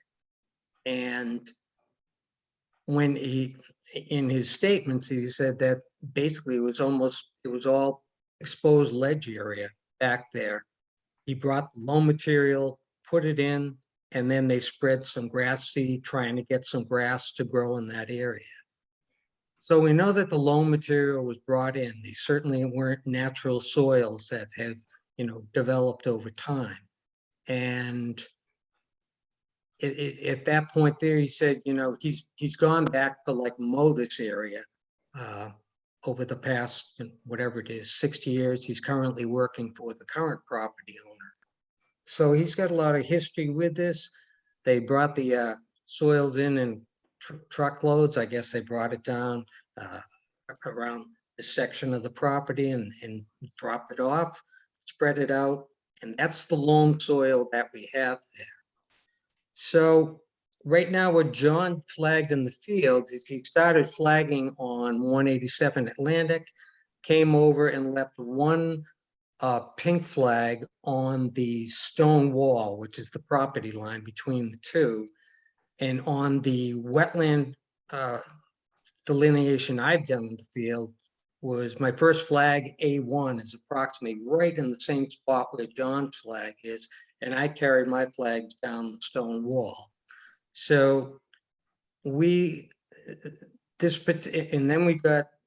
went from John's pink flag. He then went into putting in the pin flags, which brought out this other line within the property. He was in terms of him trying to do a Corps of Engineer delineation.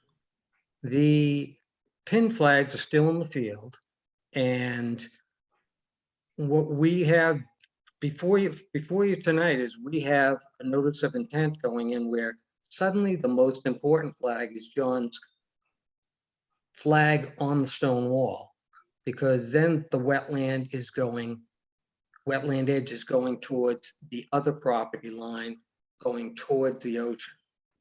So our project tonight before you is for just the driveway expansion. When this original notice of intent came in, we were proposing to do some work in the backyard here. That for right now has been taken off the plan. So we're prepared to go forward with our the hearing tonight for a revised site plan. I believe the commission has that with them. I'm not sure. I don't agree with everything that Mr. Zimmer said here in terms of the wetland delineation here because of the fact of the loam being brought in, and that clearly the landscaper said we had basically bare ground ledge all the way through this area.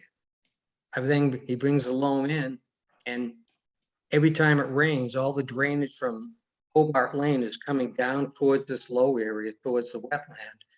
And then we've got the water just sitting on top of the ledge until it drains through the wall over towards the Phragmites wetland, which is on the Swan's property. So I'm not in agreement with the federal delineation line that he has, but at this point here, we're dealing with DEP and with the town of Cohasset. We're typically dealing with DEP delineated wetlands. Corps of Engineer wetlands do not have 100-foot buffer zones. DEP and the town wetlands have 50-foot buffer zones and the 100-foot buffer zone delineations. So that being said, for tonight's part of the project, we're focusing on his flag on the wall, which is exactly in the same place that I had a flag. That's the closest flag to what would be the driveway expansion for this project. The whole point is to try to make a safer driveway than what's out there right now on Mr. Mariah's property. And that's what we have before you tonight. And I know that Mr. James, project engineer, has a revised site plan. I believe it's into the commission, showing the work that we're proposing to do. It's been scaled back from the original notice of intent. Again, we're just dealing with building a expansion of the driveway and a safer driveway for 12 Hobart Lane. That particular work, most of it's in the 50 to 100 foot buffer zone from the wetland flag that Mr. Zimmer has set on the wall. And what we'd, in that, we have asked for a variance from the commission under the original notice of intent. The project before you tonight will have, for the wall that's has to be put in for the driveway expansion, is approximately 40 feet away from the edge of the wetlands. We're working in within a 10-foot section of the 50-foot buffer zone, which has been altered in the past before on this site. But we'll need to shift to Mr. James' plans to talk about that.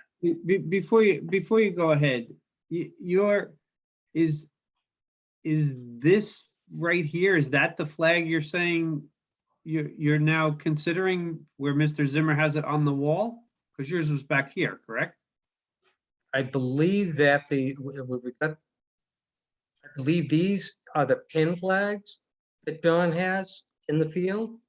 And he only put one, when he started flagging on the Schwann's property, where he was flagging, did soil testing, and then flagging pink wetland flags coming over towards 12 Hobart Lanes. And then put one flag onto the wall. That was the last flag that he had, but and stopped. And that is right approximately where my original flag A1 was, that should be on Mr. James' plan. So From that point on the stone wall where I stopped with the pink flags, I switched to blue pin flags because there was nothing, no vegetation to hang flags on. So there are blue pin flags in the soil, which may be closer to the proposed work area than the last flag on the wall. I'm not 100% sure, but that may not be the case. The plan that I have is approximate. It's not surveyed, so Mr. James's plan would obviously be the base plan to go up with respect to the buffer zones. And Mr. James, do you show both the pin flags and the? Yes, I do. Yes, I do. All right. I do. I haven't labeled them only because I wasn't sure what they were, if they were, because they change colors. And it's a little bit unusual to see somebody change colors in the middle of the stream. So Paul's right. There are pink flags on the left side, and then there are blue flags on the right side, and there are even flags that are labeled UPLs. So there's quite a few. I'm assuming those are upland flags.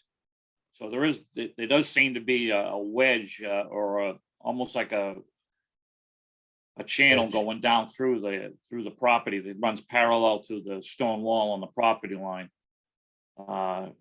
Where it's high on the property line, and then it seems to go low and then come back up again as you get back into the towards the retaining wall, towards the other slope. Seems to be right around elevation 13, 12.8, 13, somewhere in that range. Mr. Zimmer, is it accurate to say that wetlands, the boundary between wetlands and uplands would be a more or less the same elevation? Follow a contour, in other words. Typically it does. You can have scenarios where they will go up or across contours if you have things like side slope breakout and things like that. With this area, the boundary determination, the methodology is consistent between the core and the DEP methodology. You still look at the 3 parameters.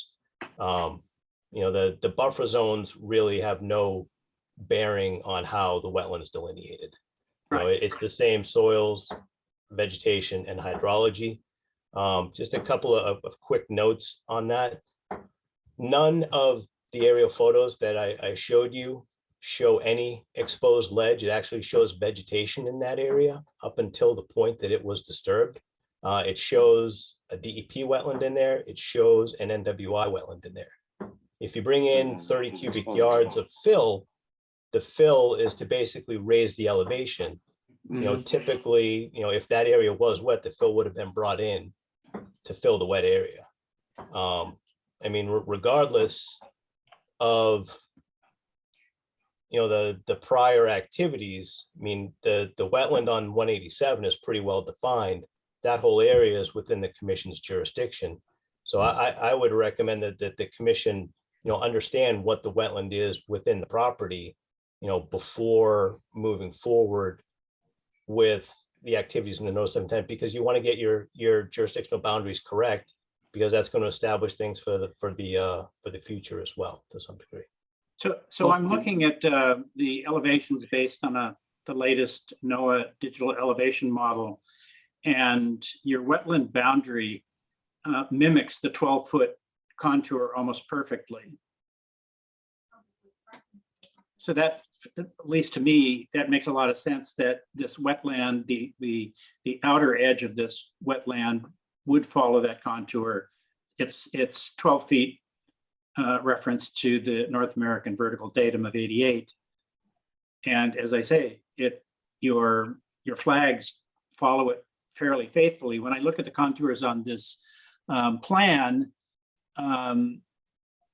they are not very consistent with that same digital elevation model, but that's not surprising, because when surveyors will lay out these, they'll pick points and then contour in amongst the points. Well, a digital elevation model has points at every 10 centimeters. So the contours you draw are from a digital elevation model are far more faithful to the real topography than anything any surveyor with a single point by point basis could ever make. So I just point out that wetland looks like the edge is right at 12 feet. Just exactly where you put your flags. Yeah, but Tom, there seems to be some, what John has identified as these UPL flags. I'm assuming that there's an upland island in there. In fact, it's even on a sketch right there. Yep. Yeah, I You can know, see it seems, that. I have it following the 13 contour pretty closely, Tom. Yeah. It very, very closely following the 13 contour, somewhere around. What sort of instrument are you using? I'm just using a level. We were using a total station when we did the original topo. Yeah. So we were using a Zeiss total station. But, you know, it seems to follow it, but you're right. Because I mean, obviously, when you do the points, all you're doing is interpolating between the points. And I think the points I here can are see that 20. upland area. Yeah. That upland area shows up quite clearly on the DEM. Yeah. Yeah, there's a couple flags I missed, and there's a couple, there's some other, there's 2 14s, there's 2 13s. I guess I'd like to almost go back over it, see what John's report looks like before I actually finalize this. But Paul was right in that if you go to that wetland flag 13, the one that's right on the wall where Paul started, everybody seems to agree that that's pretty much the start, just right at the edge of that fall off along the property line. Seems to be the start, at least on the 187 side. And I think our closest point at that point is about almost 40 feet from that, relative to the proposed walls that we have around the driveway. But actually, it looks like the closest point is about probably 8 feet to the southeast. It is. If that, not on the wall at all. If we're going to consider that part of the wetlands, that first WL 14, the way he's got it, it's not quite that exaggerated the way he's got it, but it's pretty close. Do you have the plan, a PDF for the plan, Gary? Could you? Yeah, I can actually, if you're Charlotte, if you'll let me share, I can actually put it up here. Yeah, go ahead, Gary. You can share screen. Oh, let's see.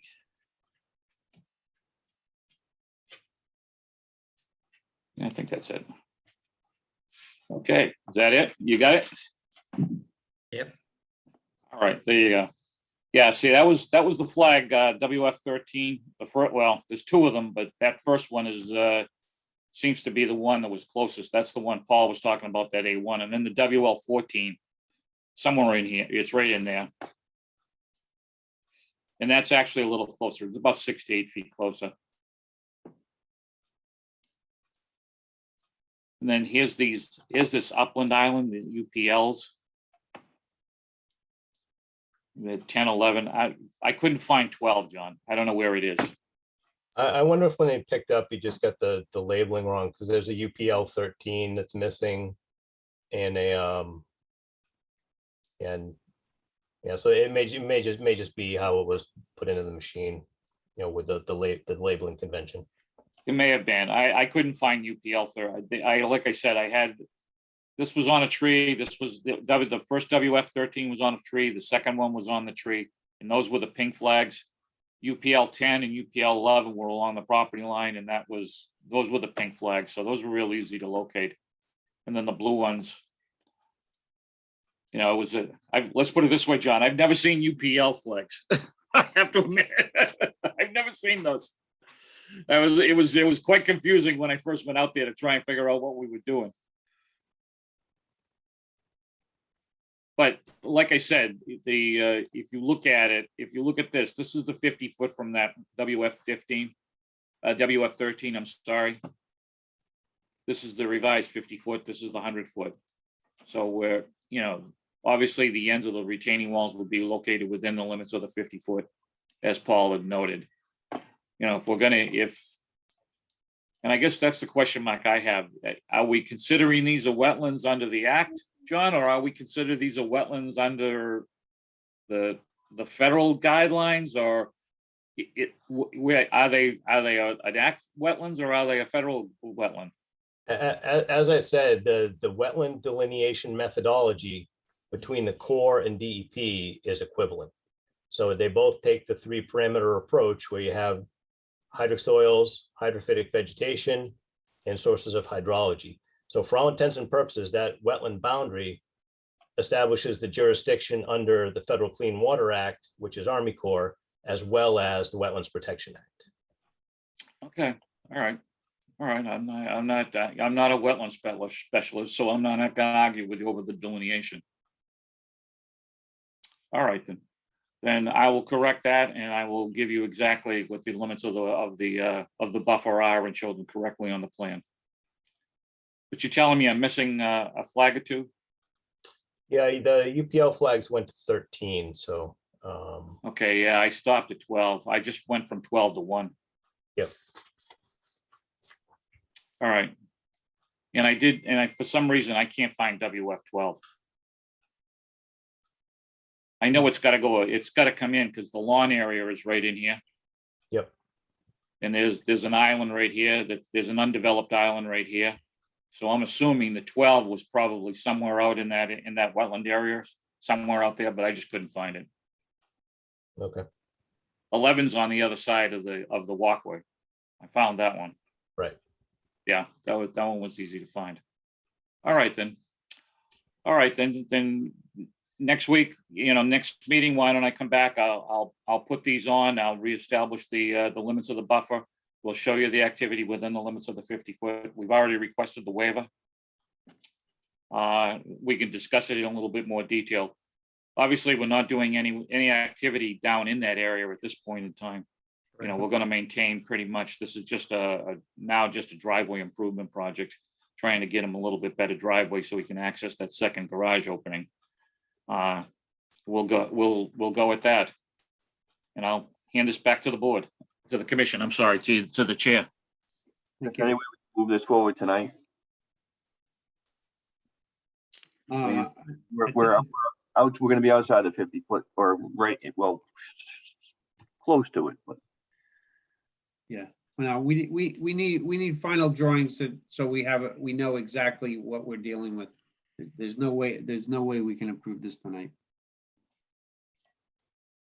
And John, I'd like to know, I know you use the federal guidelines to do that. Within the state guidelines don't have the pervious soils so I believe you're calling a federal wetland and not necessarily a state. So it's absolutely a state wetland. It was the hydric soil criteria that I was speaking to with the histosol over the organic soil over the ledge.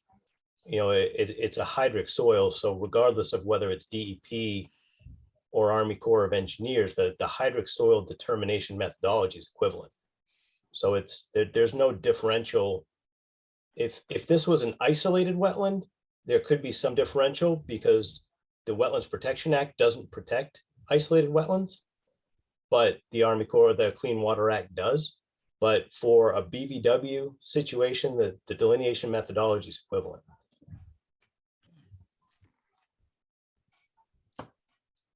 Thank you. I agree. If it was isolated, it would be. All right. Mr. James, these retain, I know you're going to get into it next time, but while we have Mr. Zimmer here, I just want to confirm. These retaining walls are large boulder walls, is that correct? That's all they are, yes. Okay, and are they grouted solid? Do they have No, filter no, fabric they're- behind them? What do they have? No, they just set in, and if the gaps are large enough, we'll set a small stone in between to be able to retain the soil. Okay. Because they're stepped in, so they're only, I believe they're 2.5 feet tall. So they probably, there'll be a 2-man stone. They'll probably be, I'm thinking somewhere around 500 to 800 pounds a piece. Mhm. About a half a ton. Okay. Mr. Zimmer, regardless of the fact that this potentially is into the buffer zone, can you see a real, maybe we shouldn't talk about this. I don't know if you want to give your opinion on whether or not this is a great impact to this wetland. The proposed work, in my opinion, would not have an adverse effect on the resource area itself. I mean, it's a pretty significant slope that's coming down there. The slope right now is pretty well vegetated. By stabilizing that area, I mean, it's far enough away from that emergent wetland.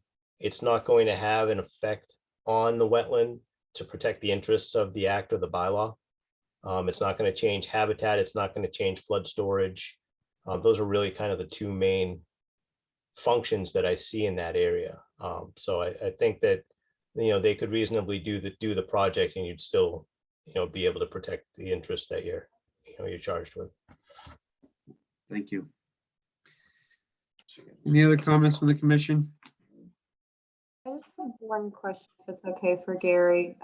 Is this, just to clarify, the last version of the site plans that we reviewed, I believe, were dated February 9th. So has anything changed in this design with the walls or the driveway from February? Okay. No, this is, it's the exact same design, Charlotte. The only thing that I'm going to add is I'm going to revise the buffer and show the new flags that John has said. Okay, great. Thank you. That's what I thought. I just wanted to make sure.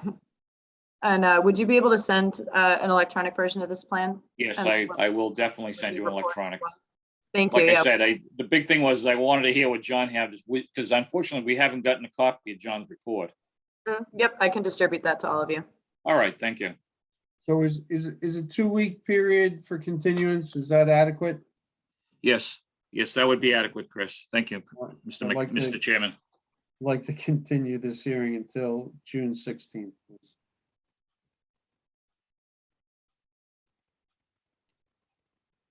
Thank you. Thank you all for your input. Thank you, John. Thank you, everyone. Thanks. Good night. Good night. John, good to see you again. You too. Thank you. Thank you. Thank you.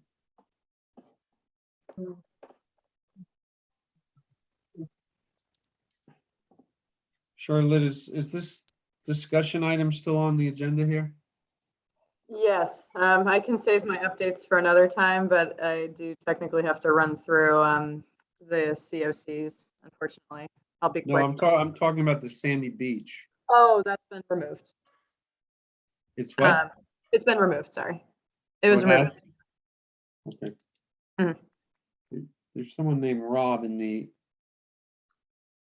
Yeah, I believe that might be Rob Schwan. Oh. See any questions in the chat? But I did I did talk to them via email, and of course, you know, they hadn't had time to look at those plans until tonight. So, you know, if we're continuing, we may or may not get any, you know, additional comments from them. So we'll just stay tuned. They did mention that they wanted their engineer to look at the delineations. So I'm not sure if that's going to happen, but I'll just keep everyone posted for the hearing on the 16th. Okay. You have three certificates of compliance. The first one being from 2014, the next one from 2015. Mm-hmm. Can you give us something brief on those? Yes, I'll start with the easiest one. So actually the easiest one, surprisingly, is the oldest one. It's a 1988 notice of intent for a garage and an addition on 115 Border Street. This is also related to a housing sale. On the plus side, I did a site visit and I actually found no deviations. So the garage was extended in an addition. The only thing I'm unable to confirm, unfortunately, are the conditions that were issued back in 1988, which, as you can see right here, a lot of them relate to the current, you know, to the construction. So the order is recorded. I can confirm that. I cannot confirm, you know, obviously back in 1988 if this was all done. So these aren't really, you know, conditions that are, you know, going to be final with the COC. These were just, you know, at the moment construction conditions. And on the plus side, this plan was perfectly complied with. The building was built per plan. I'll just show the photos really quickly, but I didn't find any deviations whatsoever, and it looks like it has pretty much been maintained since 1988. So I don't know if anyone had time to look at the COCs, but does anyone have any questions about this one? I just took a bunch of reference photos, but for the most part, I looked at the structural drawings as well, which were actually submitted back then. So I don't know if anything changed, but yeah, I did take a look at those and it was all built per plan.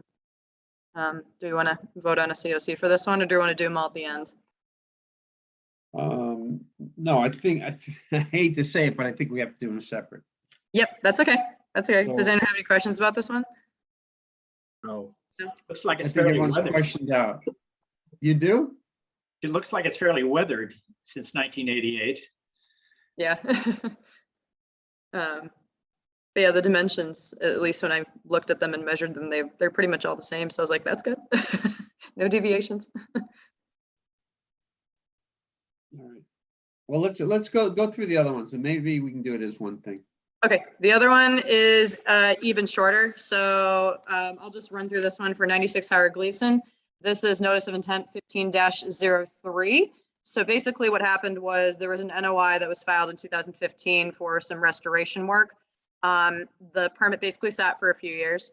And there was an enforcement order back in 2019 for some additional work that was not previously permitted. So as a condition for an enforcement order, they wanted a new notice of intent filed. That was done in 2020, and an order of conditions was issued October 2020. So basically this 2015 permit was essentially superseded. It has obviously expired. So the owners just want to close out the 2015 permit, and they still have the ongoing order of conditions from 2020. I actually talked to Mass DEP and legal counsel about this one because I was curious how we should issue something if we were to issue it. They actually both recommended a partial COC. And the reason why is that not only will it give us leverage for the owner to finish the order of conditions in the future, to finish the rest of the work, it also is because, according to Mass DEP, when the work had occurred for the previous permit had already started, you technically should be issuing a partial COC if you have a superseding order of conditions for that exact reason. To, the work started, we're issuing a partial just to close out the invalid order of conditions, but then the 2021 will eventually be evaluated for a full COC. So I don't know if you guys have any questions about that, but I guess in this rare case, even though our regulations highly discourage it, I think this is a rare case where that makes sense to me. Legal counsel also agreed. Well, who's going to identify the partiality? The partial, wait, sorry, like who as in the? Well, if you're issuing a partial COC, you have to list out what you're giving the COC for and what you're not, right? Yep, basically what we would say is the COC is being closed out as there is an updated order of conditions that has superseded this order. So the other order will be completed in full for a full COC in the future. So basically that would be our reasoning, that since the work started, wasn't finished, and then was superseded with a new order of conditions, that would be why we issue the partial. And so that would be specified on the form. It's technically like it's a partial COC for an invalid order of conditions. I can share the form real quick just to, so it makes a little sense. There it is. So this is a different one that we already did, but you can do a partial and then you can confirm the reason. If no work had occurred, this is the option that you would do. But the thing is, they started the work, did some unpermitted work, we issued an enforcement, and then issued a superseding order. So if no work had started and this one just expired, you would issue this. If the work had expired, DEP recommended doing this, so that you can have that leverage to close out the full order of conditions that is updated.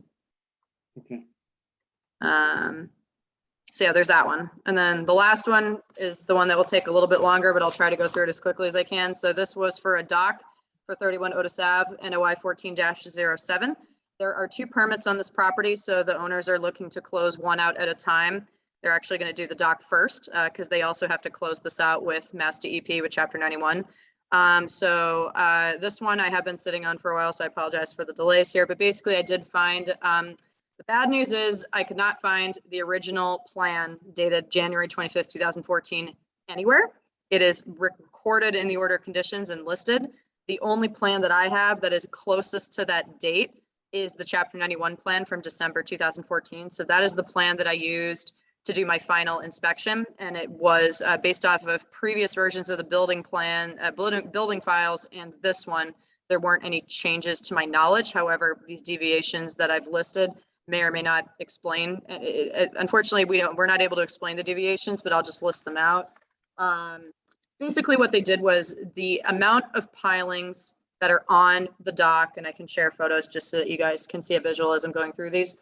Basically the amount of pilings, with the support cross beams, the amount of those are the same. So the only differences are this ramp is 10 feet longer than was originally permitted. It's 20 feet long and it was supposed to be 10 feet long.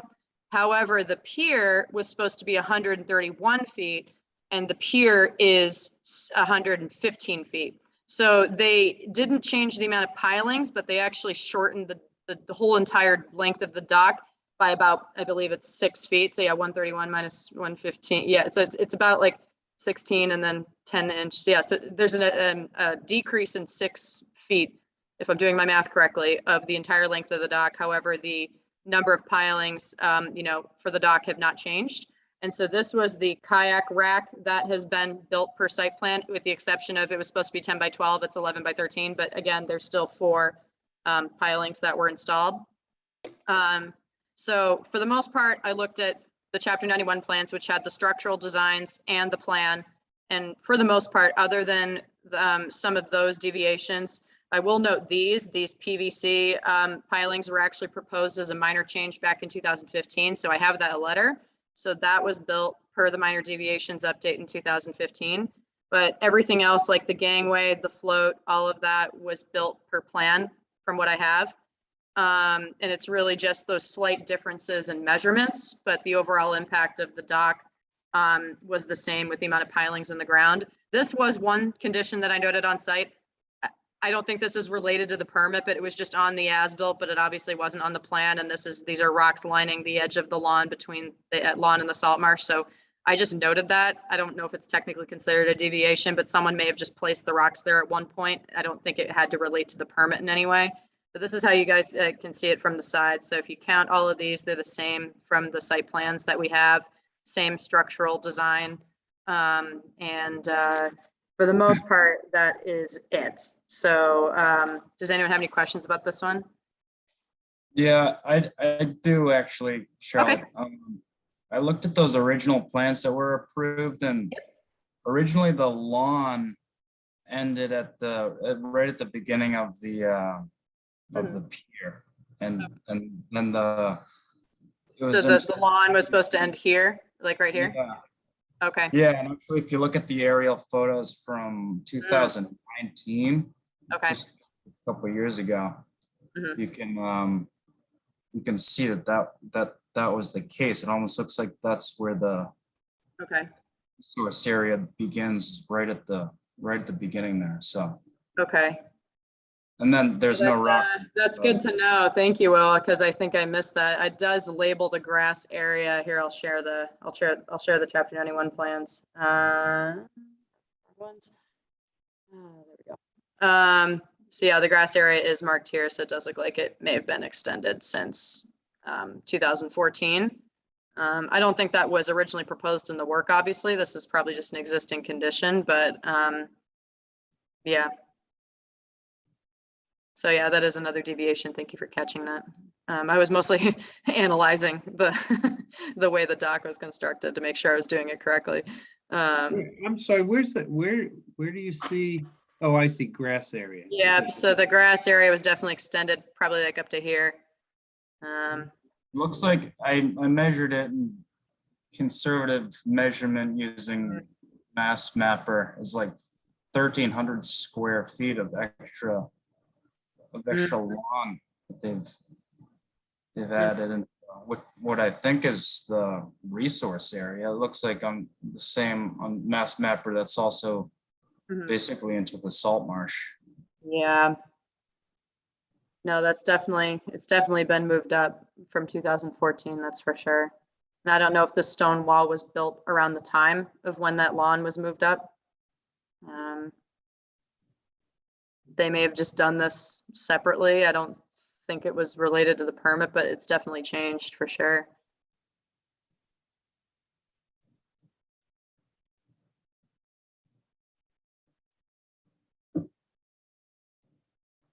Does anyone else have any questions, comments about this one or the other two? So is that property going up for sale? That is a good question. This has been a long one where it took me forever to get the archive file, so I'm forgetting the source of it, but since it's taking me so long, I don't think so. It might be possible they want to sell it in the future, which is why they're kind of moving slowly to close out each permit, because they have a 2008 expired order of conditions, obviously, for the house. So they wanted to take care of this one first. And they also have to close out with Chapter 91 for this dock. So if it is related to a housing sale, it clearly isn't on the same time frame as 99 border. So should we bring them in to discuss the extension of the lawn? We want to, yeah. Well, what's the alternative? Close this one out and then No, we're not. show cause discussion on the lawn separately to see if it was part of the plan, and then it could relate to the 2008 permit, which we know they're going to close out. We just don't have a time frame for that. So yeah, we definitely have options of to wait or to, approve or wait or not approve. And yeah, you guys have options. If you go back a little earlier to 2018, some of those stones are there, the ones at least on the northwest side of the dock. Of the old dock. There must have been a pre-existing one. Did they rebuild this one? Is that what happened, Charlotte? That is how I understand it from reading the NOI. Hold on, I can pull that up real quick. So wait a minute, when was this permit issued initially? This is a 2014, so it's NOI 14-07. Okay, in 2018, there was a kayak rack and there was a dock. Yeah, that's in 2018. Yeah. Yeah, so this was issued in 2014, so probably Oh, between. okay, so it must have, looks like they built the house. It looks like the house was under construction in 2017. Oh yeah, it was a tear down. It was a tear down. Wow, that's a real difference. Oh yeah, because the house was. Yeah. The house was 2008 permit. I know that. I believe it's 08-28, if I'm remembering correctly. So it's a much older permit than this dock. These guys cut a lot of trees in the buffer zone. Oh goody. And they cut them in 2018. Not so long ago. They've got a whole row of trees right out of the buffer zone, the 50-foot buffer. Do the bylaws allow us to repossess land or Good question. I mean, show cause definitely now sounds appropriate, given the couple years of disturbance, but, you know, also since they are asking for a COC for some really old permits, if they're asking us to look back in these records, we're looking back in the aerials too. So we're kind of, you know, it gives us rationale to request reasoning for these changes and why they were done likely without a permit. Can't assume though. Can we ask for remediation at all, Charlotte, or is that? We can, yeah, we can do that as part of the show cause, because, you know, obviously these permits have long since expired, so no additional work should be occurring on the dock or on the house. So like to do anything now, they would need a new permit. So a show cause discussion could, you know, potentially explain that in more detail. And maybe stop them from using all the weed killer and fertilizer on that lawn. Yeah, that was a pretty green lawn, wasn't it? And look, there's not a weed, there's not a weed in it, right up to the rocks. Yeah. very crisp line? Chemlon's been there. I can see their mark. Yeah. Oh, yeah. We have to review that was part of the plan that they submitted. The grass went up to the beginning of the dock, so it's like we have to review it and we have to do something about it. All right, Charlotte, why don't Oh, you? yeah, it looks like they filled some of the salt marsh to put that lawn in. Yeah, and that's the way it looks. Yeah, the wetlands map has the not just the buffer. It looks like they went right over the upper part of the, you know, the high marsh. Had to have a square lawn, nice straight line. Right at that corner. This is the, yeah, so this was the, yeah, this is confusing. I definitely need to like look at the, you know, the other site plans. Maybe I could try to pull up the 2013 one just for reference, because that may have had different survey information. But yeah, there's definitely, it's very clear that there's been some alteration of the lawn area. Tree cutting. Yeah.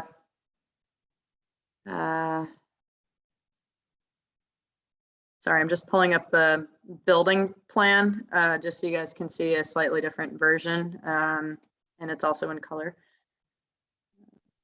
And this is the closest one I was able to find. Unfortunately, the 125/2014 site plan does not exist in our files. I don't know if it was misplaced. I can keep looking. I've been looking for months. Cavanero even tried contacting the older engineer, who either could not be contacted or wasn't even able to find a copy. Mass DEP didn't have a copy. They just had their December 14 one. So it's been very difficult to locate the January 25th, 2014 version of the site plan that was issued with the order of conditions. But between January and December 2014, the Chapter 91 plans show these same measurements, with the one exception that it was 131 feet for the pier, and then in the Chapter 91 it was 132 feet. So, you know, any changes that occurred between January and December 2014 that were recorded on the Chapter 91 plan, I would hope that those were either discussed with conservation or notified to the previous agent, but unfortunately we don't really know how to do that. But for the most part, it looked like all the dimensions were pretty much the same in the Chapter 91 plan with this 2013 February plan that was in the building files. But as you can see, the resource area is, the marsh area is right here, and then the edge of the Phragmites, and they're calling it, it's kind of hard to see. This plan isn't really as detailed. It said brush area is what it said. Yeah, I don't know why they're calling it that. Maybe they didn't consider If you that. go back far enough, before they built the house, it wasn't a tear down after all. It just was a house under construction. Oh, okay. If you go back to 2015, you can see that brush area. For sure. So it was definitely disturbed. You can see all the trees too. Mhm. Yeah. So it was definitely disturbed between when we issued this 2014 permit and, Oh, yeah, 1, 2, 3, 4, 5, 6, 7. They cut down at least 10 trees there. Mhm. Okay. No, thank you. This is very helpful. I appreciate you guys helping me out with this because this was already a tricky permit to begin with trying to find files. Well, maybe they'll have a file when they come to talk to us to tell us why they did that. Mhm. Yeah, that would be Okay. interesting. So, Okay. so Charlotte, notify them that would like to Mhm. have a show cause hearing on that. And for Okay. the other two, I'd like to make a motion to issue a partial COC for NOI 15-03 at 96 Howard Gleason Road. Partial because it's superseded by the 2020 NOI. And also to issue a COC for the NOI 19-88 at 115 Border Street. Do I have a second? Second. A motion is second to issue a COC and a partial COC. We'll take a roll call. Will Ashton, Will Ashton, aye. Tom Bell, Tom Bell, aye. Kathy Berrigan, Kathy Berrigan, aye. Trish Grady, Trish Grady, aye. Chris McFarland, aye. That those pass 500. Okay, minutes for approval. Oh, sorry. Do we want to just vote to deny the 31 and ask for show cause? Do we need to vote on that? Do we have to? No. Yes and no. Well, you have to give them you have to give them a response, right, by the 9th? I have to give them a written response of an approval or denial. So if we're going to deny, yeah. All right, so I'd like to make a motion to deny the certificate of compliance for NOI 14-07 at 31 Otis Avenue. Do I have a second? Second. Having a motion, a second to deny the certificate of compliance for 31 Otis Avenue. We'll take a roll call vote. Will Ashton, Will Ashton, aye. Yeah. Tom Bell, Tom Bell, aye. Kathy Berrigan, Kathy Berrigan, aye. Trish Grady, Trish Grady, aye. Chris McFarland, aye. That vote passes 500 to deny that certificate. Okay, thanks. And I'll bring him in for show cause. Okay. In handcuffs, right? Yeah. The next order on the agenda is minutes for approval. I'm gonna just put that off till next time. Okay. Charlotte also has reports, but those could wait too unless there's anything that someone wants to have addressed. The only one I'll just say, because it's in the near future, the pre-construction meeting for the 3A sewer improvement project is happening on Monday from 11 to 12. It's going to be a huge one because obviously they just got their MassDOT permit. That one I'll be attending, and I'll keep you guys posted how that goes. But other than that, the other updates can wait. Are they serving lunch?